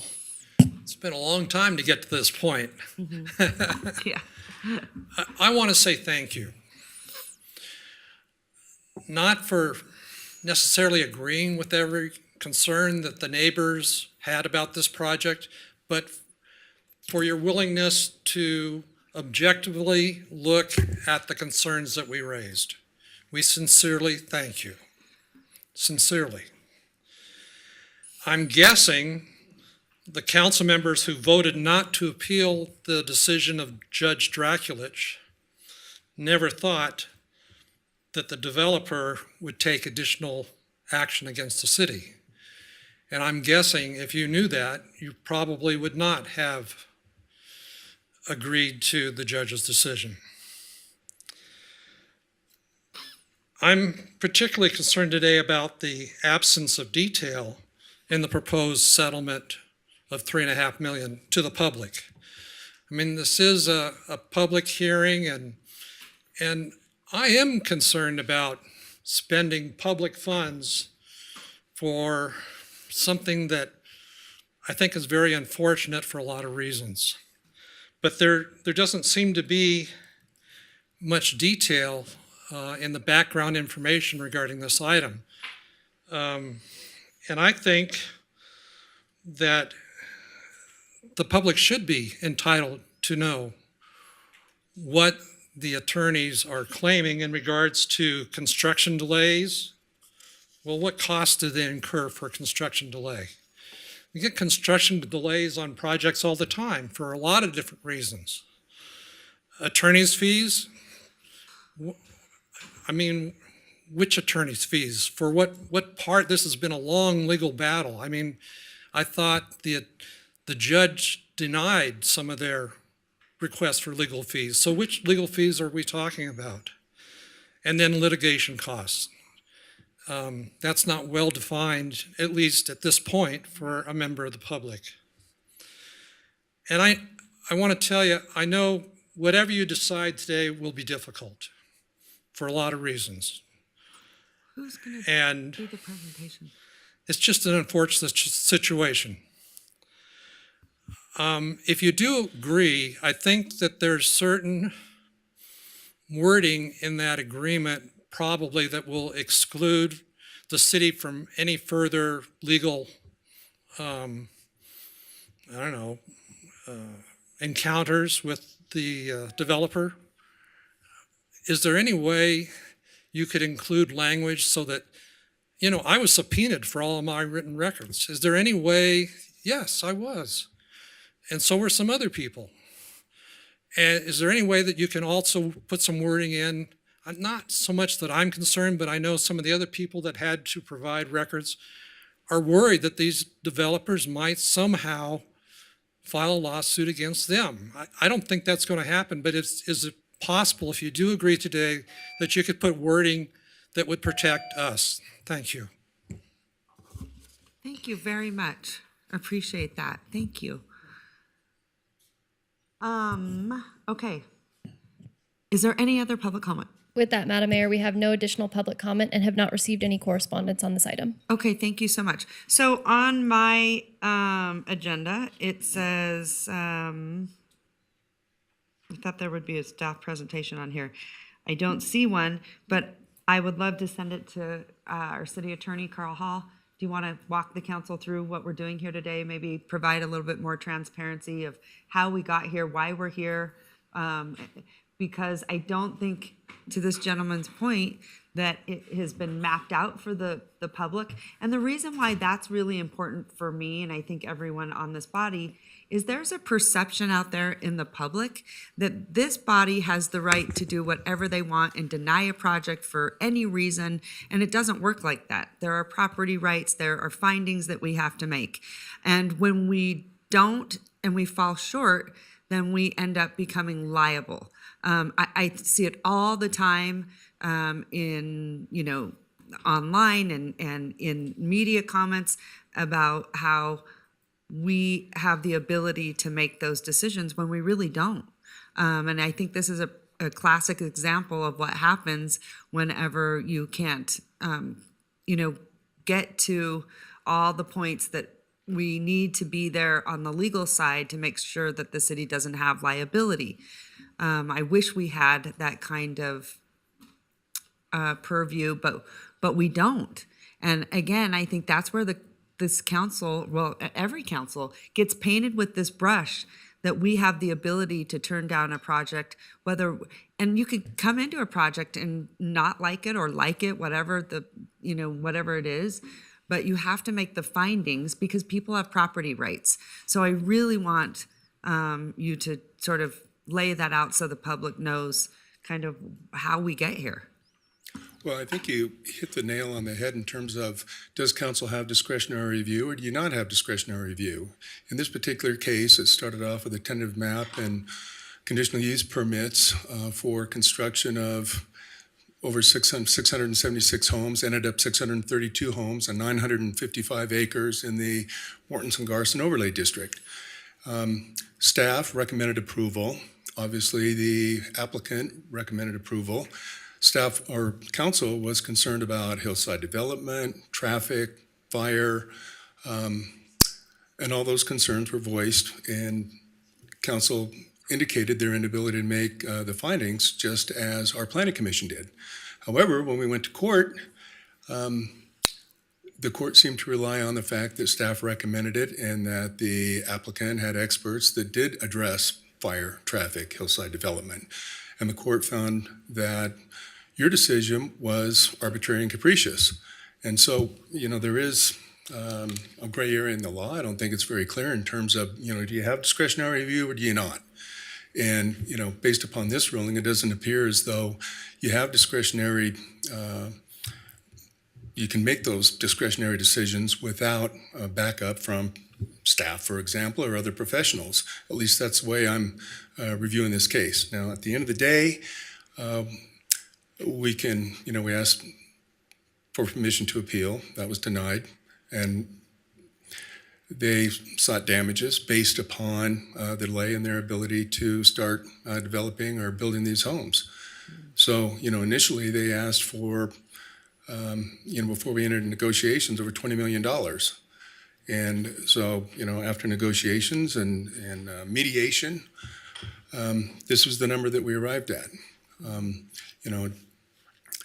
And as far as specifics on a particular case, we don't talk about specifics in a different case, because if you do not want to follow through with this staff recommendation, then we're going to ask for probably $2 million in litigation budget, and we're going to go into discovery, and then we're going to be in litigation for, several years, I would assume. Mm-hmm. And as far as attorney's fees, their attorney's fees, if I recall correctly, were somewhere in the neighborhood of $500,000. But under this agreement, everybody's paying their own attorney's fees. We're not paying their attorney's fees, put it that way. So our recommendation is to, put this matter to bed and move forward. Do you have? And as far as whether or not I can put into the agreement that San Lucas isn't going to sue any of the neighbors out in Verdi, no, I cannot do that. Okay. I think that was a good question. Do you have any correspondence that you'll be able to share with the public so people know exactly where the money went itemized, or how, I don't know, like legally? There was discovery and there was materials provided by plaintiff's counsel regarding what their claim damages were. So, at the end of litigation, I imagine we could at least provide some of that information. Okay, thank you. I appreciate that. And then I just wanted to say thank you to, and she's not here anymore, but Councilwoman Jordan and Councilman Reese for, I know that this was very difficult, but I saw both of you just fighting diligently for the residents, and I appreciate that because I know we get to these places and sometimes they're incredibly disappointing. And I think this is one of those, but I think we also end up moving towards more liability if we end up moving forward and, you know, appealing and losing. And I think that's the risk that we run here. And so I guess under your recommendation, Carl, is that what you are going to recommend? Yes, I'd like to limit our potential exposure, and this is what I'm recommending. Okay. All right, thank you. Any questions from the council? Go ahead, Councilman Breckus. Yeah.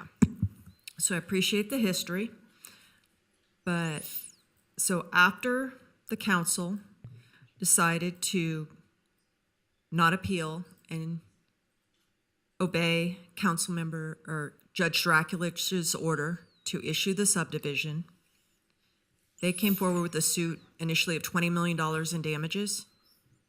Yes. Did you cost break down those $20 million and have them verified in any way? Yes, we did actually, you know, look into what, and that was part of the mediation process, is trying to figure out, you know, were those actual damages or are they something that their expert made up?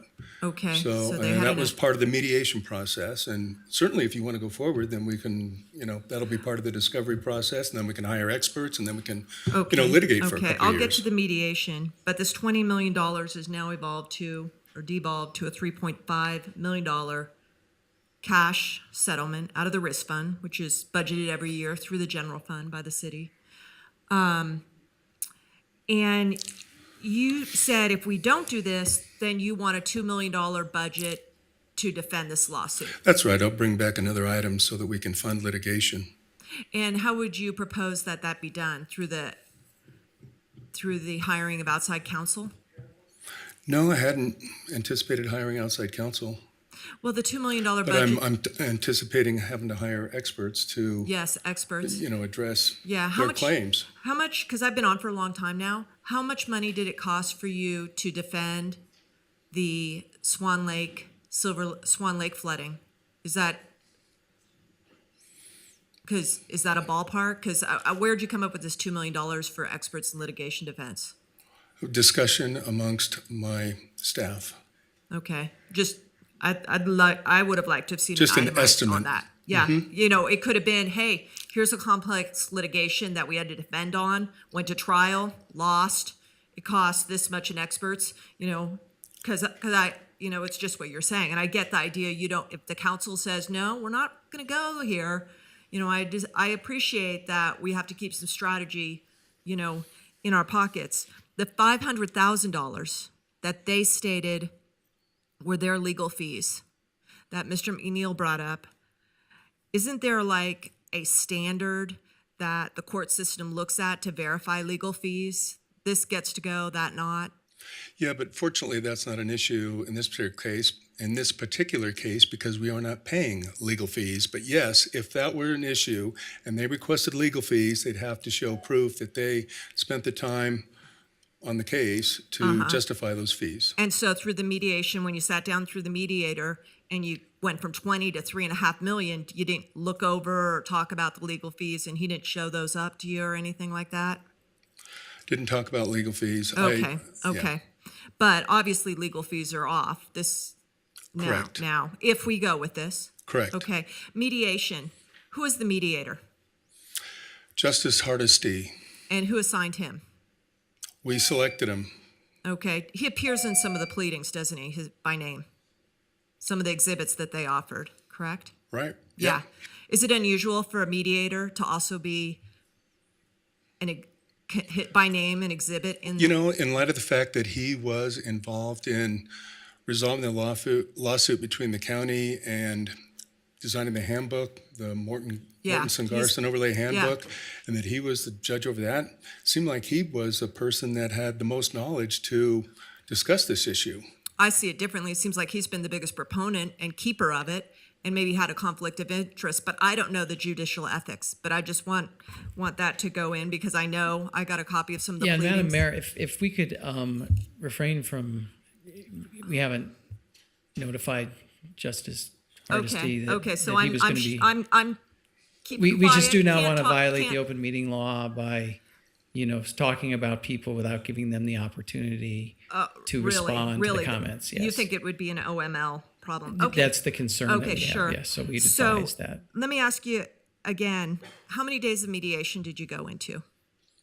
I believe 3. 3 days? It's our practice to bring in a council member, sometimes more than one. Did you ask one of the council members to attend? Yes. Who attended? Kathleen Taylor. Okay. Okay. And Councilmember Reese. Okay. Councilmember They Reese. did. Yes. Okay. And Ms. Taylor wasn't involved previously, but, as a full member of the body, Mr. Reese was involved. Did you, during the mediation, say, look, $3.5 million, why don't we add to this in dispersing of claims a write-down of some of the unit camp? Or maybe the city gets fee simple some of the very difficult land that was the basis for the denial. Did you come in and think about anything else on the city's behalf, land or development rights? Did you ever bring that forward as a concept? No. Why not? And again, Madam Mayor, I just want to be clear on the record that we can't get into the specifics of the mediation in an open session. Why not? Because the mediation was a confidential mediation. It is not for on record. If you want to ask these questions about what happened, that is better accomplished in an attorney-client meeting, but we cannot be doing that in open Okay, session. all of that right there raises big flags for me and for the public of how we got here, spending $3.5 million to a developer who sued us, okay? Because I know folks around this town who got flooded and have been by the Reno Fire Department, and it's all on videotape, and people out by Chewy's who have 24-hour lights beeping in their windows with the nuisance that Chewy's been. They haven't sued, okay? But they've suffered a lot too. This was always a concern that we were going to be, whoever can take it to the next 5th quarter and sue, this council will deliver to them. And in this case, we're delivering general fund money, $3.5 million. I am not supporting. And, I'm ready to litigate that and give you a $2 million budget when you show me some cost breakdown of that. It's going to cost $2 million. Super.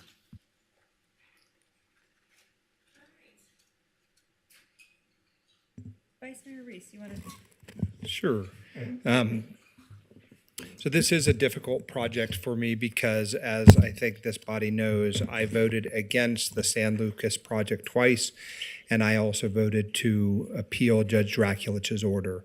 And so I have been thinking very much about this project and the litigation. So I think I would just go back to what Mr. Hall and Mr. Shipman have stated, which is, given that Judge Draculich's order is the law of the case in this case, and that we did not appeal that, we're in a difficult position to prevail in the litigation.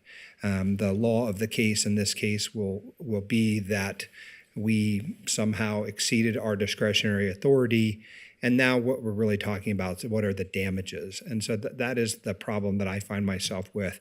I believe strongly that the cost to litigate this case will far exceed $3.5 million. That's the amount that it will cost to go into a very heavy focused litigation that involves experts.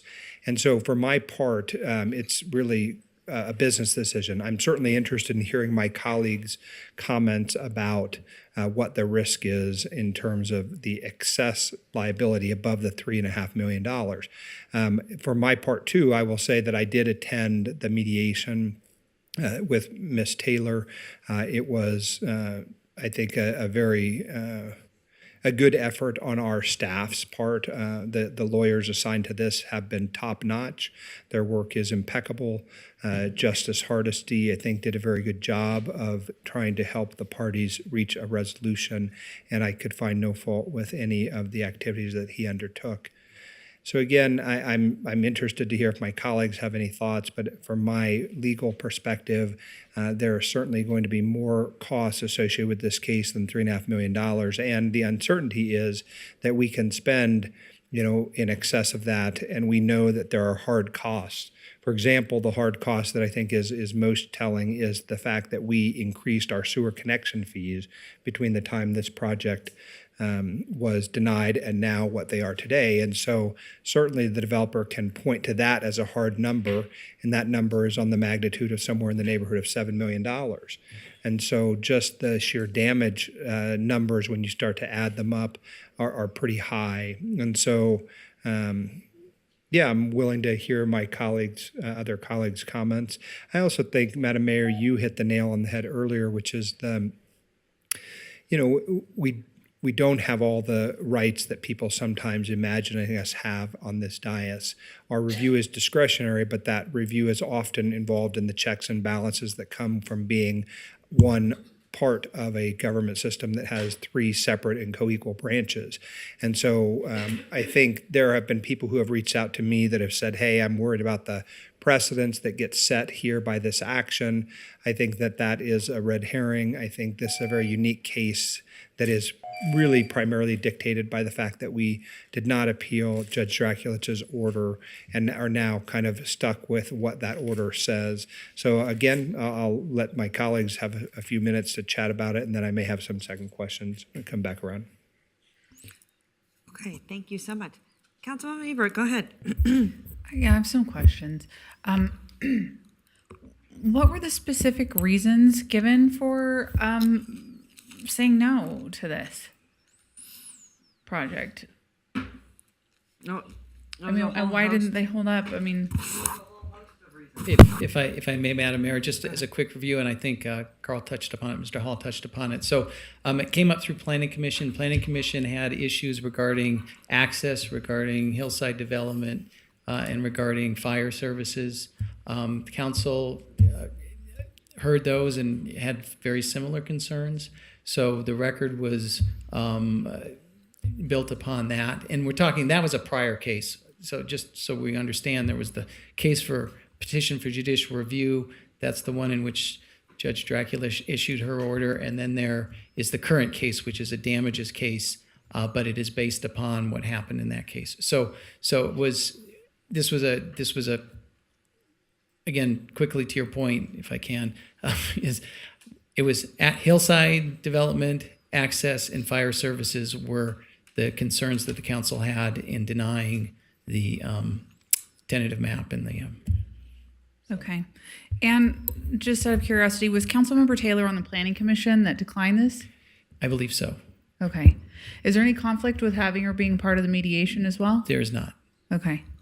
Actually, I think that's a good thing because she did actually know the project, which Councilwoman Breckes sort of refuted that she wasn't here at the time. So I appreciate that. Good question. Okay. Thank you.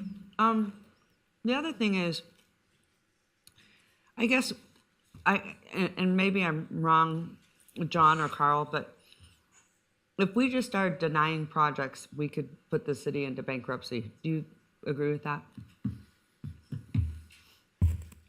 And this is me, right? This is not Carl necessarily. Yeah. but I think that the essentially the council has a charge, has a set of laws that have been handed down by the state, has a set of ordinances that it has adopted, and ultimately what we have are a set of standards, and those standards are what council has to measure these cases by. So, and that's where the marshaling of evidence comes. That's where the planners come. That's where we look at what is being asked or to be built, and then what potentially needs to happen to mitigate maybe some of the unintended consequences of what's being built. And denials have to be based upon evidence, based upon testimony, and based upon things that are objectively true. So to your point, and the short answer would be is you can't like willy-nilly deny things just because you don't like them. You have to have some sort of evidentiary basis for that denial in land use. So the generally. council doesn't have purview to do whatever they want? They do not. They do not. Okay. I think there is a big perception out there, and that's what's always so challenging, right? So I appreciate you clarifying that. And then also, obviously, as we move forward, none of us want to add sort of fire to this flame. You know, I also get hesitant about what we say. Would you, I mean, can you give us some guidance there? If that's problematic? I guess about like what we're saying. I mean, you've had some council members up here just saying, I disagree with that, because it seems to be so much easier to do and might sound much more popular. But I think also we get a little apprehensive when we're in this position to say less. Are you talking about this item or are you talking land use? I guess maybe I'm not. Well, maybe this item. So this item is really just there is a settlement offer on the table, $3.5 million to dismiss the case. There's an agreement that's attached, and what you're being asked for today is to look at that agreement and then approve the agreement is the recommendation of the city attorney's office. That will terminate the existing litigation. That'll all be dismissed. Parties will go away. That doesn't mean development will stop or anything. You're still going to be seeing development in the area. They're still going to be getting, tentative maps and things coming forward. So, but yes, this will put an end to the existing litigation and the potential liability as it potentially grows over time. Yeah. Okay. All right. Thank you for clarifying that. Councilwoman Ebert. So I just want to get some things on the record. So we've already kind of lost once, right? The court said we don't have the ability to say no based on the reasons that we gave. So it's kind of set a precedent to a degree, right? So we can continue to fight this, but it has not. When you say precedent, it hasn't set a legal precedent. We did not appeal it. So, yeah. So what this potential trial is more akin to. I mean, there's some. And I got to be careful here because this is still active litigation. Yeah. And so we don't want to really go into That's the details exactly here. what I was trying okay. to. I guess that's Sorry. what I was trying to get to. Right. Yeah. But the point is that you have an offer When I for a talked about settlement liability. today, and we do believe it's a good offer to make this go away, given the respective positions of all the parties, and what people are giving up and what we're gaining. And overall, for the city of Reno, we think this is a good deal. Okay. All right. So, okay. All right. Thank you. I guess that's where I was trying to get to, Jonathan, being active and what we should and shouldn't say. Yeah, I apologize for that. Just trying to understand where we're at in the process. It didn't. I misunderstood. Not saying anything. This is active litigation, so we don't. Yeah. We really need to keep the discussion to the agreement and. Okay. All right. We're going to move forward for a motion. I'm going to send it to Councilman Martinez before we do that. Thanks, Madam Mayor. I appreciate my colleagues participating in the mediation, and thank you, Mr. Hall, and your staff for being so steadfast in this. I do want to make sure, just for the record, $3.5 million is a lot of money, and so I just want to ask, did we do everything possible to make sure to get to the lowest number that we can in this agreement and this settlement process? Yes. Okay, thank you. And I want to say, when we were briefed, the two attorneys that briefed us have incredible backgrounds, incredible histories. They have really done what I saw, some pretty phenomenal work on this and a lot of due diligence, and know it like the back of their hands. Sean Denis and Holly, I gotta say, I was very convinced, so I want to say thank you to them, and also Councilwoman Jardin, who is not here, but Councilman Reese for really fighting in the background, because a lot of times that's the other thing is people don't really honestly see, the work that goes into something on the backside. And so sometimes we forget to recognize that. So I want to say thank you to Carl and your team and Councilman Reese. So, all right, I need Madam a Mayor, motion. I'd like a second chance, please. Go ahead. 3 minutes. Yeah, I want to talk to my colleagues about something. You know, they have the subdivision. They came through and got what they wanted. They have those enhanced development rights, okay? So the argument, and Mr. Hall mentioned this, is the time and the delay that they had while we went through the process of denying the project and the planning commission and litigated that, okay? So time and delay. Now think about this.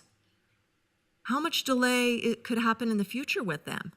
Because, Mr. Reese asked, I want to know, from my colleagues, what are the other considerations? I'll tell you what, if you watch the Planning Commission agendas right now, what's going on is other people right now, because this is where we are in the development cycle, are coming in and asking for extensions of time in their tentative maps. They're not people who were involved in litigation. They're people who have a tentative map and the market is in a different place. He has a tentative map and the market is in a different place.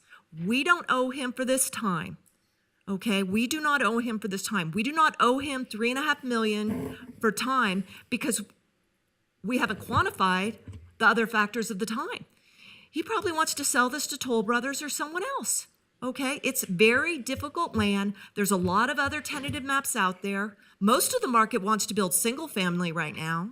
Okay, so don't be thinking that we have this big liability because we really haven't tickled it down. And I'm telling you, it's tentative map. And this map will sit out there and sit out there and sit out there. It will. It's very difficult ground to deliver. It's further up than Somerset. It ain't going to come. It is not going to come. They'll be asking for extensions, and then whoever they sell it to will be asking for extensions. That's why I say continue to litigate or mediate a better deal for the city council. Now, we've got 1, 2, 3 people who sat through their first budget cycle. Think about what $3.5 million could have done in the different budget cycle. We had Mr. Parks Director here today and talk about where his budget is. It's flat. Let's take $3.5 million. If we have $3.5 million, we could throw it there. This is very unusual. Do not be wooed by the threat of someone. Our job is to deliver prudent fiscal decisions for all of our residents. This is under a threat. We litigate for someone who we will bring experts in, says he is not in the time being timely, he has not been cost. That's how I see it. I'm a planner. I've been through 4 development cycles. I know how these things work. Guess what? There's a development out in Damani Ranch, flat ground, that had a tentative map come through. And like 2007, it just went to construction, okay? So there's tentative maps all over this community sitting. Ask planning staff to show you how many tentative maps are there and how many have been extended. Yeah. Thank you. No, I totally believe that. I guess, Carl, here's the thing, what I would say. And Jenny, listen, or Councilwoman Breckus, and I hope you don't take this the wrong way. I think you're very smart, very intelligent. The one thing, though, is that you are not an attorney, and what happens if we roll the dice and then we end up having to pay $6 million? And I get where you're coming from, saying, don't be threatened by this, but I think this council has to be very, very aware of what we could face if we don't. So, Carl, maybe you could address that, because I'm not understanding what Councilwoman Breckus is exactly suggesting. To me, it sounds like appealing it, which you tell me what the risk is there. So it's not an option? What I think Try it. What I think Councilmember Breckus is suggesting is that we continue to litigate. But my concern is if we continue to litigate the damage issue, we end up in the Supreme Court where 4 or 5 years down the road that our potential exposure would be much higher than 3.5 million. So that's why staff's recommendation is that we resolve this matter today. Okay. And I wanted to speak to Ms. Breckus because I was at the mediation, and you've said appropriately, I think, Ms. Breckus, that you are a planner and you've seen 4 cycles of planning, boom and bust. Conversely, I'm a lawyer who spent 25 years litigating. I'm not intimidated by anyone's threats to me, but what I always tell my clients, and I would, act as Mr. Hall and Mr. Shipman's clients today, is, what are you willing to risk? You are going to be off this council in 2 years, and Madam Mayor, the same, Ms. Dewar, I think shortly after that. And at some point in time, a very big bill is going to come due because we're not going to zero them out. We've already lost that part. They've already said we're liable. All they're really talking about now is how much are the damages.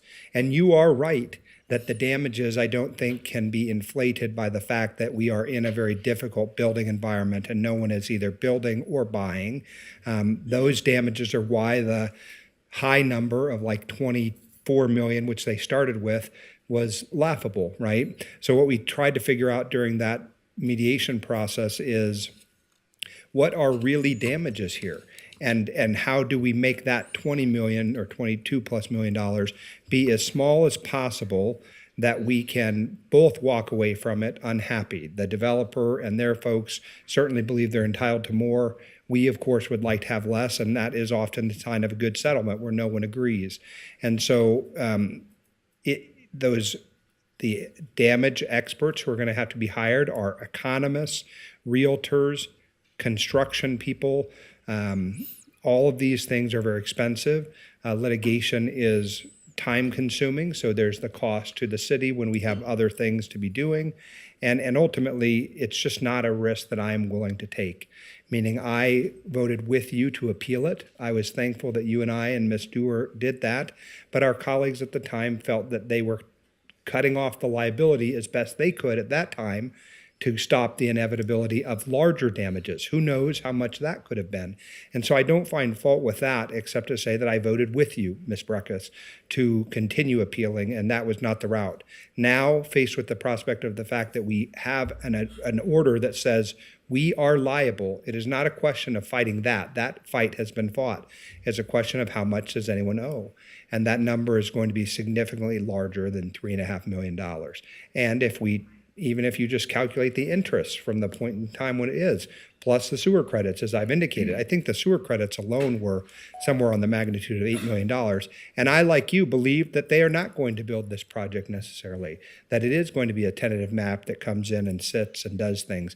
I don't see people building there. It's very difficult ground. It's very challenging at the upper reaches of it. But again, it's a business decision at this point, not anything else than that. And so ultimately, I conclude that I will support the settlement agreement. Okay, thank you. Anyone else? Okay. Yeah, Go ahead, Councilwoman Ebert. Yeah, just to clarify, and I'm sorry, I misspoke earlier just about where we are in the process, but I just want to agree that, I feel like this can only cost more, to Devin's point about hiring more experts and things like that. Just in the process of fighting it, it could cost the city more than the $3.5 million. And I fully agree with the principle of it that that it's a bad look to do this, but I think that this is going to be the most cost-effective way to deal with this. Mm-hmm. All right. Anyone else? I'm going to send it to Vice Mayor. Give me a motion.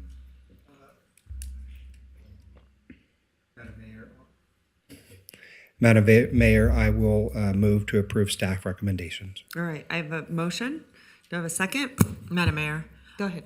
I respect whatever decision this vote goes, but Wait, hold on. I need a second. I'll second, Madam Mayor. Okay. Go ahead, Councilwoman I'm Breckus. not supporting. I think there's times when you stand, and this is one to stand and not let the Reno public know that this council is bullied in to paying out people, okay? We've got a development process. We went through it in good faith, the Planning Commission, the City Council. Then in good faith, the majority issued it to them under the guise that that would end it and we'd be out of it. Now he's back again. That is a sign to the public that this council will be bullied and bullied by someone who wants a payout on their behalf, and it is not at all right, and it is very unprecedented. There's people to stand up against, and these are the people to stand up against. There's people to work collaboratively with. I look at the litigation docket a lot, and the litigation docket looks at the people, our own employees on workman's comp, people get hit and runs, all sorts of people. We go hard against them, we defend hard against them when they're coming at us like plaintiffs. And here we are rolling in our, against these plaintiffs. That's very wrong. All right, thank you so much. I don't wish this for my government. All right, thank you Ms. so much, Breckus, Councilwoman Breckus. Let me just say, because I want to make sure the public hears, no one has bullied this council. This council has, on the Ballardini Ranch project, gone all the way to the United States Supreme Court. This council is not easily bullied or hoodwinked. We're just trying to make the best economic decision we can for our community, because I don't want to see an $11 million judgment 5 years from now that we could have resolved for $3.5 million, because, Lord willing, I'll be on this body at that time, and I will not be able to say that we passed on the opportunity. That's really it. It's not a judgment against you. I've stood with you on this matter. I just diverge with you on making this business decision today. Mm-hmm. And I would say this council was not bullied whenever we voted against this project, period. We were not, and we felt strongly about it, and we fought for the residents. And so I know you disagree with this, Councilwoman Breckus. You're not an attorney. I would beg to differ that probably in Carl's office, if you asked every single attorney in your office, this would be the recommendation for this council. Would you agree? I think what would be way worse if we were willing to gamble with all of your tax dollars and turned around and said, no, we're going to fight this, and ended up in litigation over and over and over again for long periods of time, came back after you're gone, after I'm gone, and probably you, Councilman Reese, and probably you, Councilwoman Ebert, with $10, $20 million judgments of what the original ask was. Would you agree, Carl, that that could be the possible outcome here? I would agree that the exposure would be potentially a lot more than the settlement amount in this case that we're recommending. Okay, so I have a motion, a second. All those in favor say aye. Aye. All those opposed? No. Motion carries. All right, Madam Clerk.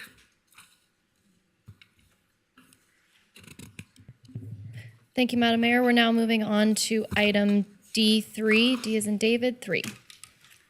Good afternoon. I come bearing good news. We need good news. Well, I got it for you today. That was stressful. Can we have some good news? Good afternoon, Madam Mayor, council members, City Manager Thornley, Monica Cochran, Director of Housing Neighborhood Development for the record.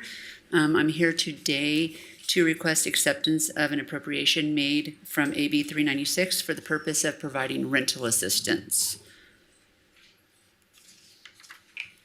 During the 82nd session of the Nevada Legislature, AB 396 was passed, which allocates $18 million statewide from the state's general fund for rental assistance, and became effective July 1 of this year, with half the funds being available this year and half the funds being available the following fiscal year. As you can see from this slide, the target populations are the elderly, persons with disabilities, and families or persons facing unanticipated emergencies. Of the appropriation, $3 million was allocated for the city of Reno, which equates to $1.5 million for this year and for the following year, to go towards the city of Reno's rental and deposit assistance program. This appropriation comes at a really great time as our ERA funds that were awarded through the Treasury during the pandemic are sunsetting.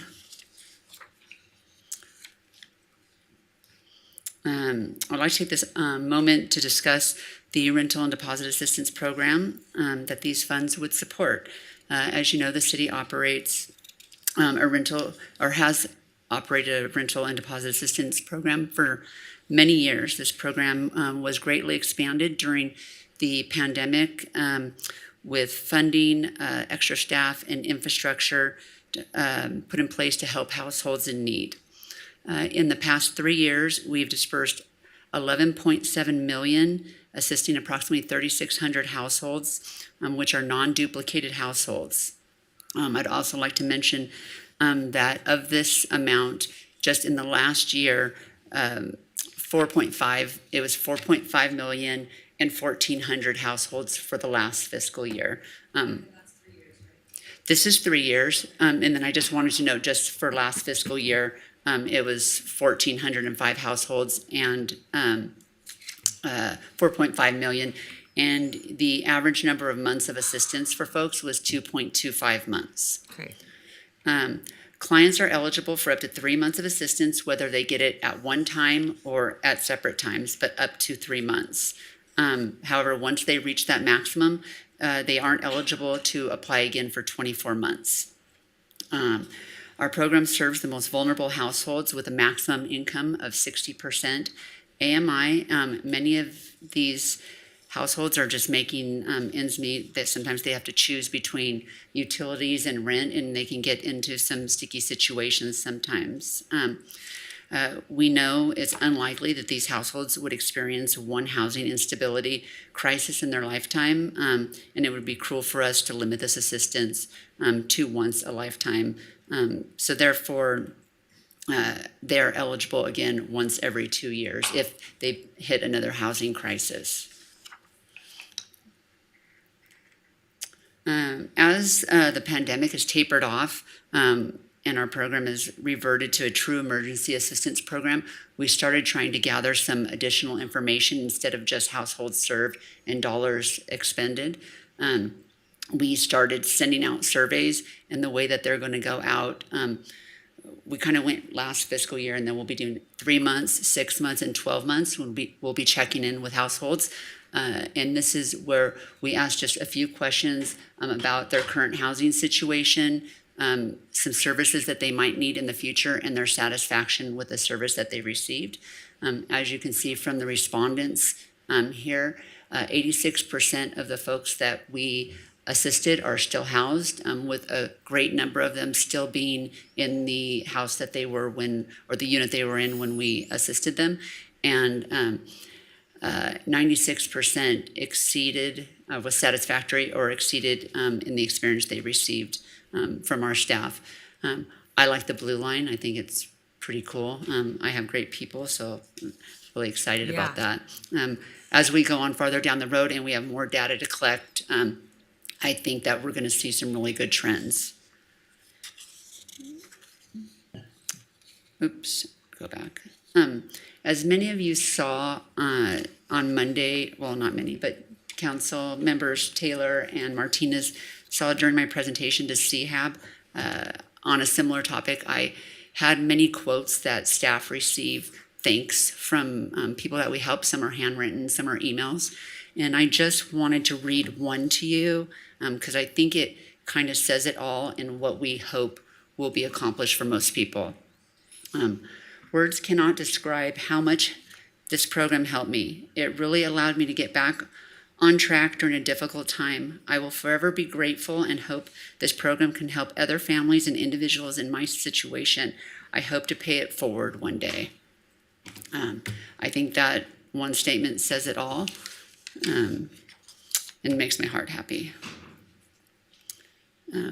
Here is the recommendation to accept these funds, which will allow us to continue to help some of our most vulnerable residents in the city. And I am available for any questions if you have any. Okay, thank you so much. Go ahead, Councilman Reese. Madam Mayor, thank you. Ms. Cochran, absolutely we needed the mood lifter, so thank you for that. The work that you and your team are doing in hand is really some of the most important work we do at the city. A lot of lives are changed through the work that you're doing, so thank you for sharing with us that one example. It's probably not a week that doesn't go by where we've sent you the most difficult of cases that come to us. And so You have my appreciation. Thanks for that. This is an obvious no-brainer that we would accept the funds, but it's also a good time to reflect on the work that you and your team have done and to just say thank you. So that's my ask today, is that we just be very mindful of the work that you've done, and you have my thanks. Thank you. Madam Mayor, before we go into rounds of discussion, we do have a public commenter in the audience. So if you're okay, if we could take that before we go into discussion. Yes. Cadence We have a Matievich. very friendly face in the house. I didn't mean to make a big deal, but I was very excited when she walked in. Cadence Matievich, come on up, representing the county. And it's so nice to see you, and it's probably been a while since you've been back in this building. But it's really been a nice day seeing Bill Thomas and now Cadence. Thank you, Madam Mayor. For the record, Cadence Matievich, as you said, representing Washoe County. It does feel a little bit like City of Reno Alumni Day today. Doesn't it? So it's always a pleasure to be here with you. So thank you, Madam Mayor, and members of the Reno City Council, Manager Thornley. I'm here today to say thank you on a couple of things related to this item. The first thing that I want to say thank you for is the City of Reno's advocacy during the legislature to be sure that these funds, that Northern Nevada was included in receiving state appropriations of rental funds. As you may know, when the bill was originally introduced, funds were only going to Southern Nevada. Yes. And so there was a lot of work that was done to be sure that we were included. I think in the final couple of weeks of session, that maybe not a day went by that Mr. Ciccone and I didn't touch base to say, are we good on rental assistance, and make sure that there wasn't anything more that we needed to be doing collaboratively to be sure that these funds came to the north. So thank you for those efforts, and he was tenacious, and his efforts should be recognized. So thanks, Nick. Nick was amazing. And he's way too humble, but he had our back every step of the way, and actually also the county, the region. So thank you for recognizing him, because I think it was a tough session to be your first time out of the gate. And so to make some strides in that capacity and you recognizing him, I think it means a lot. Yeah. Yeah. So the second item that I want to say thank you to the City of Reno for is your willingness to include unincorporated residents of Washoe County as eligible for these funds. While we were advocating for these funds to come to Northern Nevada, we weren't really focused on which jurisdiction it came to. We didn't care. We were working together to make sure that we got them. And at the end of the day, it really, because of the role that the cities play in housing in our region, it made sense for the monies to come to the cities. But I believe that the intent all along was that the money would be available to any qualified, eligible resident in our county. And so for the unincorporated Washoe County residents who may need this assistance, who it may mean the difference between them remaining or becoming housed, thank you for recognizing that intent. Well, thank you, Cadence, and so nice to see you, my longtime friend. All right. Nick, I hope you feel proud. That was very nice of her. Okay. Monica, is there anything else you want to add? No. No? I was Okay. gonna give Nick his shout out, but he got Okay. it already. He's amazing. Any questions? Go ahead. No, I was just going to say, we give him a second shout out, a third, Yeah. fourth, all of the shout outs. You all all the shout-outs for deserve Nick. it. Yeah. Congratulations to you all. Yeah. Okay, I don't believe there's any other questions. I did want to ask one thing, so the council understands. How do you identify exactly someone that you need to help? Tell me how that works? The typical way is that we have an online portal on our website. If you go on to City of Reno /housing, there's a little icons, and one says, do you need help with some hands? And you click on there and it takes you into an application. It gives you the criteria to qualify. You fill it out and then it gets submitted and somebody contacts you. We also have walk-in hours 3 times a week, and then the rental assistant staff is on the second floor, and they help people with applications and hand-holding them through the process if there's some barriers, things like that. Some of them come to us from everybody, here. Yeah. Well, we're always sending people your way. Yes, people are always being sent. We do. I mean, we're in it every day, so we Yes. send them to you. We do, and I give them to my superhero, Jamie. Yeah. She's the one that takes the hardest to serve, and she gets them housed. So that's the typical ways that we get referrals. Yeah. And I'm so glad that you brought up Jamie, because I have experienced the work that she does firsthand, and she kind of does it 24/7. I've talked to her, 8, 9 o'clock at night whenever she is helping house someone, whether it's needing food or clothes, anything they possibly Couches, need. I got to tell you, tables. Jamie has so much dedication and love for people. We are so lucky to have her. I want this council to know, because I kind of get into those situations with her, whether it's on the animal side. It can be incredibly complex. And let me tell you something, Jamie sometimes pays for things right out of her own pocket. I've watched her do it over and over again, and I know you appreciate her, but I think these are the people that are doing the most difficult work, but taking it also home whenever they get home. They're also bringing their work with them home, because their hearts are so huge in this space.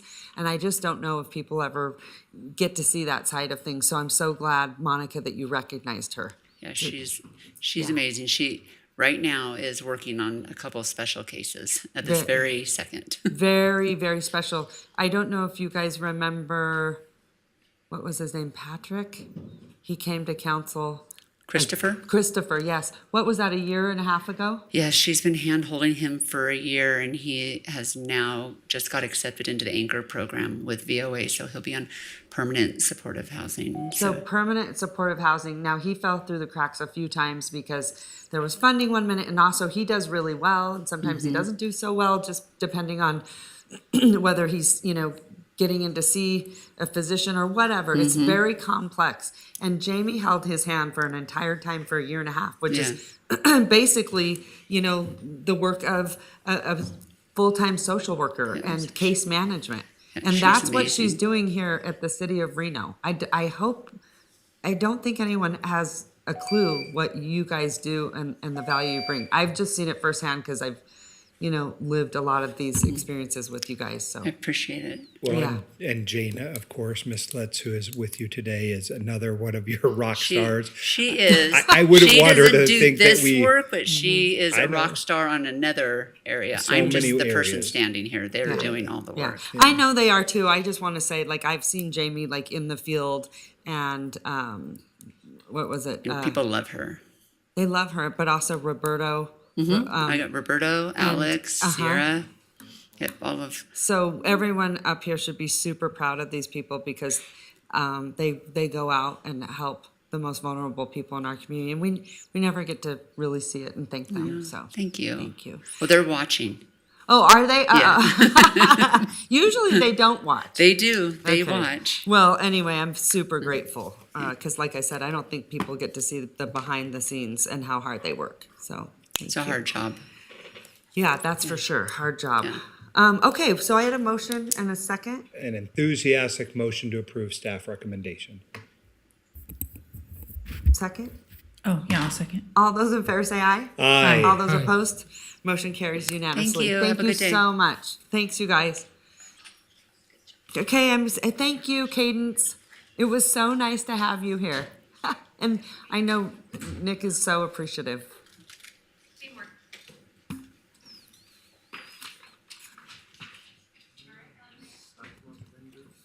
Madam Mayor, we're moving on to item D4. Okay.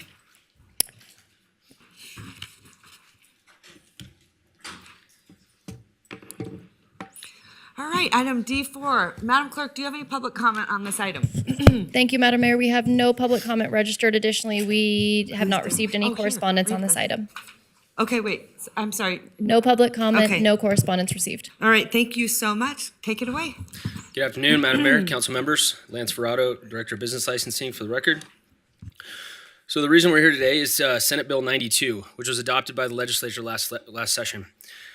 The bill provides guidelines and for regulation of sidewalk vendors and outlines what local jurisdictions can and can't do. Aside from the bill, I'll also talk a little bit about the city's current code related to vendors and discuss some of the required changes city must make and some of the discretionary items. Ultimately, staff is looking for direction on how to proceed today. So before we get too deep into this, for reference, I want to make it clear that these are some of the examples we're talking about. Food trucks are not what we're talking about today.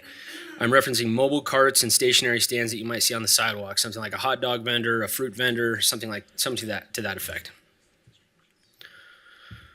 So first, I'd like to talk about the current process. First and foremost, applicants must receive approval from the health department. One of the complaints that we often hear is that it's too expensive. So SB 92 created a requirement that the health department must create a payment plan opportunity. Once approved, the applicant can apply with the city, which includes a business license application, a background check, and submittal of desired locations. At that time, staff can begin their work. As you can see, there are many layers to the process, and it can be cumbersome when compared to other license types. So two of the main takeaways, or maybe the primary intent of the bill, was that cities may adopt an ordinance to regulate sidewalk vendors. However, they may not prohibit it. Further, criminal penalties cannot be issued to vendors in residentially zoned areas. And then additionally, it provides a set of requirements and discretionary options. So back to SB 92 here, some of the requirements that must be addressed in our code. Enforcement provisions need to be modified, hours of operations need to be amended, and the bill also created new distancing requirements for operations within 1,500 feet of a resort hotel or a convention facility. Lastly, the city is required to create a map to display all the permissible areas. So here's an example of a citywide map. This gives you the idea of basically the little blue areas are either resort hotels or convention facilities. So again, as I said, they're 1,500 feet within those, that there's no operations that are allowed. All the little red lines you see are private streets, and we do not have jurisdiction to regulate that. If private streets want to allow them on their streets, they can, but it's not. They can decide one way or another. Here's another map, just zoomed in on downtown. As you can see, it's essentially prohibited everywhere. Going from west to east, you have basically Nevada Street to Valley Road, and then north to south from about I-80 to the river, give or take. It's basically off limits with these new provisions. So the bill does offer a little bit of discretion here, and it centers around the distancing requirements. Council could prohibit or create buffers around special events, non-restricted gaming establishments, schools, community centers, churches, parks, and highly trafficked areas. There's also things that staff has identified that council should consider. In order to go along with the intent and spirit of legislation and some of the general cleanup, council could choose to move this item to Title IV and classify the license as a non-privileged license to allow for a lesser barrier to entry. It could change location assignments and remove that from the general regulation, and vendors could then have the ability to roam versus staying stationary. And then not really directly related to legislation, cart design requirements could be removed and the health department standards could be relied upon. General cleanup, including gender-specific language, outdated verbiage, things like that could also be undertaken. I made a note here about the task force here. Based upon the intent of SB 92, the bill directed the formation of a group made up of 9 members from a health district, business licensing, gaming, restaurant industries, and some at-large seats. They will review the existing laws and recommend approaches to improve sidewalk vending through simplification and standardization, removing unnecessary barriers to sidewalk vending, protecting public health and safety, and developing enforcement mechanisms. So that also weighed in on our thoughts of why this should be considered by council. So this is just a summary of what I explained. There are things you must do, some things you could do, and some things you should consider. And with that, staff recommends that Chapter 515 be opened and amended to meet the statutory requirements, and then we request direction on any discretionary regulation. More than happy to answer any questions, and I also have Nick with me as well, who was there during the bill during the bill drafting and negotiations, and he can also weigh in on that stuff too. Okay, so just to clarify, under state law, we have to address these issues, is what you're saying? Some of them, like on this slide right here, you must could, do should. things. Okay. Yeah. All right, thank you, Lance. Of course. I think you did a really good job. Thanks. Okay, I'm going to send it to Vice Mayor Reese, and also you are on the health board. Yes, Madam Mayor, I am the Vice Chair of Northern Nevada Public Health, newly named, formerly called the Washoe County District Board of Health, but now NNPH. Okay, and NPH. NNPH. So yes, I have the privilege of serving as our representative there. Look, we spend a great deal of time on this over at NNPH, and I was certainly following Senators Donate and Flores, who were huge advocates for this bill during the legislative cycle, and for all the right reasons, right? They really felt like this was an area of regulation where there had been both a lot of gray areas and perhaps some overreach and regulation. And ultimately, the conclusions of the Nevada legislature correctly were that we wanted to make it easier for people who had food carts to both safely conduct their business operations and to grow and flourish, right? We did not want people to be fearful of sort of an over-regulated environment because it meant that people were not going to engage in the proactive safety side of the equation. And for a lot of communities in southern Nevada, this was definitely an issue of equity and really a racial justice issue. I don't know if as many of those issues arise here because I'm not aware of the presence of a lot of food vendors. There certainly are some, but the number is much more limited. And I think they contribute to the kind of the rich diversity of our community. So I'm happy to support them. In terms of what you have presented here, obviously, I think the right path for us is to start with the musts. I'm in favor of the coulds and shoulds, but I don't have strong feelings. It's more like I believe that you, Mr. Ferrato, and Mr. Saccone will be capable of bringing together a entire program of things that we could support. I don't know that anyone on this dais is going to have like a specific and hard and fast thing that we're looking for because we're not as familiar with it. I think, of course, it would behoove us to make sure that the health district completes their piece and is working on what they are doing and that we're modeling and following what they're doing. So maybe in terms of timing, we've got to come in behind them. I don't necessarily believe that we have to go out in front of them, except as to the must-dos, which I think is good. These coulds and shoulds, do you have a sense of the things that you think would be appropriate and would be, a necessary component of making sure that we are supporting these small business owners, which is truly what they are, but also making sure that we're addressing some of the health, food safety issues? Sure. Lance Ferrato for the record. I think that the shoulds sum that up. To consider the classification of the license, right now it's privileged, so it requires a background check. Yeah, I'm not sure that is a necessary component. At least Sure. I don't believe that is necessary, but I'm interested to hear my colleagues' thoughts about it. But a privileged license seems a bit unnecessary to me, but... And again, it does differ from some of our other licenses, like a mobile food truck. There's no background check required for that. So this is a higher barrier of entry for these. So to make it easier, you could reclassify it as a non-privileged license. Yeah, I think for my thoughts as to that specific thing, since we're just having this iterative colloquy here, I'm not looking to make it more difficult for people to enter into small business ownership and be successful. I also want to make sure, of course, that we're addressing language access barriers.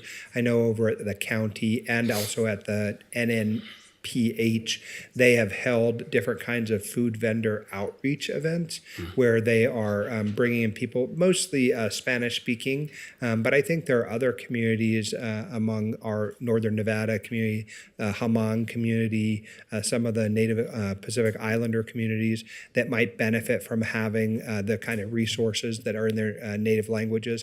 I had the privilege of going along to a health inspection recently, so I went out with our health food inspectors to a business and a restaurant to see what it meant to go through that process. It's pretty staggering, and I think it would be very difficult to do if it was not in a person's native language. So I want to make sure that we're being respectful and thoughtful about that.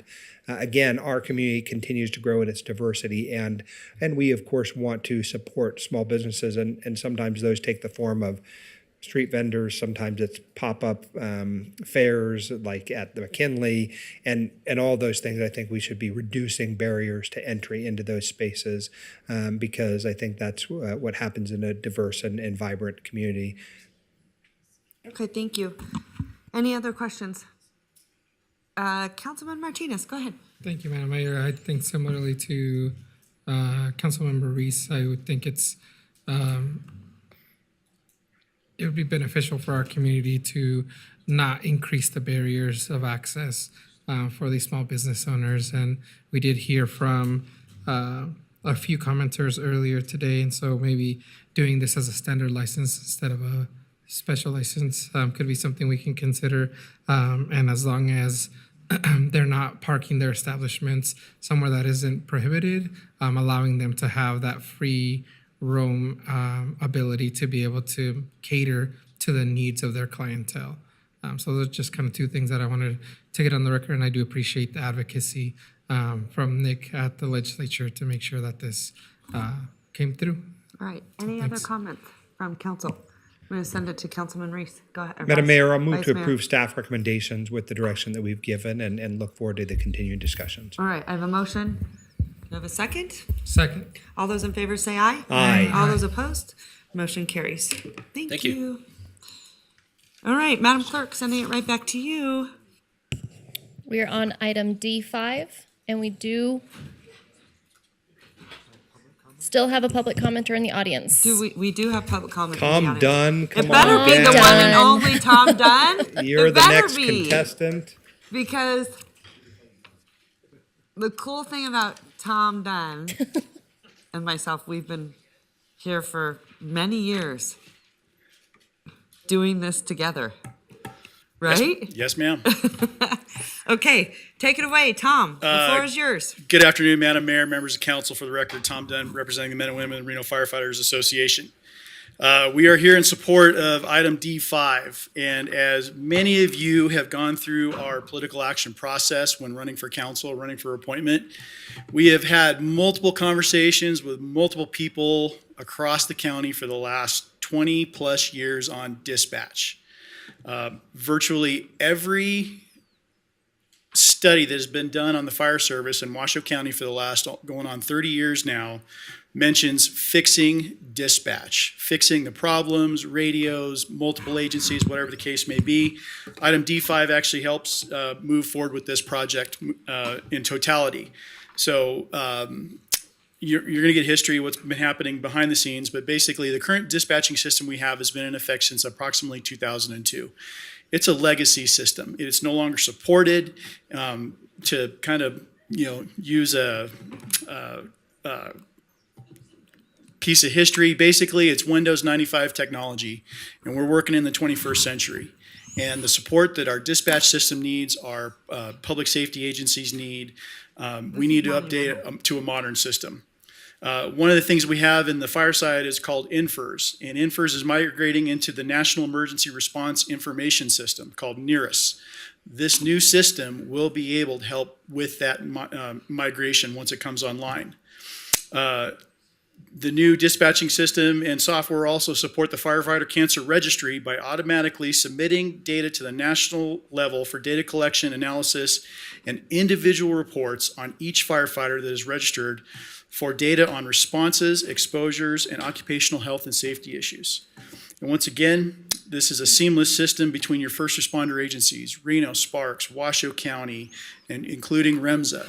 One of the roadblocks for progress for a number of years has been REMSA and data and dispatching and radio frequencies. This item helps fix those issues, and we are here in support and to answer any questions you may have. Thank you. Thank you, Tom. Thank you, thank you. All right, that being said, you ready to take it away? Absolutely. Okay.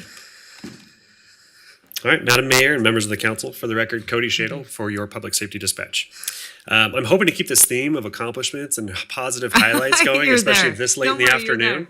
So we'll see what we can do. I'm here to present to you item number D5, which is a proposed agreement between the cities of Reno, Sparks, Washoe County, and REMSA.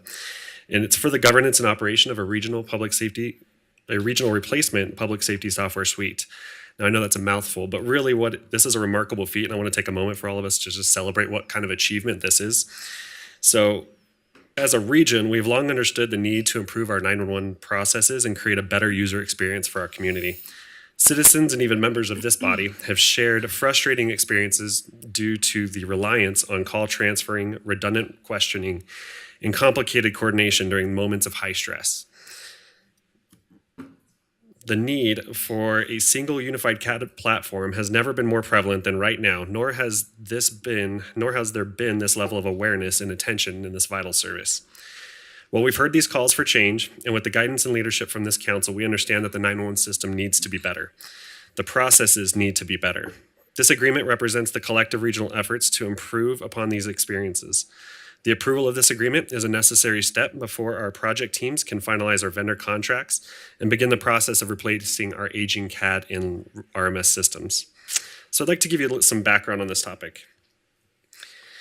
In July 2022, this council, during a concurrent meeting with the Sparks City Council and Washoe County Board of Commissioners, discussed and approved the principles guiding the intent and desired outcomes of regional collaboration opportunities between fire, emergency medical, and dispatch services.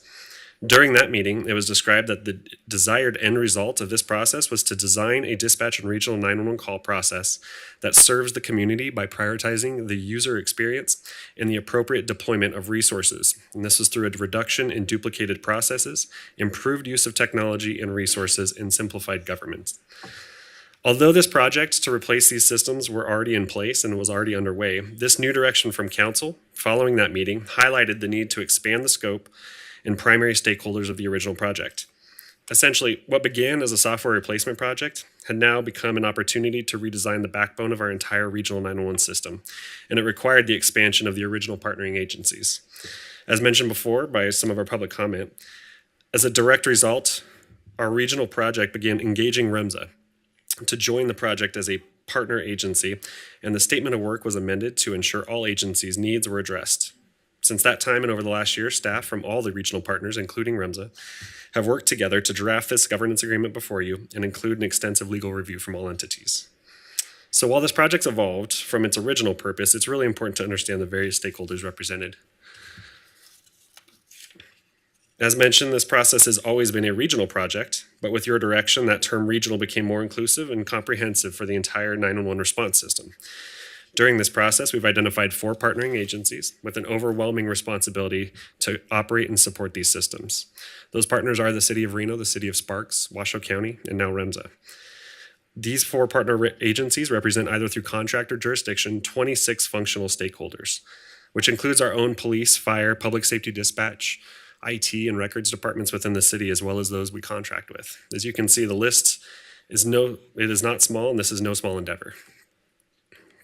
So you might ask, what is this agreement? In its simplest form, the agreement is simply a commitment to how we're going to govern a large software system. It's the agreement of how are we going to play in the sandbox together and agree to move forward. It builds a structured framework for how users should responsibly operate the system. It also ensures that all agencies have defined rights and identifies those responsibilities of the agencies to support the system. This agreement also describes the roles of the governing groups and establishes operational guidelines, including support and maintenance, ongoing shared funding, and oversees the change management process.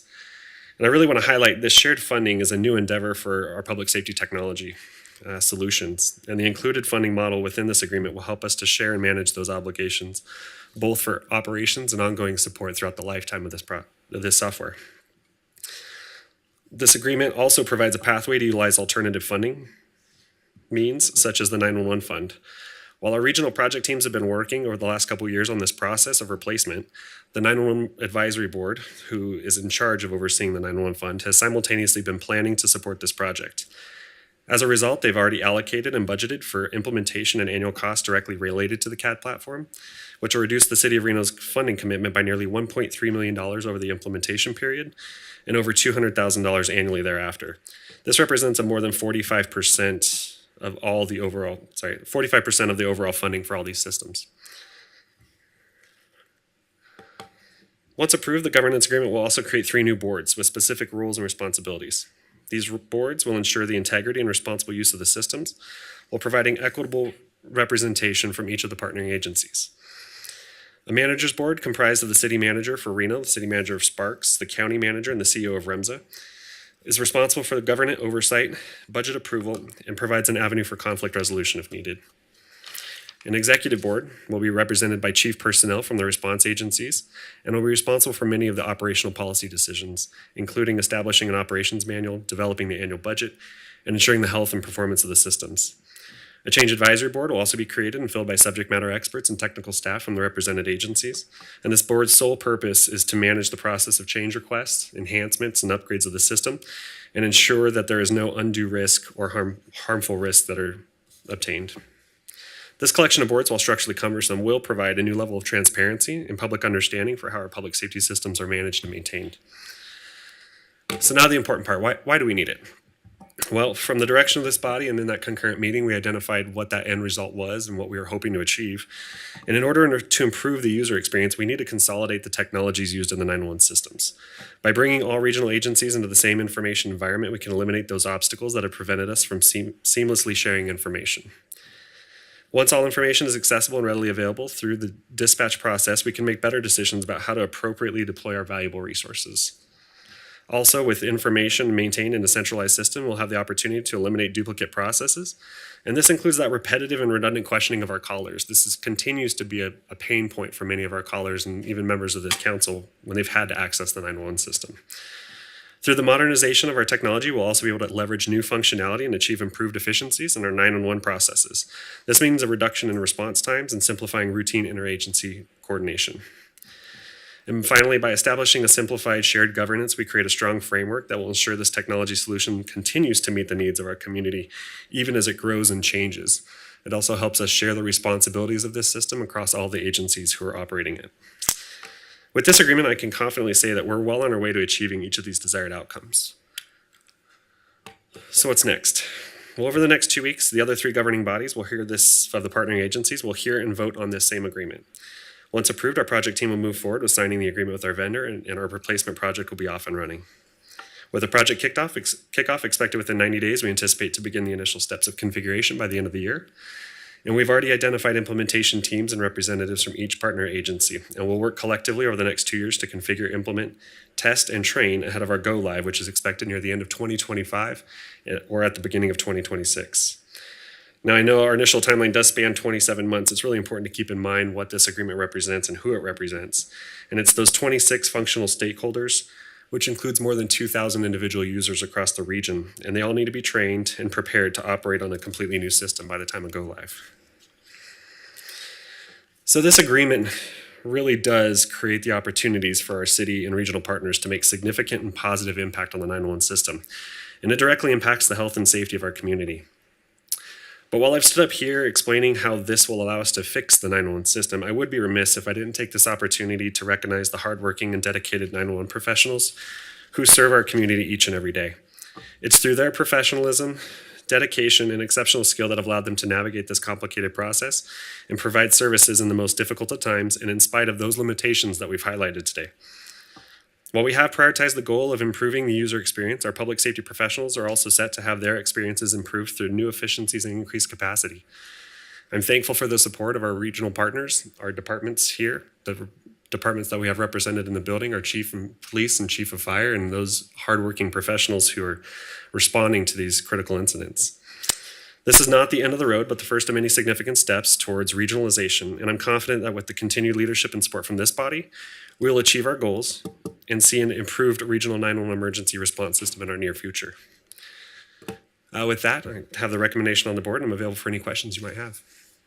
All right, Cody, fantastic job. Were you nervous at all? Were you nervous at all? Yeah, a little bit. You did such a good job. We couldn't even tell. Thanks. This is a major, major big deal. I didn't think that I would ever see this in my lifetime on this council, because I was just having this conversation talking about how when we first got here, literally there was physical fights between the county and the city, and that's when the fire divorce happened, right? Whenever, like literally before we stepped into these seats. So for about 10 years, there has been a lot of animosity and a lot of hardship that I think, quite honestly, our public was wrapped up in the politics, and that's really unfortunate because I think it kind of magnified the games that happen, that people play in politics. So I want to say thank you from the bottom of my heart to Chief Crawford. I saw him last week, and he did a phenomenal job in talking about unifying and communicating and being collaborative. And Chief Moore, I appreciate his willingness to come to the table. And also Barry and Adam, the entire REMSA team have done a phenomenal job.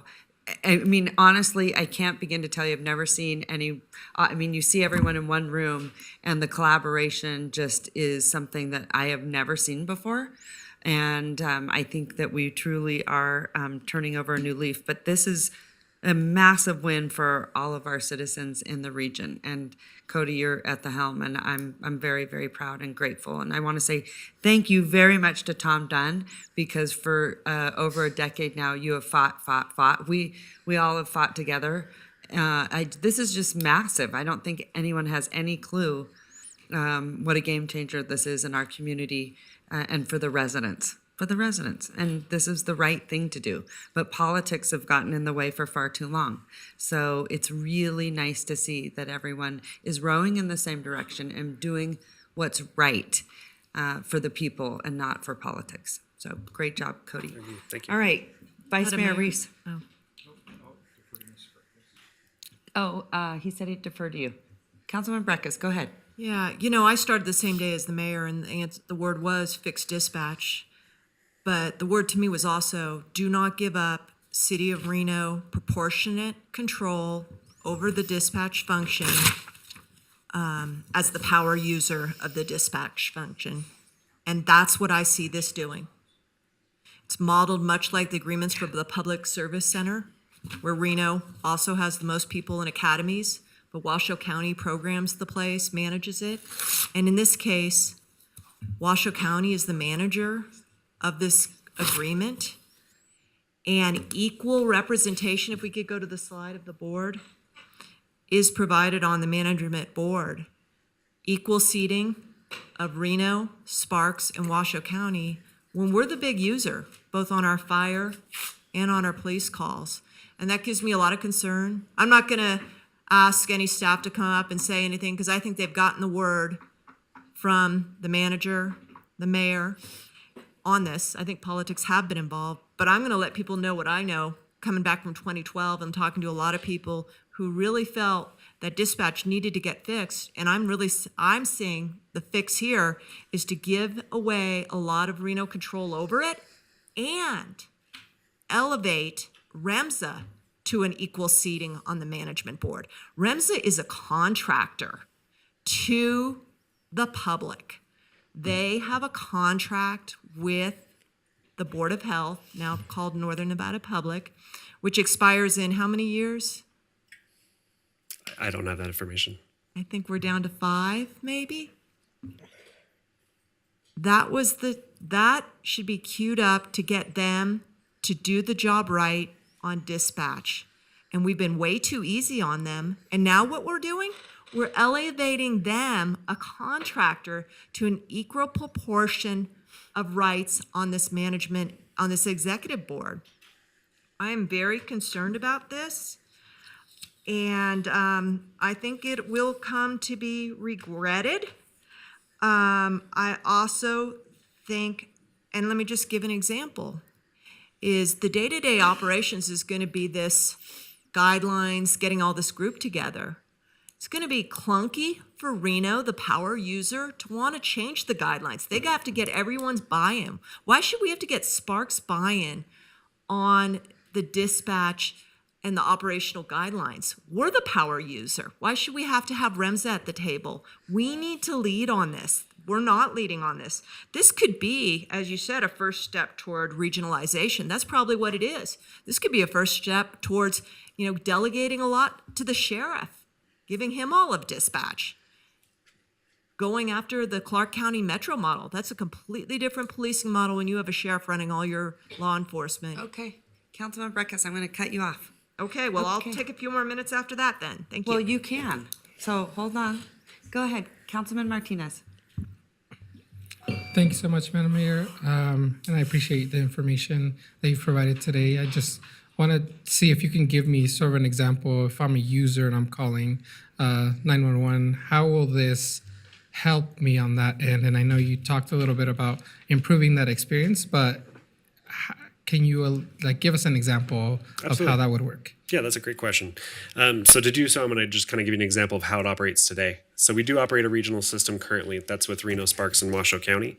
And in that system, when you call 911, if we're operating within those agencies, then typically we can share information. We can provide you immediate response and answer questions to you and get resources started without having to transfer calls. However, in the case of medical dispatching, and when we include our partner REMSA in this, they operate a different CAD system. So your experience today, and I believe Madam Mayor recently had gone through this herself. When you call today, if you have a medical emergency, we're going to ask certain questions. We're going to ask the location. We're going to ask you questions about the medical emergency. What's happening? Are you conscious, breathing, and alert? After getting all that information, which takes roughly 30 to 45 seconds, we then have to transfer you over to our REMSA partner who can ask further questions and start the EMD process, which is emergency medical dispatching. They're going to start back at the location question, ask you questions that you've already verified with Reno Dispatch. They're going to then again ask you, what is your chief complaint? Tell me exactly what's happening. They're going to ask you to repeat your phone number. Those same first 7 questions, you're going to have to go through that process. And you can imagine callers with any kind of communication barriers, any kind of obstacles, translation services, things like that can just complicate that situation, because now we have to bring in not only an interpreter on the line at the beginning, but now we may have to bring in an interpreter line on after the transfer. So any of these one little things can actually complicate this process really quickly. In the new system, so in the way that we describe some of those efficiencies being obtained, what we would do is you would potentially have the opportunity to just answer those questions with the first point of contact, which would be the dispatch agency you contacted via Reno. You'd only answer those questions once. We'd be able to insert information, transmit it to our medical partner, REMSA. And if we still had to transfer callers at that time, they would at least have the first 7 questions and not have to re-ask those. Or in a different situation, they may not ever have to be, that caller may never have to be transferred. They could simply just be asked those questions at the beginning. This technology, this agreement would allow us those opportunities. Thanks for sharing some of that stuff. And absolutely, I think at the end of the day, I just want to make sure that our constituents and our community understands that this move to regionalize is going to help when they may be in a state of panic and they don't have to repeat some of that information again or make it cumbersome to deploy the resources that are required for them in that moment. So thanks for your work on this. Absolutely.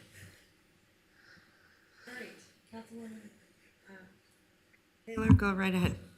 Thank you, Madam Mayor. Thank you, Cody. I have a quick question about the funding fiscal equity. I'm so excited about this, and I know you kind of glossed through it a little bit. I was wondering if you could, that's it. Great question. Thanks. Happy to help. And then while you're talking a little about that, I'm wondering if JW Hodge could come up here for a second. So this is a new opportunity for us. Currently in the regional system we operate, there is no fiscal equity. We operate this, we support it fully. I believe this year, the council approved approximately $550,000 or more for annual maintenance costs of our current CAD system. We onboard those costs ourselves. We onboard the support through our IT department to support that system. There's no assistance from the outside agencies who operate the system right now. In the new system, or in the direction that we're trying to go, the goal here is to basically use the funding formula that's in this agreement to say, based on the proportionate use or licenses that any individual agency has, we're going to assign a cost based on that value. So your use is going to dictate how much you're going to pay towards the system. The big gains here are spreading that financial obligation across all the user agencies. It also presents an opportunity for those agencies that we contract with to now also charge those agencies or pass those costs directly onto them so that they can pay for their proportionate use as well. The other piece to highlight is we talked about the equity, but is the new alternatives for funding as well. We've never accessed the 911 surcharge fees to pay for this type of system. We've used it on the 911 side, on their telephone side. We've never actually used it for CAD. We did get legal opinions that said it is eligible, it is not denied. So we're going to access those funds. That board has spent the last 2 years isolating funding and preparing to pay for ongoing costs, which is going to be a huge benefit to the whole region. Thank you, Cody. JW. JW, how many hours and meetings have you put into this effort? I am just so thankful to you, and I know you have a team, but I I can't imagine how much effort you have put into this: time, dedication, sweat, possibly tears. Many tears.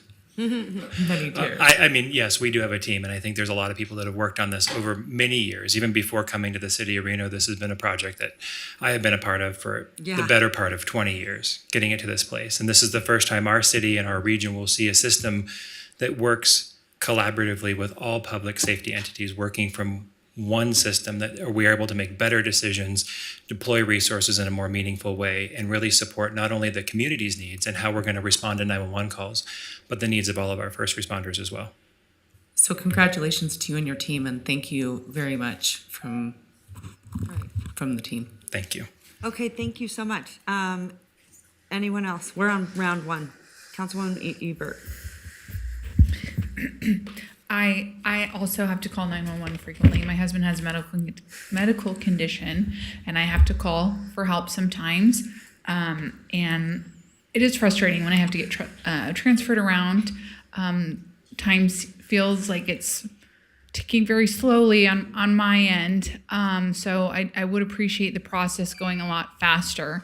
But I do have a question. Did we do a cost analysis about finding out, what it would look like if the county did this in-house and we regionalized that way? Let me just clarify your question. When you refer to the county doing this in-house, do you mean dispatch services or the technology? So no, we haven't, because this item is actually limited to just the technology that we're going to use. Okay. We're not changing who is dispatching what at this point. We're not changing the personnel and those departments that are involved in this, or those PSAPs. Okay, so that's the only piece that's changing, is just the technology. Okay, so even though we're changing the process, so we're not going to be getting transferred as much, the only piece that's changing is the technology itself. Yes, and to clarify that technology is creating those opportunities. For a long time, the technology's been our barrier. It's been those obstacles to prevent that seamless information sharing, to put all of the information in one location, to allow us to transmit information digitally, which seems obvious to most people. I mean, we can send an email and transmit things electronically, but to communicate between us and another agency like REMSA, we cannot communicate electronically. We have to make phone calls. And so it's eliminating those processes and creating those opportunities to do so. Do we have time estimates on what we'll save on our call times, or our response times? I mean, we've run numbers before on this. I don't have exact numbers to say exactly what the savings are, but they are substantial. Okay. Because another area of concern for me personally is there's been times when I've called and the phone's rang for a while before dispatch even picks up. So I'm just curious if that will also kind of cut down on that time. Yeah, it definitely has the opportunity to, as we find efficiencies in the technologies we're using, that basically opens up staff to be more dedicated and more available to answer 911 calls. We use a metric in the 911 industry. It's called the NINA standard, and our goal is to answer 90% of all 95%. Correct that, I'm sorry. It's a little late in the day. 90% of all 911 calls within 15 seconds. Okay. That's the national standard. Most agencies can't meet half of that. Our agency roughly averages around 85%. We're really close, but we could be better. And this is the whole point of this, is we need to be better and we want to be better, and I think this will allow us to. Okay, so what happens if somebody calls in on a cell phone and they accidentally hang up? Those ones are extremely problematic for us because it represents about 14 to 15% of our actual 911 volume, roughly 3,000 calls a month. We have actually instituted a technology that allows us to just text those callers back.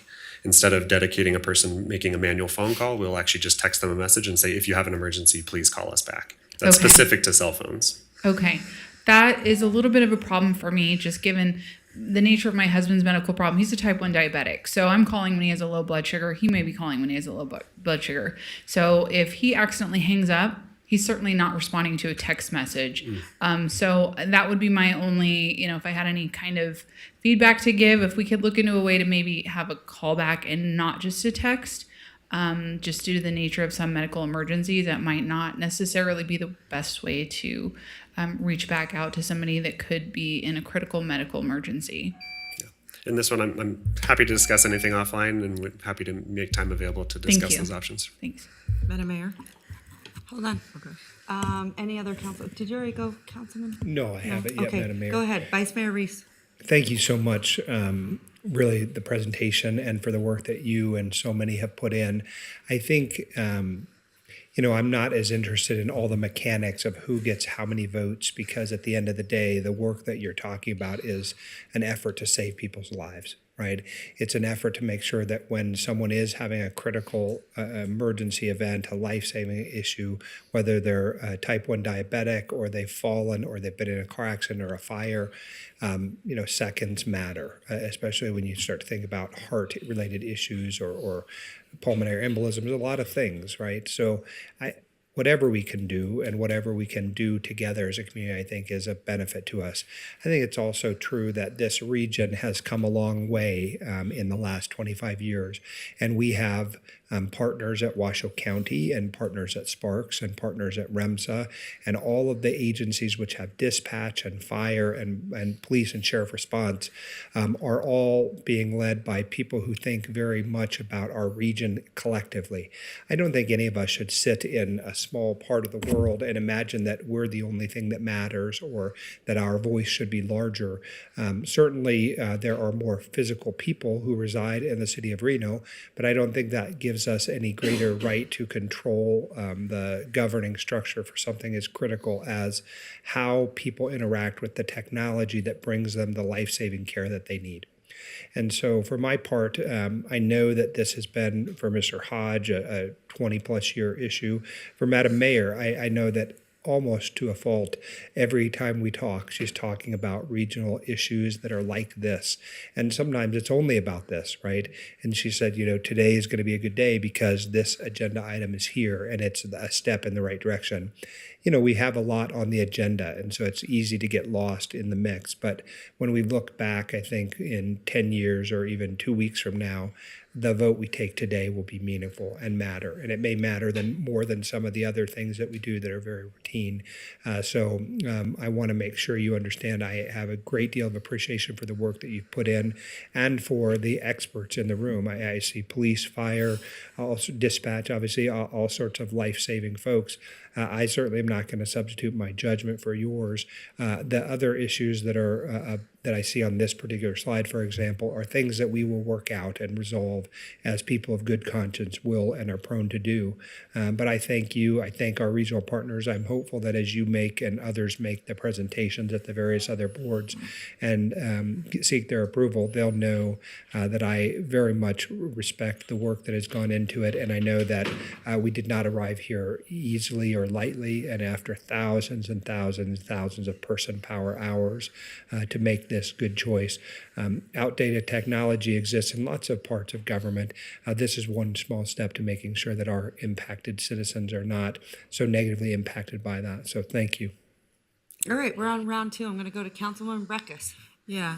So, I do believe that fixing dispatch is utilizing the 911 surcharges for this purpose. And that was always envisioned when that went through the legislature.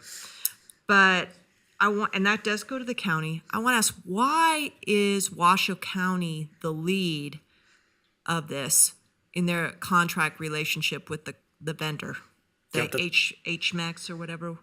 Yeah, Why not Reno? Yeah, that's a great question. You actually highlighted one of the things, the financial mechanisms in which the county collects those taxes and then administers that fund is one of the reasons that it makes sense for them to be a part of that or have that lead role. And again, this is just the lead role represents just a contract signatory with the vendor directly, and it also is going to put responsibilities for administration upon them. This governance structure really does solidify everybody's responsibilities and ensures that everyone has their say and their voice represented here. The other considerations that were given is Reno's had this system and operated this system for 20 plus years without anybody else having representation. We've been managing our CAD system currently, and we were honestly open to the idea that another agency wanted to take that lead and provide that support. And we felt comfortable that with this agreement in place that we could do so and we wouldn't lose our voice or authority. Let me just stop you there because we really limit time at this dais.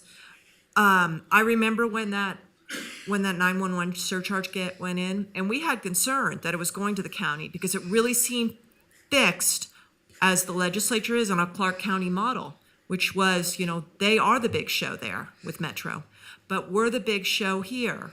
And those who are the manager have the most role and say. And I am very concerned, based upon past, conversations with a lot of people deep in the weeds on the mechanics of this, that we're giving up too much. You say, well, we were open to someone else taking it. We should have really had a conversation here about the implications of that and where we're headed.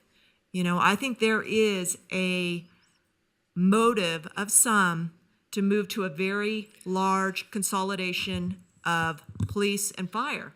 And let's get it out in the open rather than put baby toes in there. I'm sure the sheriff would love to be the the singular elected highest law enforcement entity, accountable only to the voters, not a police chief accountable to us. That's a very different model, and I think we're headed there. But I want to talk about elevating REMSA to an equal partner of operational guidelines, support, and budget development. What happens if the Board of Health, the Public Health Division, decides real soon that we're going to go out for a new ambulance service when that contract expires? Or we're going to put our Reno Fire Department as the ambulance server and have a different relationship, and they're sitting on the board. Did you think about that? Yeah, we did. And just like many agreements, there are provisions in this for how an agency would be removed from the board, or how they would electively, either voluntarily or mandatorily, be removed from the board. Okay. So those provisions do exist in the agreement. Thank you. All right, Councilman Martinez? Nothing? Councilwoman Taylor? Councilwoman Ebert? Council, nothing? Okay, so I want to, there's a couple things I really need to say. This is important. I honestly, for over 10 years, I felt sick to my stomach knowing this process and actually how we were failing our citizens. Most of our residents do not know this. And it isn't until you call 911 that you realize that it's even a bigger problem. I knew it was a problem. I had no idea until I think it was about 2 or 3 weeks ago, that fate would have it that Vice Mayor Reese and I were going to the arch lighting for the Children's Cancer Foundation. And on our way, all of a sudden, a car rolled over right in front of us. It was, I don't know how far, I don't know, it was close, 25 yards maybe? Rolled over right in front of us, went into oncoming traffic and rolled over. And when the car did that, there was a huge power line that came down in front. You had very good eyes because I didn't see that.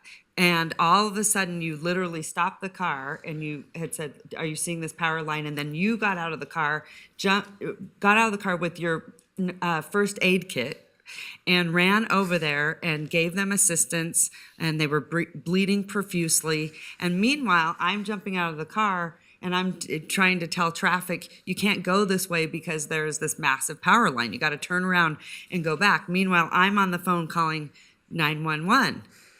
And when they pick up, they ask me a string of questions. Okay, so, and also, when you're panicked, I mean, I was panicked. And I got to tell you, the time on that phone felt like 2 hours almost. So then after they asked me those questions, they said, "Hold on, I got to transfer you." And I was like, "Devin, oh my God, they're transferring me. How could they be transferring me during this time?" I was like, my heart was beating. And they transferred me and they asked me almost the same questions again. Now, if that's your loved one that's sitting in that car that just did a rollover, bleeding profusely, you have no idea what the fate of the outcome is. I would think you would be pretty irate. So I have to tell you, I don't care about, and words were used like power user. Reno is the power user. I think when you worry about power, then you're going to be playing with the lives of people. That is what I don't want. So I hope everyone in this room doesn't believe that for a minute, because this is about people, not about power. And I want to say thank you from the bottom of my heart to our incredible team. I would be remiss. JW, number one at the top of the list. He knew how important this was to me. But JW sat there, he worked with REMSA, worked for REMSA, years and years in this space. So he knew it intimately. And so I want to thank you for your, like Kathleen said, your hours of blood, sweat, and tears on this issue. I knew you were the one to go out there and make it happen, and you did. You should be so proud that what you've done, the legacy that you will bring in forever to this community because what you've done. Maddie would be so proud. Right? Your little girl, if that ever should happen, 911, and she has to call, you should be so proud. And Maddie should be so proud. So I also want to say thank you to Chief Nance and your collaboration with everyone. Phenomenal. I think because of your leadership and your ability to communicate that people are very receptive. And so you should be incredibly proud as well. Chief Cochran, thank you from the bottom of my heart. I don't think you're here, but I would be remiss if I didn't mention my own team, Christy and Cody. You guys are amazing. Thank you. Tom Dunn, 731. None of this would have been possible without the incredible team right here at the City of Reno. And what you've done is left a legacy for your children and their future. So everyone should be incredibly proud. This is one of those times where honestly, I do. I'm emotional about it because like I said, I felt sick to my stomach for a long time, knowing that it was very broken. And most of our residents go out there every single day and have no idea how I really felt like they were in jeopardy. So thank you from the bottom of my heart. Absolutely. Thank you. Okay. With that being said, Vice Mayor, give me a motion. Well, that was your motion, and I will second it. All right, I have a motion. I have a second. All those in favor say aye. Aye. All those opposed? Opposed. Motion carries gladly. Thank you. Thank you. Thank you. Everyone, please stand. Everyone, get off your butts and get up. Cody, thank you. Thank you. And I would be remiss, please, Cadence, please tell Washoe County that we are so incredibly grateful. And I'm just sad that Councilwoman Breakfast couldn't see how important this was today for all the lives of the residents in the city of Reno and for Washoe County. Thank you. And for REMSA and their hard lobbying efforts. All right, Madam Mayor, I don't think you have a heart. I just don't. We're moving on to item F1, a ordinance adoption to be read by the city attorney.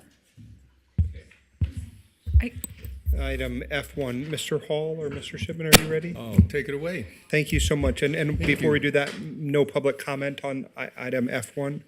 Thank you, Vice Mayor. We have no public comment registered, no hands held, or no hands raised in Zoom, and we did not receive any correspondence on this item. Mr. Hall. Thank you, Mr. Vice Mayor. This is ordinance adoption F1. Ordinance number 6660. Case number DVA 23-00001, Market Street Abandonment Development Agreement. Ordinance to approve a development agreement between the City of Reno and Murph's Land Holding LLC, subject to case number ABN 21-00006, Market Street Abandonment. The requested development agreement addresses requirements and timing of the proposed abandonment as related to Regional Transportation Commission, Mill Street Capacity and Safety Project, Ward 3. Okay, Mr. Martinez, can I get a motion? Of course, I move to approve. Okay, I have a motion by Mr. Martinez, a second by Ms. Taylor. Any additional questions or comments at this time? Hearing none, I'll call for the question. All those in favor, please signify by saying aye. Aye. Aye. Any Opposed. opposed? Motion carries. Madam Clerk, item F2. F2 is another ordinance adoption, so Can I ask Mr. Hall, do we have public comment, Madam Clerk? Thank you, Vice Mayor. We do not have any public comment registered and have not received any correspondence, and no hands are raised in Zoom. Thank you so much. Mr. Hall, take it away. thank you, Mr. Vice Mayor. Ordinance number 6661, case number LDC 23-00061, 550 Orcrest, ordinance to amend Title 18, Chapter 18.02 of the Reno Municipal Code entitled Zoning, rezoning a plus or minus 1 acre site from large lot residential 1 acre LLR-1 to mixed employment ME. The site is located on the south side of Orcrest Drive, plus or minus 440 feet east of its intersection with Carson Lane. The site has a master plan land use designation of mixed employment ME Ward 4. Okay, Ms. Ebert, the motion is yours. Motion to approve.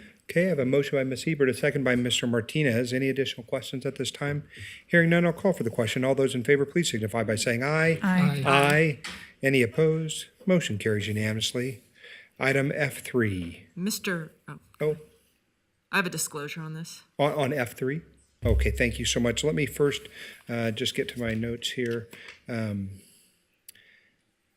Okay, item F3, well, let's start with the disclosure. And do we have any public comment? I don't think. We do not have any public comment registered and have not received any correspondence. Okay, Ms. Breckus. Yeah, and this is for the record, so it's according to law verbatim in the minutes. This is an amendment to Title II of the Municipal Code, which encompasses establishing employees into two classifications, appointed or non-appointed. It impacts every employee in the city of Reno. At our last meeting, or at a previous meeting, both the mayor and Councilmember Reese raised publicly concerns that I have a conflict of interest in this matter. While ethics are a private matter, and it was very unusual for colleagues to raise concerns of another member having ethics conflicts, I want to address that because it's a continued narrative that was brought up in the first step of addressing and amending this Title II. On this matter, I did not seek the advice of the city attorney because he has a conflict of interest himself in helping me prepare this disclosure. My disclosure is that I have hired Ron Dreher of Dreher Law in my capacity as a council member using my own private resources to request that the city launch an investigation of improper government action by Mr. Thornley. This investigation is ongoing, and I understand the city has hired outside counsel to investigate because I spoke to an investigator. I am submitting here a copy of the letter that Mr. Dreher wrote on behalf of me for the record so that the public may be aware of the nature of his engagement with me. Mr. Dreher and I understand Mr. Dreher represents one or more of our bargaining groups, and as I mentioned previously, this ordinance applies to all employees. I have spoken to him and paid him for his time as our engagement calls for and understands that he does not have a personal interest in this matter, nor has he participated in the record in preparing this ordinance change. It applies to some of the folks in the bargaining group that he represents, but it applies to all employees. I asked the Nevada Commission on Ethics, who is available to provide me a disclosure in an instance as this, but they were unable to meet the turnaround. So I'm preparing this disclosure myself. I don't know that a disclosure is required, but if it is, I am making the disclosure that Mr. Dreher represents me and also represents one or more of our bargaining groups. But more so, I'm disclosing this is prompted by the unusual and remarkable allegation of my two colleagues focusing on my conflicts and ethical matters. Thank you. Madam Clerk, I'll give you this letter and please lodge it into the record. And I will have questions when we... Okay, Mr. Hall. Item F3, ordinance adoption, ordinance number 6662, ordinance to amend Title II of the Reno Municipal Code, establishing a point of officer and a point of employee positions by amending section 2.06.035. I can't stop laughing. No problem. Designating appointive employees and amending section 2.06.050 relating to the qualifications of appointive officers and appointive employees together with other matters properly relating thereto. Okay, let's come back to the body. Madam Clerk, we already discussed that we had no public comment. There are questions from the council? I have one question. Yeah, I have a question. Ms. Breckus, the floor is yours. Yeah. So there's something called the Strategic Initiatives Manager that is a new addition to the appointed employee list. And I'd just like to know what department that resides in. Jill Atkinson, Assistant Director of Human Resources. The Strategic Initiatives Manager is a position within the Department of Policy and Strategy. Was or is? Is. And how many people are in that department? I can't tell you off the top of my head, but we can provide that Who's number. the department head, maybe? Callie Wilsey is the Callie department Wilsey head. is the department head of the What is it called? Strategic Initiatives? It's the Department of Policy and Strategy. Oh, Department of Policy and Strategy, and they have a Strategic Initiatives Manager. Correct. Do they have two? I met in the elevator a woman a couple weeks ago. I think her name was, now we're not mentioned to say names, so maybe I won't say the name. Certainly not discussing her anything else. But I met her in the office, in the elevator. She introduced herself. And then I saw in the notes that we get that position is open, a Strategic Initiatives Manager. So do we have two of those? No, it is a single incumbent role. So there would be one individual occupying that position. Is that person still in it? But why is it being opened again? Is it being open to, legitimize now that hire because this person was hired to be a position that didn't exist in the Title II? I am going actually to defer to the city attorney's office because I feel we are discussing a confidential personnel matter in a public forum. Is there an incumbent in that position right now? Not presently, no. And you're advertising for that position? Correct. Okay, so you must have had someone last weeks or so, or leave recently. Okay, I was wondering because when we went through, the previous discussion is how do we count these? If we have two revitalization or two, when you have two of these positions, and I was trying to understand if you were adding a second one. So only one. Correct. There is one FTE allocated to that classification. And that's under recruitment right now. Correct. Okay, you would know. Yeah. Okay. Well, thank you. Okay, any additional questions at this time? Okay, I'll look for a motion. Ms. Taylor. A motion to approve. Okay, I have a motion from Ms. Taylor, a second by Madam Mayor. Any additional questions at this time? Hearing none, I'll call for the question. All those in favor, please signify by saying aye. Aye. Any opposed? Opposed. Motion carries.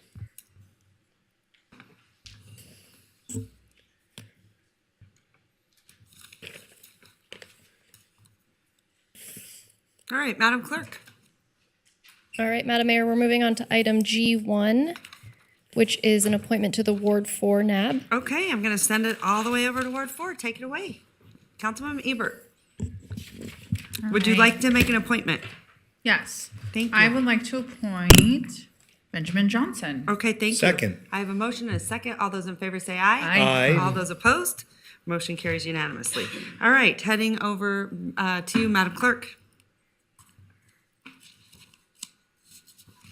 All right, moving on to item G2, which is an appointment to the Regional 911 Emergency Response Advisory Committee. Madam Mayor, I move to appoint J.W. Hodge. Second. All right, I have a motion and a second. All those in favor say aye. Aye. All those opposed? Aye. Motion carries unanimously. Okay. All right, item H1, is there any city council comments or announcements? I have a comment. Mayor, I have a comment. Okay, go ahead. Yeah, in order to allow this board to operate well, I'm going to ask the city attorneys to prepare a public memo relating those concerns about talking about a person and the relationship to the open meeting law.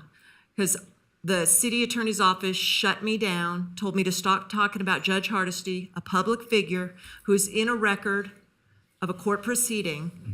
And then the immediately next item, Madam Mayor started talking about an individual who's received rental assistance by name, and the attorneys did not jump in. I think there's inconsistent advice coming from the city attorney's office about we can or cannot talk to someone like by name. I think subsequently Mr. Hodges' daughter or wife was mentioned.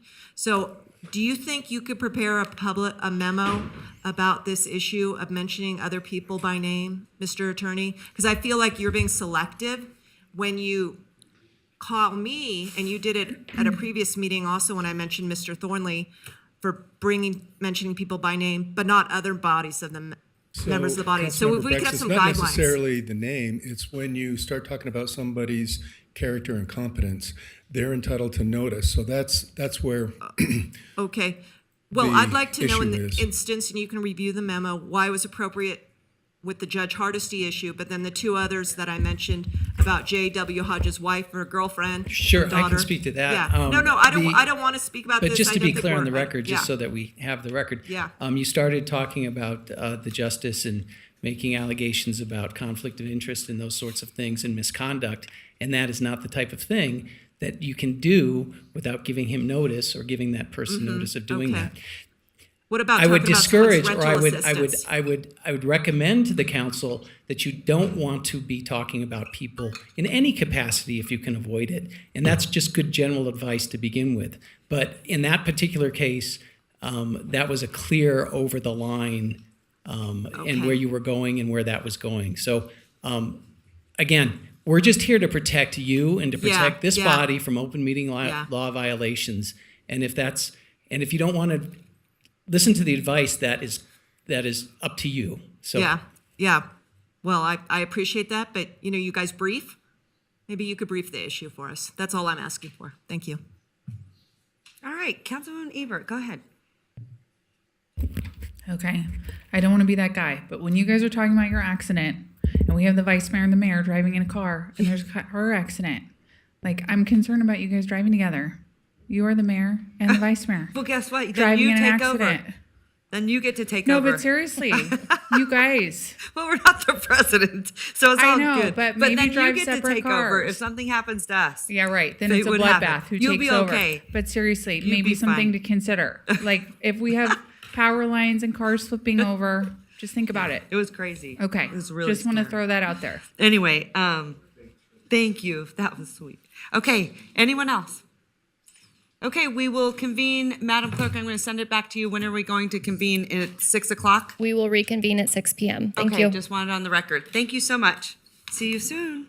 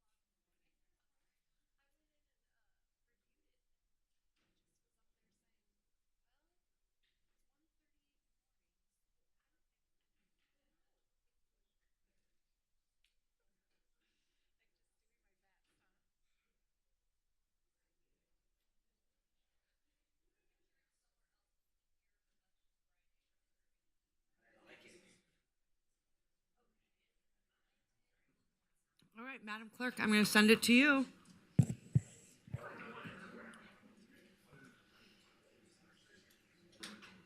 All right, Madam Mayor, if you're ready to reconvene this meeting, it is 6:05 and only Councilmember Doer is absent. So we're looking to open the 6 p.m. public hearings. Hold on one second. I don't know where mine went.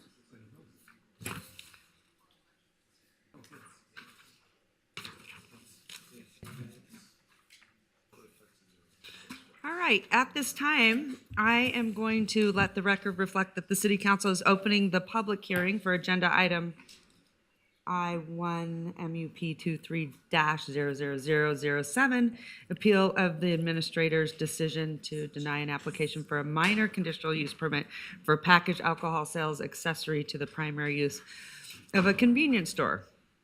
So, Madam Clerk, for the record, I will now open the public hearing. Was proper notice given? Was any correspondence received?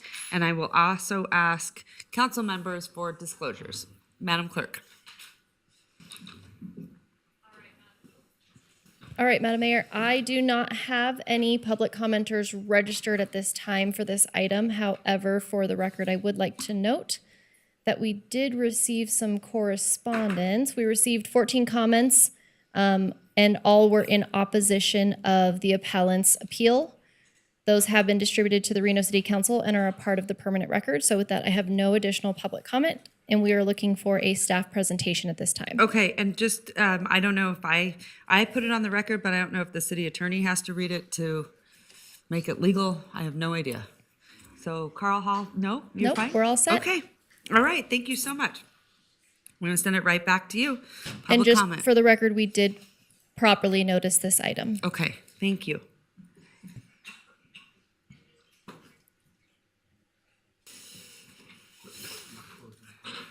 So are we closing public comment? Do you have public comment? No. Okay, thank you so much. All right, we're good to go. Hello, nice to see you. Hello, nice to see you too. Just want to open up by saying good evening to everybody. And for the record, my name is Leah Picotti, formerly Leah Brock. So I don't want anybody congratulations. Thank you very much. I want anybody to not know who I am. That's great. Thank you, thank you. So for the record, Leah Picotti, Associate Planner with Development Services, City of Reno. This evening, I am presenting the application for the minor conditional use permit to allow Right Way Market to sell packaged beer and wine. This application was denied by the administrator on July 27th, and the applicant has filed an appeal of the administrator's decision, which is what we're looking at here tonight. I believe you are all familiar with the location, but just in case, this site is located on the east side of Evans Avenue, just north of the Aces baseball stadium and across the street from the 4th Street RTC transit station. The subject property is located in the mixed-use downtown entertainment district. In that zoning district, if you want to sell packaged alcohol, that requires a minor conditional use permit, which is a 30-day administrative review process that is done by staff. If a minor conditional use permit is approved, the applicant then applies for their privileged business license, and in this case, that would be for packaged wine and beer. So here the applicant applied for the minor conditional use permit to allow for them to apply for that privileged license, and it was denied. There are 6 findings that staff has to make for a minor conditional use permit to be approved. In this case, staff was unable to make 3 of those findings, and those findings were related to compatibility with surrounding uses and public safety, health, and welfare. Regarding findings 2 and 5 are both related directly to compatibility. The subject site is located, as you can see in yellow on the map. It is directly across the street from the RTC transit station, and right behind it is a substance abuse treatment facility. Reno Code Enforcement did review this application and provide comments that are included in my report, but they recommended denial based on that adjacent substance abuse treatment facility. Therefore, staff was unable to make the compatibility findings number 2 and 5. Finding number 6 is related to public health, safety, and welfare. There was a 74% reduction in the RPD calls for service. For this reason, Reno Police Department recommended denial, and RTC also recommended denial because their calls for service at the transit station also declined.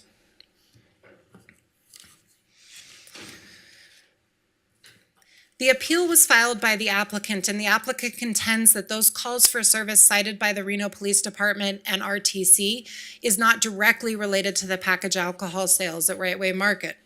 However, I want to point out that public health and safety and those calls for service are really only related to finding number 6. And even if we took the calls for service completely out of this equation, staff would still be unable to make the compatibility findings 2 and 5. So here on the board, you can see the minor conditional use permit recommended findings. Finding 2 is that the land use is compatible with surrounding development. Staff could not find that to be the case. So finding number 5 is the use as proposed or as may be conditioned are reasonably compatible with the types of uses permitted in the surrounding area. Again, staff found that it was not compatible with the substance abuse treatment facility and the transit station. And then number 6 there down at the bottom of the table is that it will not be detrimental to the public health, safety, and welfare. And as cited by RPD, the use has historically been materially detrimental in that location. But again, I want to point out that even if we take the calls for service out, we still have 2 findings we can't make regarding compatibility. Here, the administrator's decision is on the board. I also have the recommended motion on the board. Should the council choose to modify or reverse that administrator's decision, I did include recommended conditions of approval in the staff report, and I also have a slide on that as well, should you like to see it. Other than that, that concludes my presentation, and I am available for questions. Thank you. All right, thank you so much. Nice job. Really appreciate it. Okay. I'm going to bring it back to the body, I think. No? Madam Clerk, no? Let's talk about that, because we're very tight on our time, and I want to give ample due process to these people. I always do. If we have staff come up, and then we have the appellate come up, and we're limited to 6 minutes, I don't think that's going to be due process. So I'm fine with hearing from the appellant now, but I don't want to be told I'm only get 6 minutes of staff and them questioning, because I don't think that it would be due process to these people. Well, usually, Councilwoman Breckus, if you remember, I usually do each one, and then we have like 2 rounds. But let's hear from the appellant, and then we can kind of go that. I mean, I just kind of like to do it after staff is given a presentation, and then you can ask questions, and we go back. When we sit quasi-judicial, I don't think there should be any time restrictions on any member of this body. I don't think that rises to the level of due process for all parties. Well, the reason we do that is I want to make sure that everyone gets their questions on the record, because what happens is someone can dominate those questions and other people didn't get theirs on the record. So I think, to be fair, it's important that everyone has the opportunity to weigh in. So that's why we do that. It's not about one person or the other, but it's about actually fairness between all. Anyway, okay. Any questions for Leah? Okay. We're gonna actually go this way, and then we'll bring the appellant up, and then we'll have another set of questions, and then we'll be done. Okay, I want to start with Councilwoman Breckus. Thank you. Can you bring up your map? I want to go to the finding related to compatible. You want to see this map? That's the map. Okay. And this is findings 2 and 5. Correct. Your map is, the scale of it is very zeroed in. And obviously, we're in the area of most intensity of land uses in the city of Reno, diverse intensity of land uses, downtown core. So is it your view that this map scale is the appropriate one to make this consideration of compatibility, or could you pull it out a little bit further? Understanding that perhaps the view that you're showing from one edge of the map to the other could be walked in 4 minutes, 3 minutes with the crosswalk? Thank you, Councilwoman Breckus. In my staff report, I do have maps that show a much larger vicinity. We have an area map as well. And I did discuss uses outside of this map in my staff report as well. However, looking at the compatibility, our main concerns are that RTC transit station and the substance abuse treatment facility, which are both adjacent. So in this case, this map was appropriate to show the location of those two things because that's how we made that finding. Okay, and that substance abuse treatment facility, who owns that property and operates on that property? I'd have to look it up for you. That didn't come up in your staff report?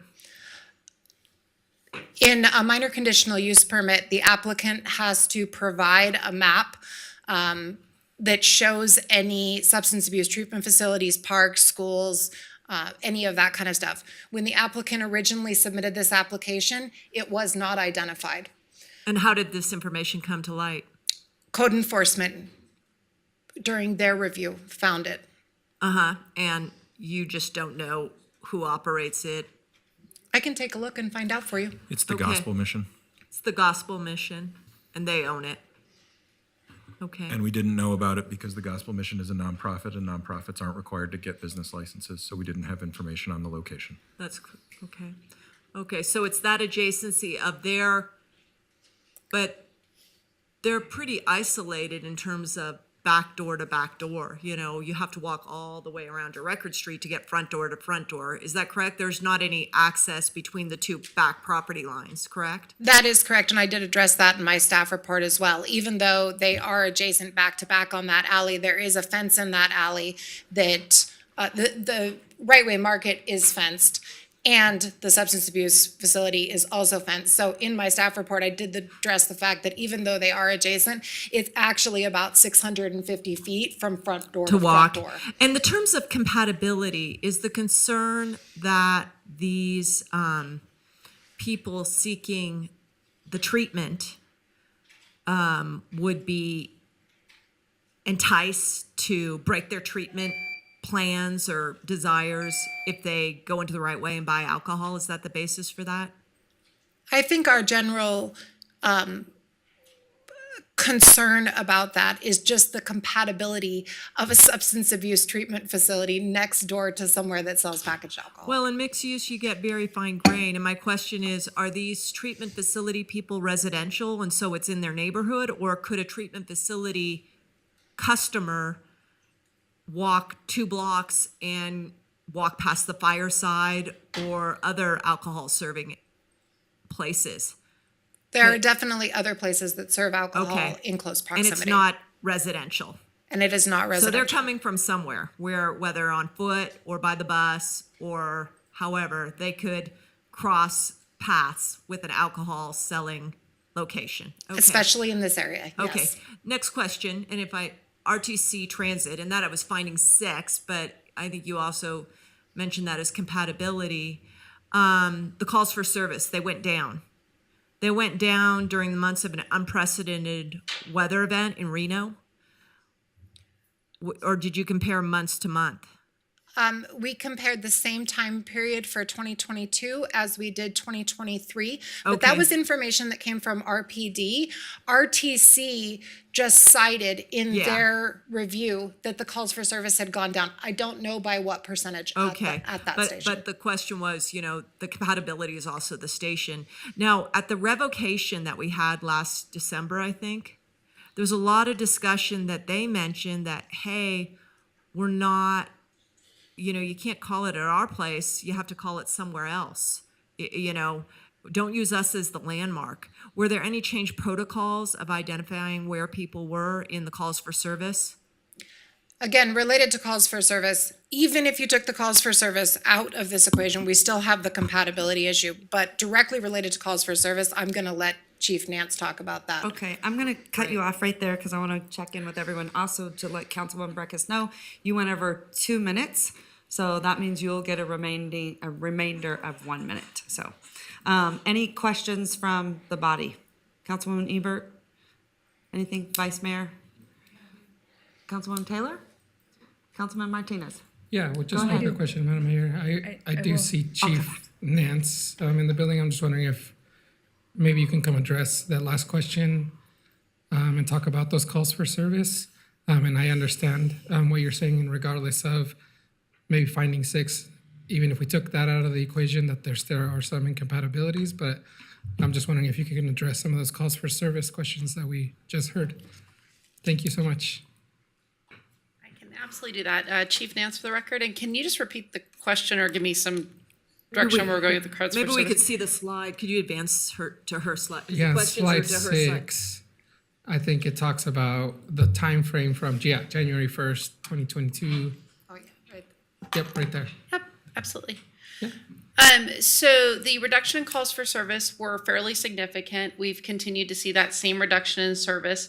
We went a little farther out to check how it looked throughout the summer. So we went January 1st to August 31st and continued that same comparison.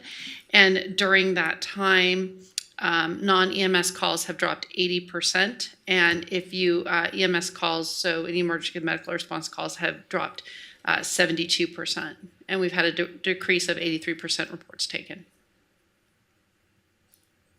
Okay, thank you for clarifying that. I'm wondering if you can maybe talk about any other organizations that we may have heard of. I don't know if the Downtown Reno Partnership provided any comment on this item.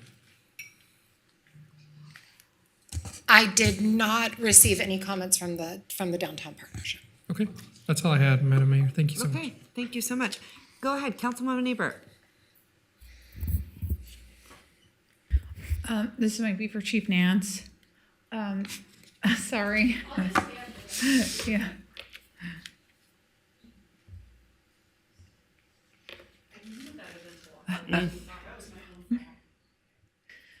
So we have the data here that shows the year-over-year difference in calls. Do we know where the calls originated from? Like, were they coming from Right Way and now they're not? Or were they coming from outside of Right Way and people were using Right Way as like a landmark, or is it a mix? It's a kind of a mix. There is a decrease of calls for service that the Right Way market was making also. So it's, but also the calls at the transit center decreased. So there's an overall reduction in calls for service in that entire area.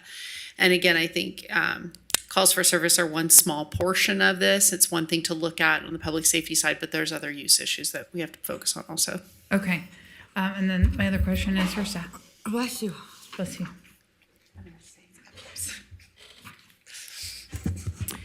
Can we see the map again?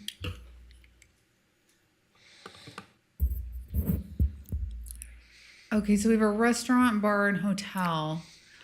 Is there any concern about the bar being close to the substance treatment facility? Are we questioning there?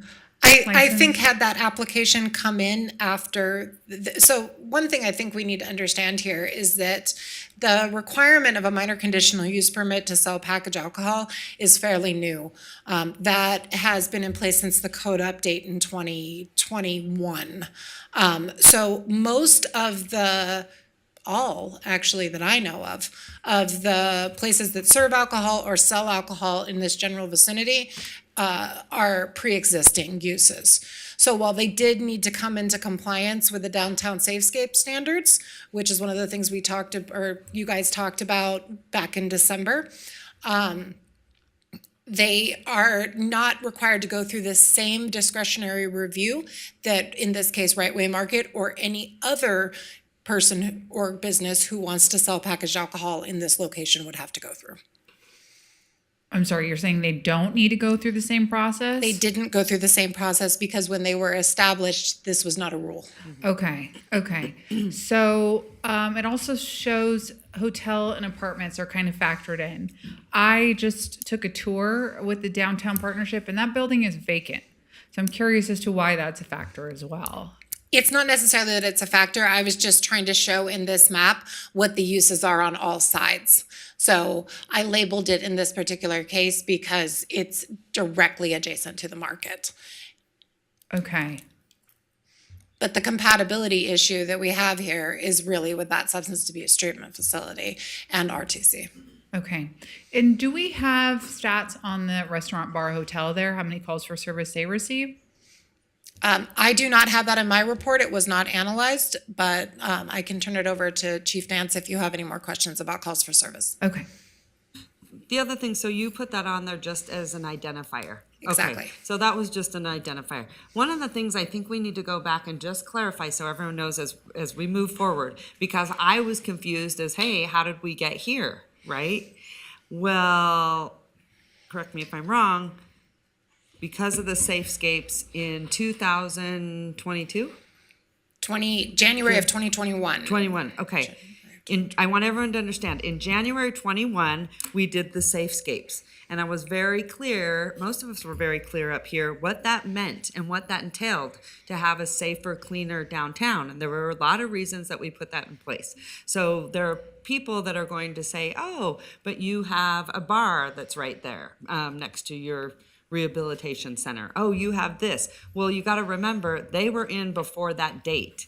And so once if you were coming back in and now here we are after that date, right? And you come back in, you are now under the safescapes requirements. Absolutely correct, yes. Okay, so do you see how that happened? Because I had to have that explained to me. Yeah, I understand that, but I'm just curious to see, what kind of calls for service they have, because they're basically right next to the Right Way Market. I'm just saying this is how we got alcohol. here.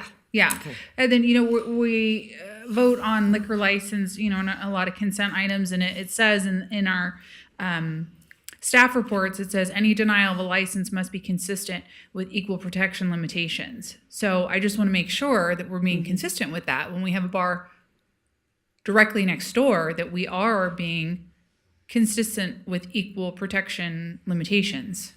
Yes, well, as Madam Mayor pointed out, we have been consistent since 2021 in reviewing all these applications through a discretionary review process and requiring them to point out any of these things that are in the area, because it was back in that prior to 2021 that we decided that these sort of uses required a discretionary review.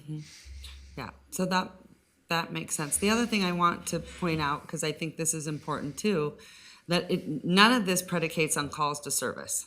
This now predicates on the Safescapes ordinance. Exactly, we're looking. So you can't really even go on the calls for service whenever and I get that was an issue before, but today, am I correct? We are only looking at the Safescapes. We were looking at land use compatibility here, and that's the reason for that discretionary review. Right. And I had to go over that with staff because I was very confused as to what exactly are we looking at, why are we looking at it now, and why does that change? And anyone else that would want to come in would fall under Safescapes just as they are coming in, almost as like a whole new license, correct? Exactly. Okay. Whether it was Right Way Market or anybody else coming into this location, they would have had exactly the same review and exactly the same compatibility issues. There's no different treatment. But I feel like it is relevant because they're only in here requesting this application because we withdrew or we removed their liquor license in the first place due to these requirements. So we're kind of acting like it doesn't matter, but it does matter because they wouldn't be here if we weren't using that guideline before. Mm-hmm. Totally, because we decided that downtown was going to matter, and that was the message that we sent to everyone downtown. Okay. This is what's happening. So it mattered then, but it doesn't matter now. I just want to make sure I'm understanding. It absolutely does. Now Okay. more than ever it matters. Okay, Councilwoman Breckus, you have one more minute. Minute. I don't think that's due process to these people. That is, you actually had 5 minutes. Due process involves letting 3 the minutes and deciding 3 minutes. So that's what you have. Okay. My colleague, Ms. Ebert, brought up that the hotel apartments are vacant. I also know that where you have the label subject site, that's the Record Street brew place, that's vacant. I know that our facility that's also on this block, next to the substance treatment facility, that's vacant. How do you make a decision of compatibility when you have so much vacancy where any use can go in? Well, we weren't looking at the vacant uses, we were looking at the uses that have been established. But any use can establish there. Well, right? And should another discretionary review come in and uses have been established, we will look at the uses at that time. But could you make a determination that perhaps one of the more dominating factors of land use on this block is vacancy of structures? Well, I'm looking at compatibility with the established surrounding uses. There's no established use in a vacant building. Correct, so I don't have a crystal ball to know what's gonna go in there. I'm not can gonna only- argue with you. I'm just saying, you know, you're saying compatibility. Well, you have vacant buildings that have probably as most opportunity to have any uses in there as any other zoning district in town. So I'm questioning the compatibility with vacant buildings. You know, that's my question. I completely understand, but I just want to point out that the finding number 5 is compatibility with the types of uses that are permitted in the surrounding area. Oh, in the permitted area. Permitted. Okay, so you're looking at the whole range of uses. I'm looking at the uses that I can verify, the uses that are Well, established. the permitted uses. Okay, so permitted uses really could be pretty broad, because this is a zoning district that allows everything from a casino to apartments to everything. So in that instance, when you have a zoning district that is so broad and you have to look at all the permitted uses, that compatibility analysis, I think, falls short, particularly when you want to look at permitted uses, but then you look at established uses, and half of your block is vacant.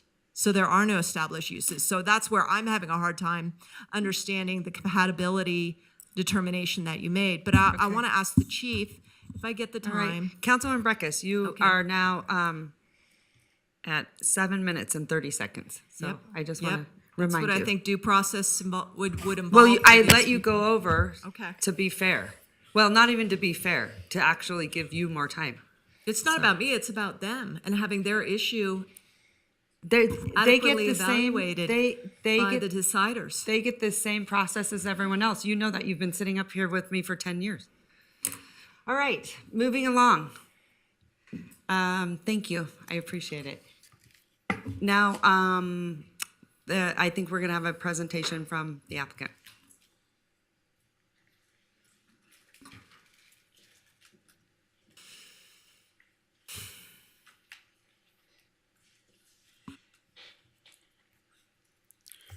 Hello, respectable mayor and council members. My name is Opinder Dillon with Right Way Market, and I'm with my wife. Hello, my name is Devendra Dillon and I'm with Right Way Market. Hi, my name is Jaskran Bogan and I'm a family member with the owners of Right Way Market. Okay, today I'm going to read some facts. I have a summary. I have write it down. Okay, let me use my glasses, I'm sorry. Okay, prior to December 31st, 2022, Right Way Market operated under a privileged liquor license that was not renewed based upon the city master plan and the intent to promote public safety. However, at the city council meeting, it was made apparent that the decision was based on the dispatch calls at the time when dispatch was not consolidated and Right Way Market was utilized by the law enforcement as known landmark. As you can see from the video clips I will show you today from 2022, RPD utilized Right Way address for their service calls despite the incidents occurring outside of the Right Way property lines. As an owner and employer of these separate businesses in Reno, I take compliance seriously. I have never failed an inspection and do my best to employ as many employees as possible, while being one of the only stores offering groceries for individuals for supplemental food program in the area. With all that said, the overhead of running a business in a food desert is an area where bars are open until 3 a.m. is difficult. My staff and I have taken it upon us to personally clean up the block and make sure the Reno Municipal Code against loitering is followed. I have engaged with the police department following all their recommendation and even joined the program they call FUSES. Like every other business nearby, we have also complied with the downtown Safescape area plan. With the consolidation of dispatch, I have personally seen calls using my businesses as the landmark drop almost 5 times at the rate of 7.5 months period. Though nearby business have not seen the same level of decrease, my business dispatch records did not drop because of my business not selling alcohol. As alcohol, beer, and wine are still easily accessible around my business, instead the shelter that was previously nearby is no longer being used. Additionally, since my staff and I have taken it upon ourselves to keep the area free from loitering, we have seen less police action.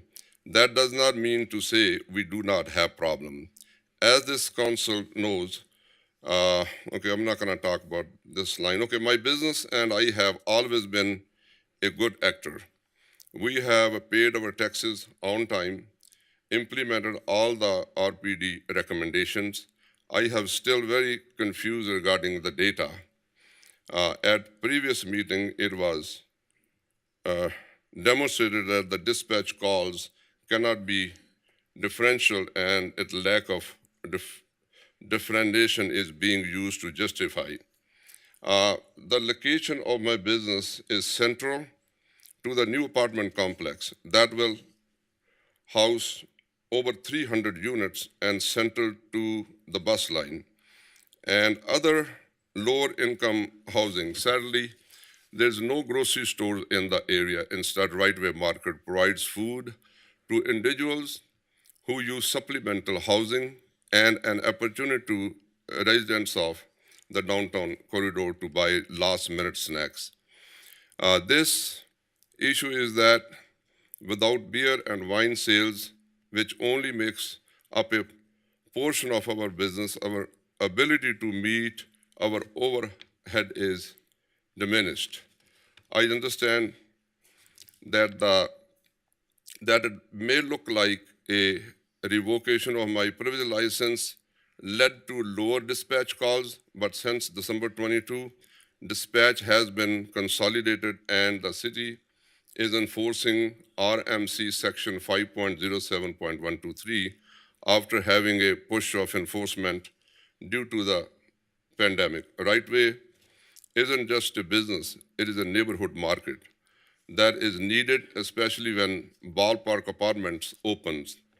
My only request to the Honorable Council and Mayor is to allow me the opportunity to show you the Right-Way will contribute to the growth of Reno's community and provide food to the current residents in the desert, and beer and wine to our new neighbors coming to the Ballpark Apartment. I know that a beer and wine license is not my right, but it's a privilege that is renewed periodically. If things go wrong, the license can be revoked. And also I have this letter from the police department, but the FUSES program that I'm giving them the access to all my cameras and everything. Also, there are a few other things I would like to speak. The reason they're asking why the calls are down now, why the difference that much. I have come to the front of City Council in the past, and I have mentioned, and I will again mention today, that we are so scared, we don't even call the police. We go outside and we confront people ourselves. And I will show you pictures within the next few minutes compared to my store and next door, what the situation is. People are sleeping on the street, there's a trash all over, but I'll show you my store. I have submitted a picture inside the store and outside the store. There's one more reason the calls are way low, because the shelter have moved away like 1.5 miles from my location. And those troublemaker people are gone. It is not my store only. All area is getting better. Around me, everything is getting better because the shelter is gone. Last proof I have, they moved close to Golden Gate gas station, mile and a half away, and I have pulled all the record of the calls. My calls are way down and their calls are gone up because the bad actors are there now. So after you see the video, I'll show you. And the fact that is not a right way, it is the public street. And like I said, it's not my right, it's a privilege license, and you can take it back anytime you want to. Last 13 years, I have passed every inspection, fire department and health department. I never failed. And last time when the code enforcement came to my store, I was very confused. You know, I'm passing all the inspection, why they're there. And whatever little bit, they have minor things like I'm using extension code for a low voltage camera, it was fixed immediately. And they came back again, I talked to them and they said they are happy that you fixed it.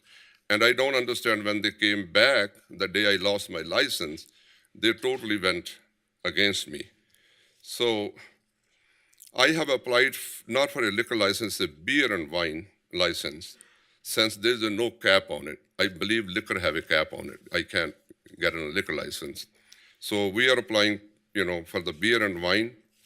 And I would like to show you, before I show you the video, I can put it over here and you can see it. Okay, this is my store. Oh, okay. This is my store, it's neat and it's not focused.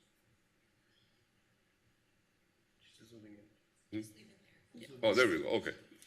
This is my store. And I'm gonna go one by one and show you it's neat and clean outside, painted, the building is well painted. There's a sign, I have put it in, you know, no loitering and everything. And there are, this sign you can see, and it is lit all night long. And this is a new sign. I do have other signs on the building, you know. Also, okay, let's see, I'm sorry. Now I'm gonna show you, okay, this is what homeless do. This is the old shelter. And look at the trash they have built over there, but nothing in my property. Look at this trash. All the homeless, you know, they're trouble. And this facility is boarded up, no more people living there, and no more trouble come to my store. And also I'm gonna go, okay, this is next door to me. I'm comparing my business with right-hand side. This is an empty lot sitting there for lease, and you can see the trash all over. And people are sleeping next door from my business, right there. But I don't let anybody, you know, sleep in front of my store, and they don't even come close. We go outside, we fight with them, and we don't let them stay there. So what I'm saying is, I am trying to help the city by going out with the employees and confronting people. So let's see today. And I will request if they can play the video I have, give it to you. This video will show you that all these calls, that was the reason my license was revoked, because they said these are my calls, but they are not. I'll show you right here. I have 7 different clips. You can start at bus station 1. Yeah. Okay, right here, you can see the ambassador is fighting with somebody in the middle of the road, have nothing to do with my liquor store. I'm standing outside, and right now they will show the police is coming, and there were a lot of police cars, and again, my wife came out. We are watching these people, and I even told the police when they came, please do not put this call on my record because it's not mine. Here comes the police. And this call still goes on my record. So that's a perfect example that how I'm being blamed. Even people have nothing to do with this highway market. It's a landmark. They're using it as a landmark.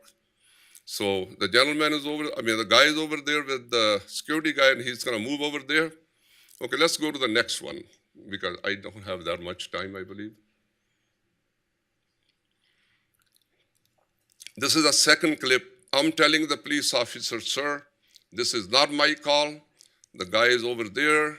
He's not at my store. Please do not put this call on my record. And he said, okay. But later on, what I find out, oh, it is on my record, you know. Let's go to the third one. Okay, this gentleman old, asking for ambulance, have nothing to do with my store, have nothing to do with my liquor license. Here comes the ambulance, you know, and we are human beings.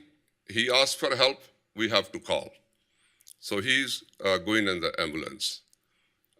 Nothing to do with the right way. Let's go to the next one, please. Okay, this lady called the ambulance. She's outside. Here comes the ambulance. Have nothing to do with the right way. That's how my record and calls build up over the time, you know. So she got into the ambulance by herself. My employee came outside and she's gone. So let's go to the next one.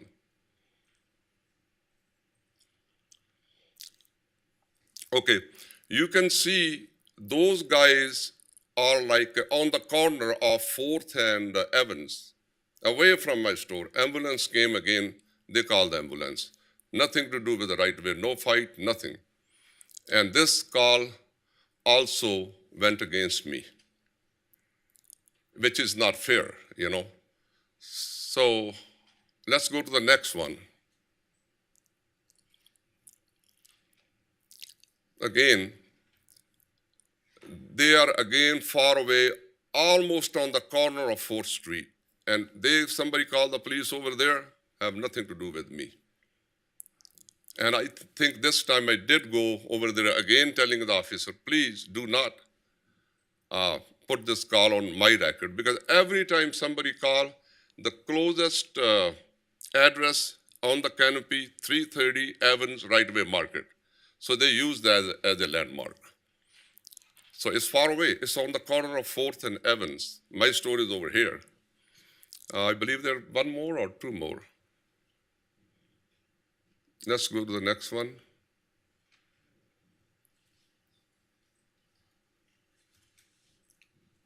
Just open the last one that's on there. Last one, yeah. Traffic stop. Okay.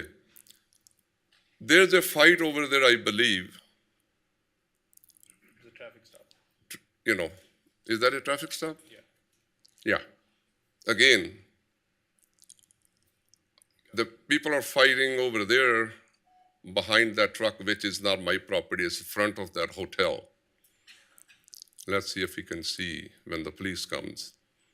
We did not call. Okay. Yeah, go ahead.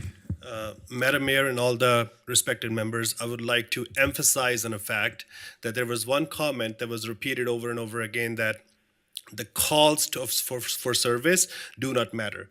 The reason it matters is Right-Way Market, like the other bars and restaurants and all the other businesses in the area, was an existing establishment that sold liquor. Right-Way Market's liquor license was sacked by false data claiming calls on Right-Way Market, and then Right-Way Market was eventually put in a position where they did not have any option and they had to reapply. And finally now, when they have reapplied, they are in the time period where at some point in 2021, we modified the things, and these are the new requirements. So the reason it becomes critical is, the reason those calls become critical is, those calls never were made from Right-Way Market, in the sense that they were never troublemakers or problems because of our customers. It was random people. I mean, we have so many other evidences like the ones we saw. So basically, if we are today claiming that the calls have dropped compared to before the calls were way more, it is because maybe they're just doing a better job at better classifying their data with what calls were actually coming from people who were making some sort of trouble because of right-wing market selling beer, alcohol, or whatever. So I would really appreciate if that is considered before we make a decision. Thank you. So, like I said, again, it is not my right. It's a privilege license. If you can, please, I will request from my heart, give us at least 6 months. And we'll be back within 6 months and see, like I said, you have the right to revoke anytime. So if you can give us 6 months and we can prove it that we are not bad actor, and then that will be fine. But if you see any disturbance because the beer is there, and you can always revoke it. Thank you very much. Please think hard before you can make the decision. I appreciate your time. Thank you very much. Thank you. All right, I'm going to bring it back to the body, and just for Councilwoman Breckus, I also allowed them to go over. I didn't stop them on the clock, so I want to make that clear, Councilwoman. All right, bringing it back to the body, like I said. Councilwoman Ebert, go ahead.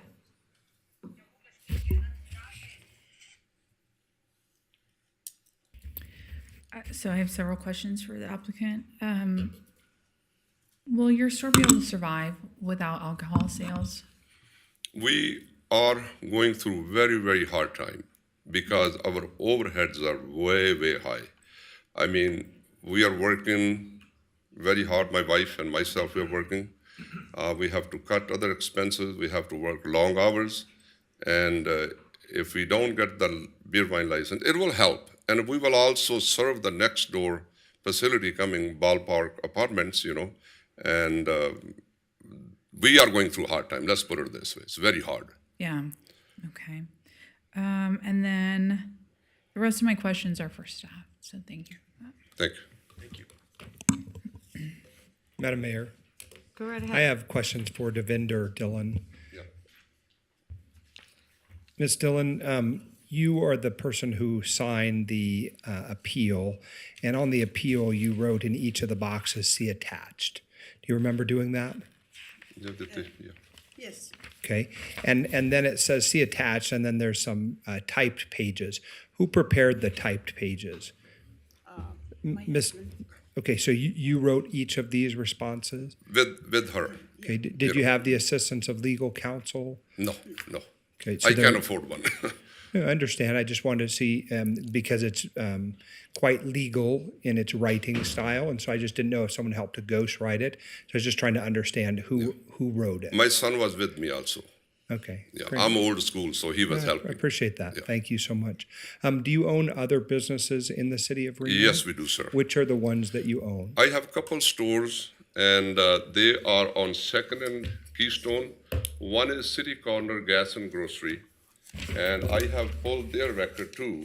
If you can give me a minute. Okay. Mr. Dillon, I don't need to know the calls for Oh, service. okay, I'm just okay. trying to ask what other businesses you This own in the is city of Keystone Reno. Market on 2nd and Keystone, and City Corner Gas and Grocery, also 2nd and Keystone. They are kitty corner from each other. 1000 West 2nd Street and 975 West 2nd Street. And at each of those locations, do you sell packaged alcohol? Yes, we do, sir. And do you also have liquor license there? Yes, sir.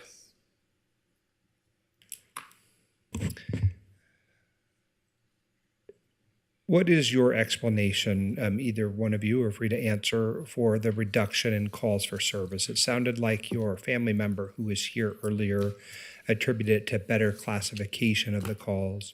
What explains to us the reduction in calls for Yes, service? like I said before, number one, we are so scared. We don't even call the police. We go out there and confront people. That is the number one reason that calls are down. We don't want to call the police unless it is really dangerous to go and somebody can hit us, then we call. And the second main thing is because a shelter was right behind me and the troublemaker was coming from there and they were fighting outside, which is not my property. And I cannot tell anybody who's fighting outside to move from there, because police department also, hey, you can forcefully move somebody from here because this is the city's property. So they are gone, and we are confronting people. So that is the reason it is way low now. Okay, thank you. All right, thank you. Councilman Breckus, go ahead. I don't know if I have any more questions. I'm really stuck on this compatibility because that seems to be the threshold of the issue. And on some of those photos, I see what I observed when I went there last fall, and this matter came up before on the revocation. I saw folks, like the last folks on the last video, coming out with plastic bags and food items. One of the guys on the video was coming out and literally he had standing there and he's eating while he's talking to someone in the truck. And so he's going there, he's getting food, other people. I observed that. I observed them get on the bus. I observed them go to the apartments. Now I'm concerned that staff saying, well, because there's apartments, we really can't have packaged liquor around here. And because we have this substance abuse facility, we can't have folks around here. Well, we did approve, as I recall, a medical marijuana license dispensary next to a treatment facility not that long ago. No, it was residential. I didn't.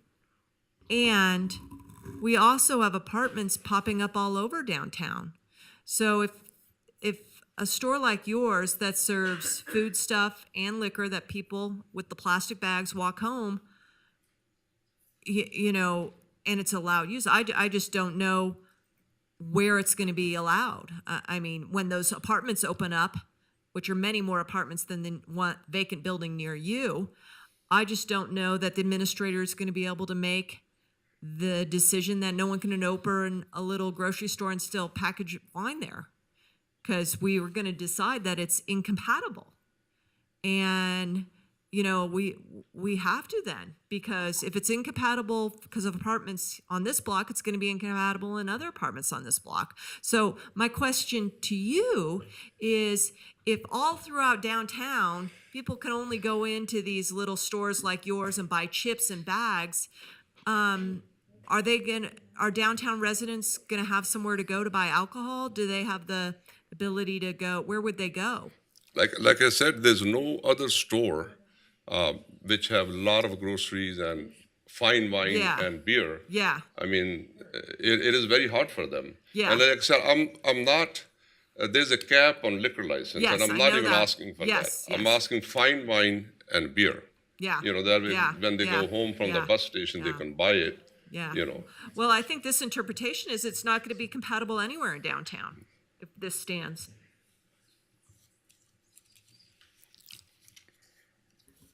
Okay. Any Any other- more questions? I do. Go I ahead. have some questions.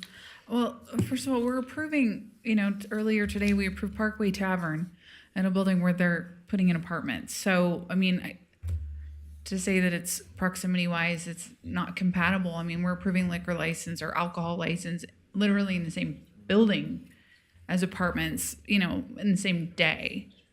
Well, I mean, yeah, I guess that's for staff.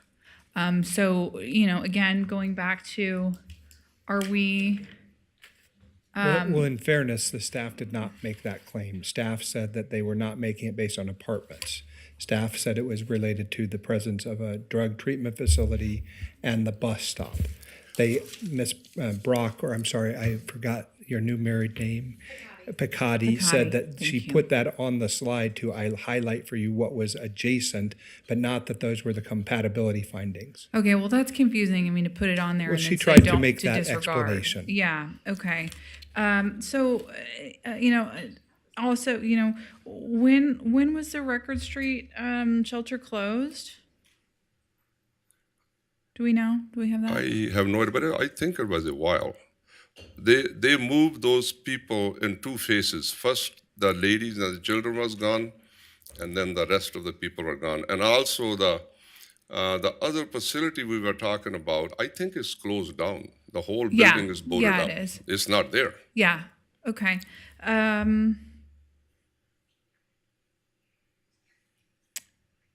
Did the reduction in calls coincide with the apartment building closing down as well? I'm sorry? Did the reduction in calls, did that coincide at all with the apartment building next door closing down and getting fenced It could off? be because people were living there and, Yeah. it could be. I'm not sure.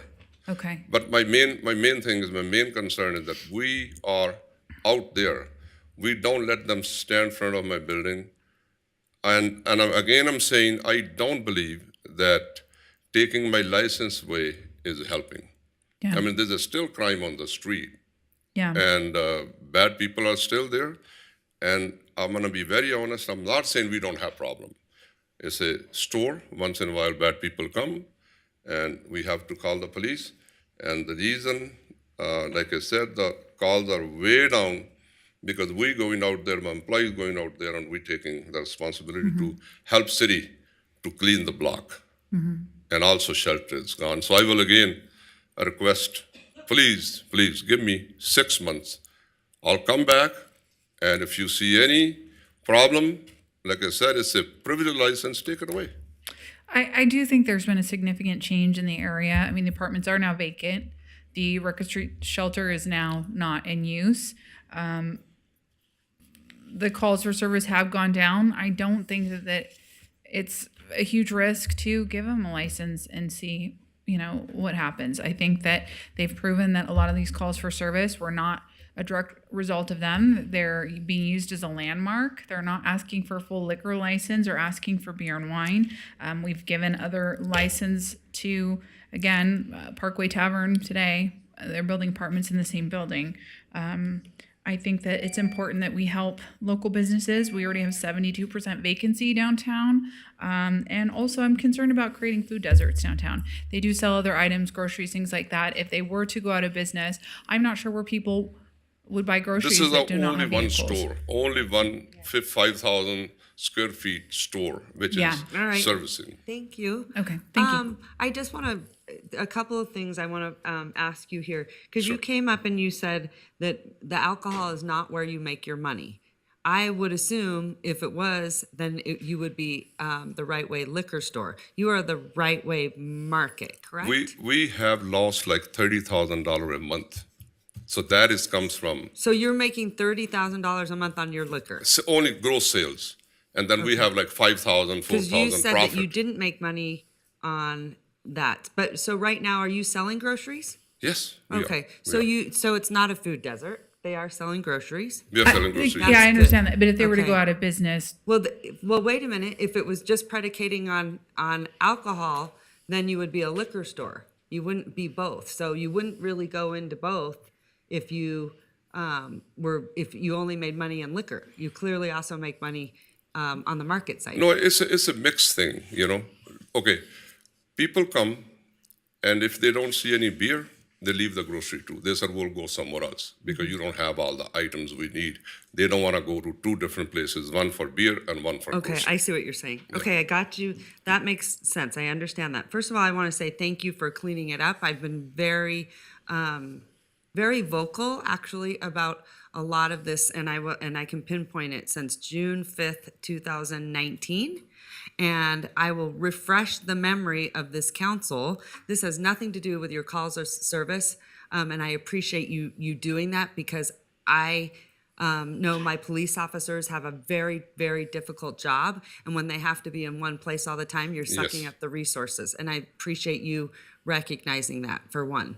I want to remind this council on June 5th, 2019, there was a liquor store that came before us across from Hope's, and we said no more. We thought that was incredibly problematic. That is before we put in the Safescapes ordinance. And then there was another one that was a dispensary that I stayed consistent with because I truly believe that they should not be in the proximity. I think that's problematic. You did not know that at the time of putting your business there, so I completely understand, and I completely understand your frustration. But I want to remind a couple of council members up here that did support that.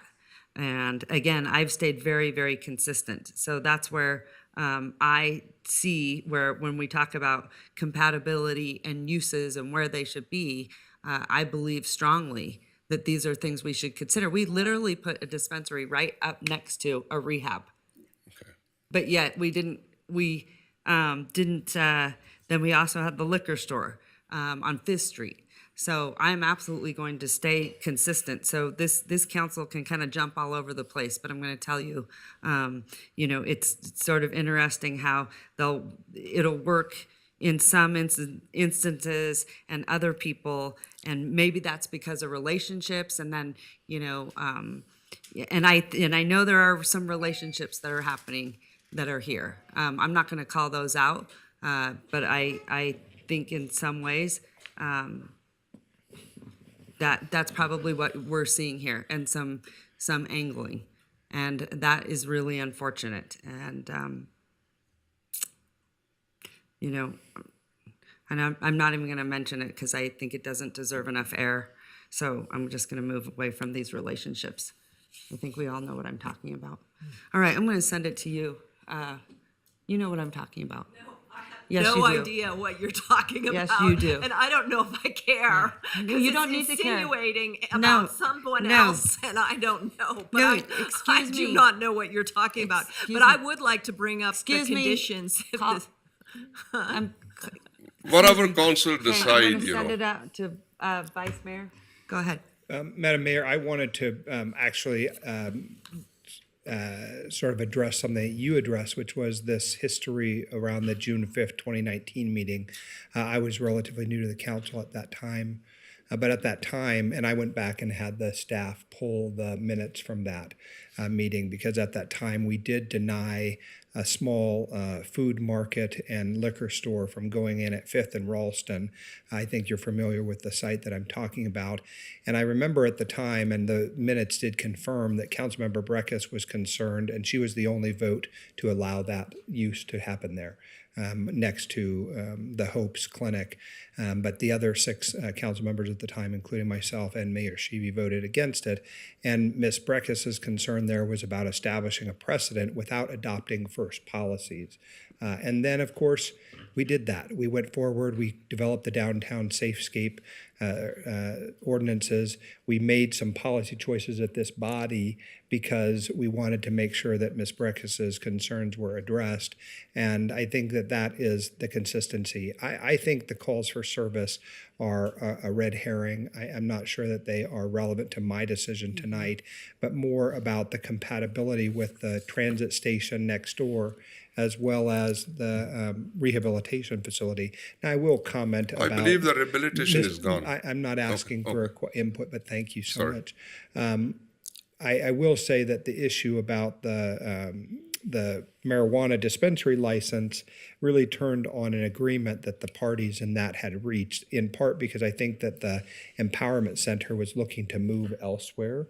But so that was a unique issue, and also not existing in the downtown corridor, where we have a real lengthy history about limiting the number of liquor licenses to the agreed upon cap, and also with the downtown streetscape ordinances. So for my point, I think there is some consistency across all of those, although I appreciate the mayor's point about having been consistent on all 3 of the matters and don't find fault with that. But again, I'm not basing whatever decision I make tonight based on the calls for service.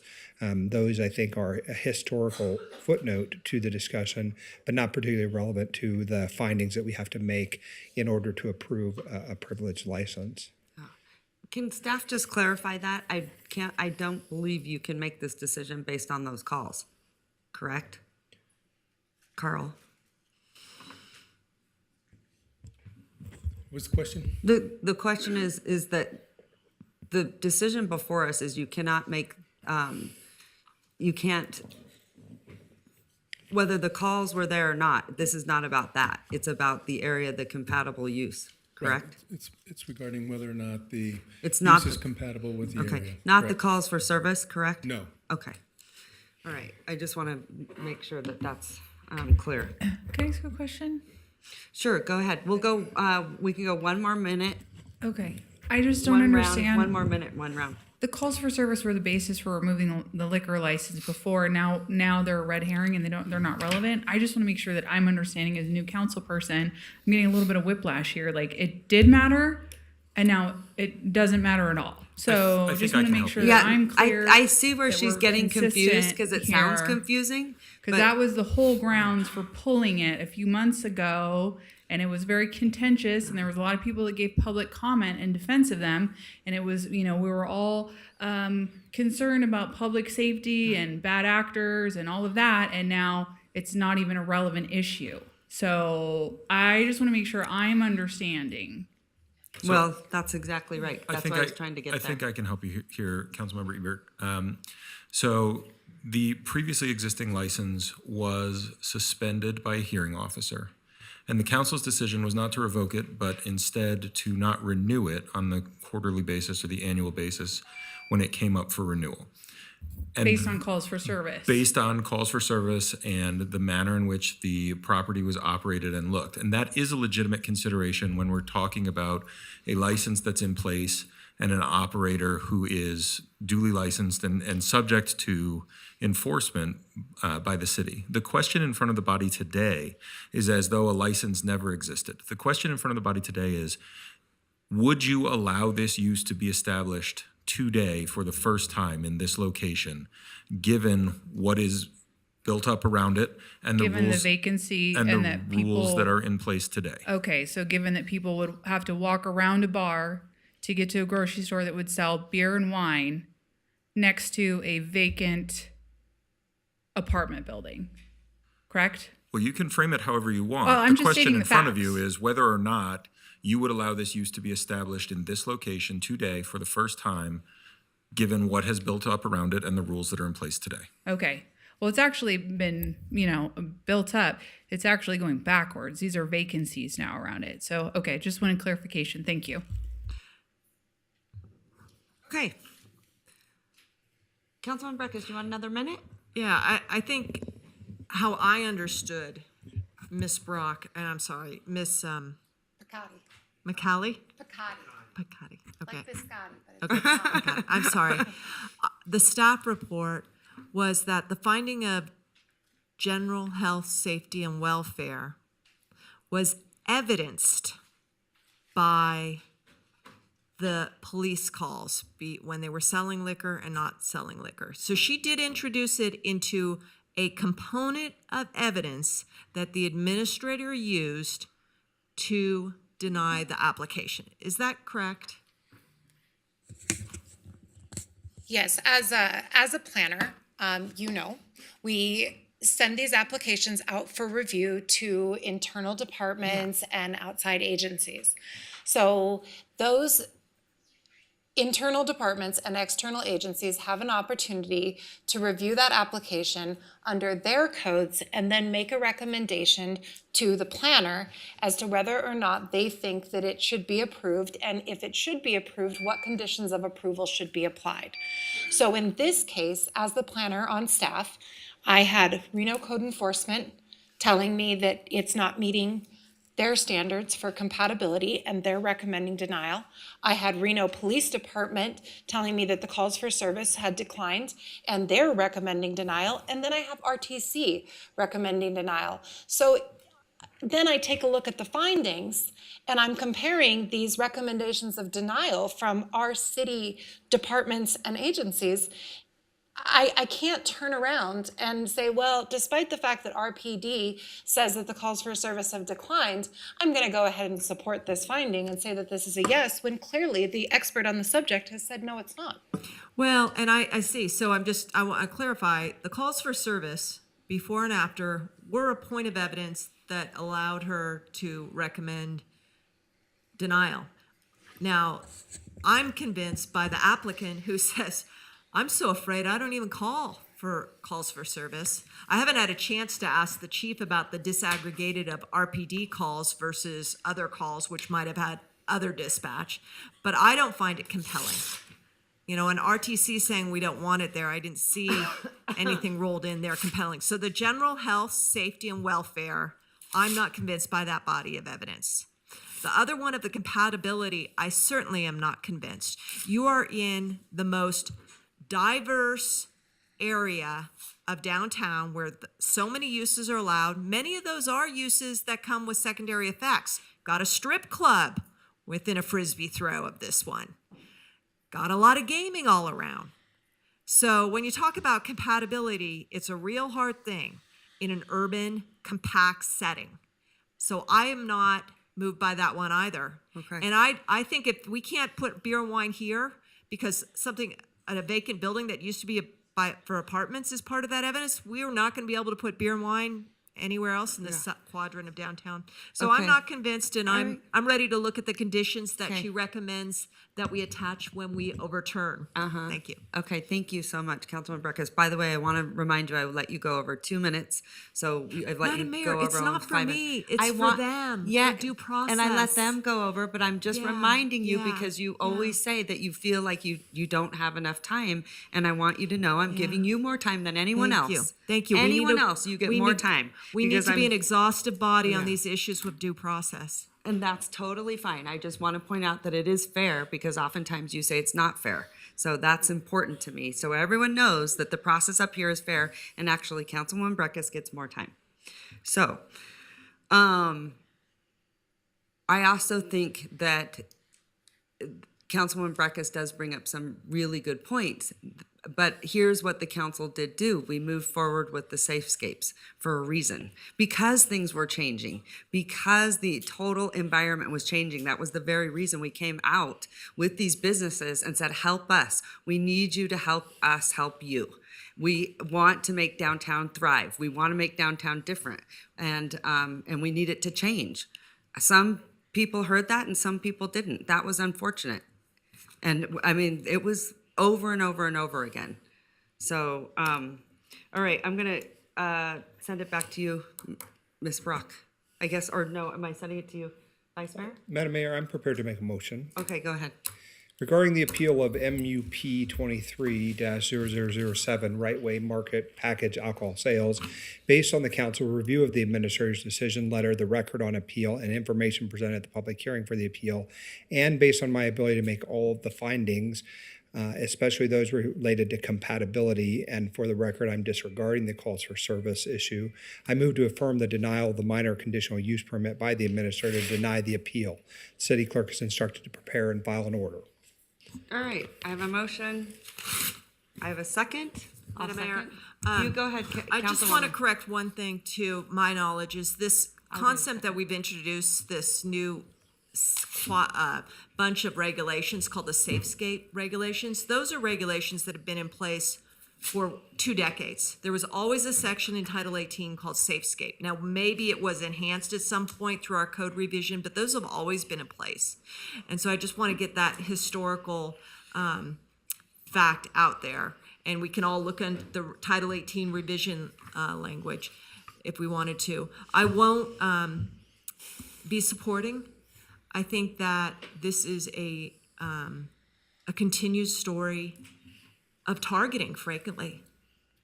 You know, I've spent the better part of the month dealing with an individual who was strangled in the parking lot of the Silver Legacy after winning a large jackpot, okay? We've got crimes going on all downtown related to different businesses. We haven't had any discussion about pulling anyone's privilege licenses where crimes are conducted. And unless we put a big parameters, we talk about policies, big parameters for revocation, then I'm not going to be there. And the revocation is what put these people in the sad predicament they're at now. Okay. And so I think it is targeting. I All right, felt very thank strongly you. about that, and I won't support it. Okay, thank you so much. I appreciate that. Anyone else? No? I mean, if you want to really talk about targeting, I think actually some of us up here were also targeted. I was also, you know, I got to tell you that. So I don't believe that is true. So But you mentioned a hit list a couple meetings ago, Mayor. Mm-hmm. You did. You said a hit list. Okay, Councilwoman Breckus. And it just anything I'm in support of, it's the opposite. So that's kind of how that works. And if you see, because I have the proof on everything that we've voted on, Fifth Street in 2019 is a very good example of that. So, all right. I have a motion and a second. All those in favor say aye. Aye. All those opposed? Opposed. Opposed. Motion carries. All right, Madam Clerk, sending it back to you. I think she glitched. It's late. We're on to I2, which, as a reminder, is the item where the applicant has requested a continuance until our October 25th meeting. But it is a public hearing and it was duly noticed, and so we need to go through the motions of opening public comment and voting on whether or not to continue the matter until October 25th. Okay. Do we have to make a motion? You need a public comment. Open it. All right, Madam Clerk, do you have any public comment on this item? Madam Mayor, we do not have any public comment on this item. Additionally, we did not receive any correspondence. And just for the record, it was properly noticed. All right, thank you so much. So then you have to do a time. So now you close it. Okay, and now see if- we'd like to close the public hearing. No public comment. Okay, I need a motion to continue. Move to continue. I have a motion, I have a second. All those in favor say aye. Aye. All those opposed? Motion carries. And might I just clarify, is it 10:25 at 6 p.m.? Okay.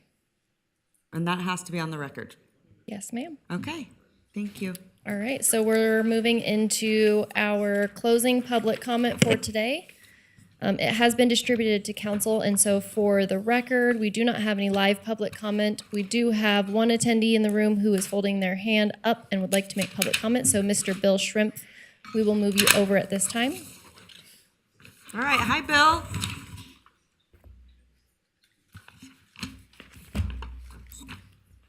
Good evening. It's been a long day. And you've been with us the entire time, no? I have. I have. Thanks, Bill. Absolutely. Well, thank you guys for doing the work and putting the time in. I know it's late, so I'll be quick. Gosh, I was almost so happy. And I know when it got late, everybody got a little frustrated. I would like to challenge everybody in the next meeting to continue to have passionate debate, but leave the personal barbs behind and alone.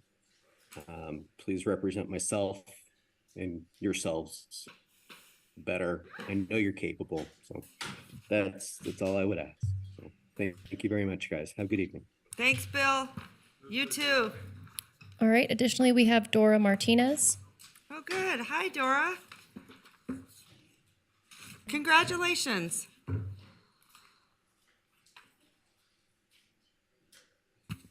Dora, if you'll go ahead and unmute.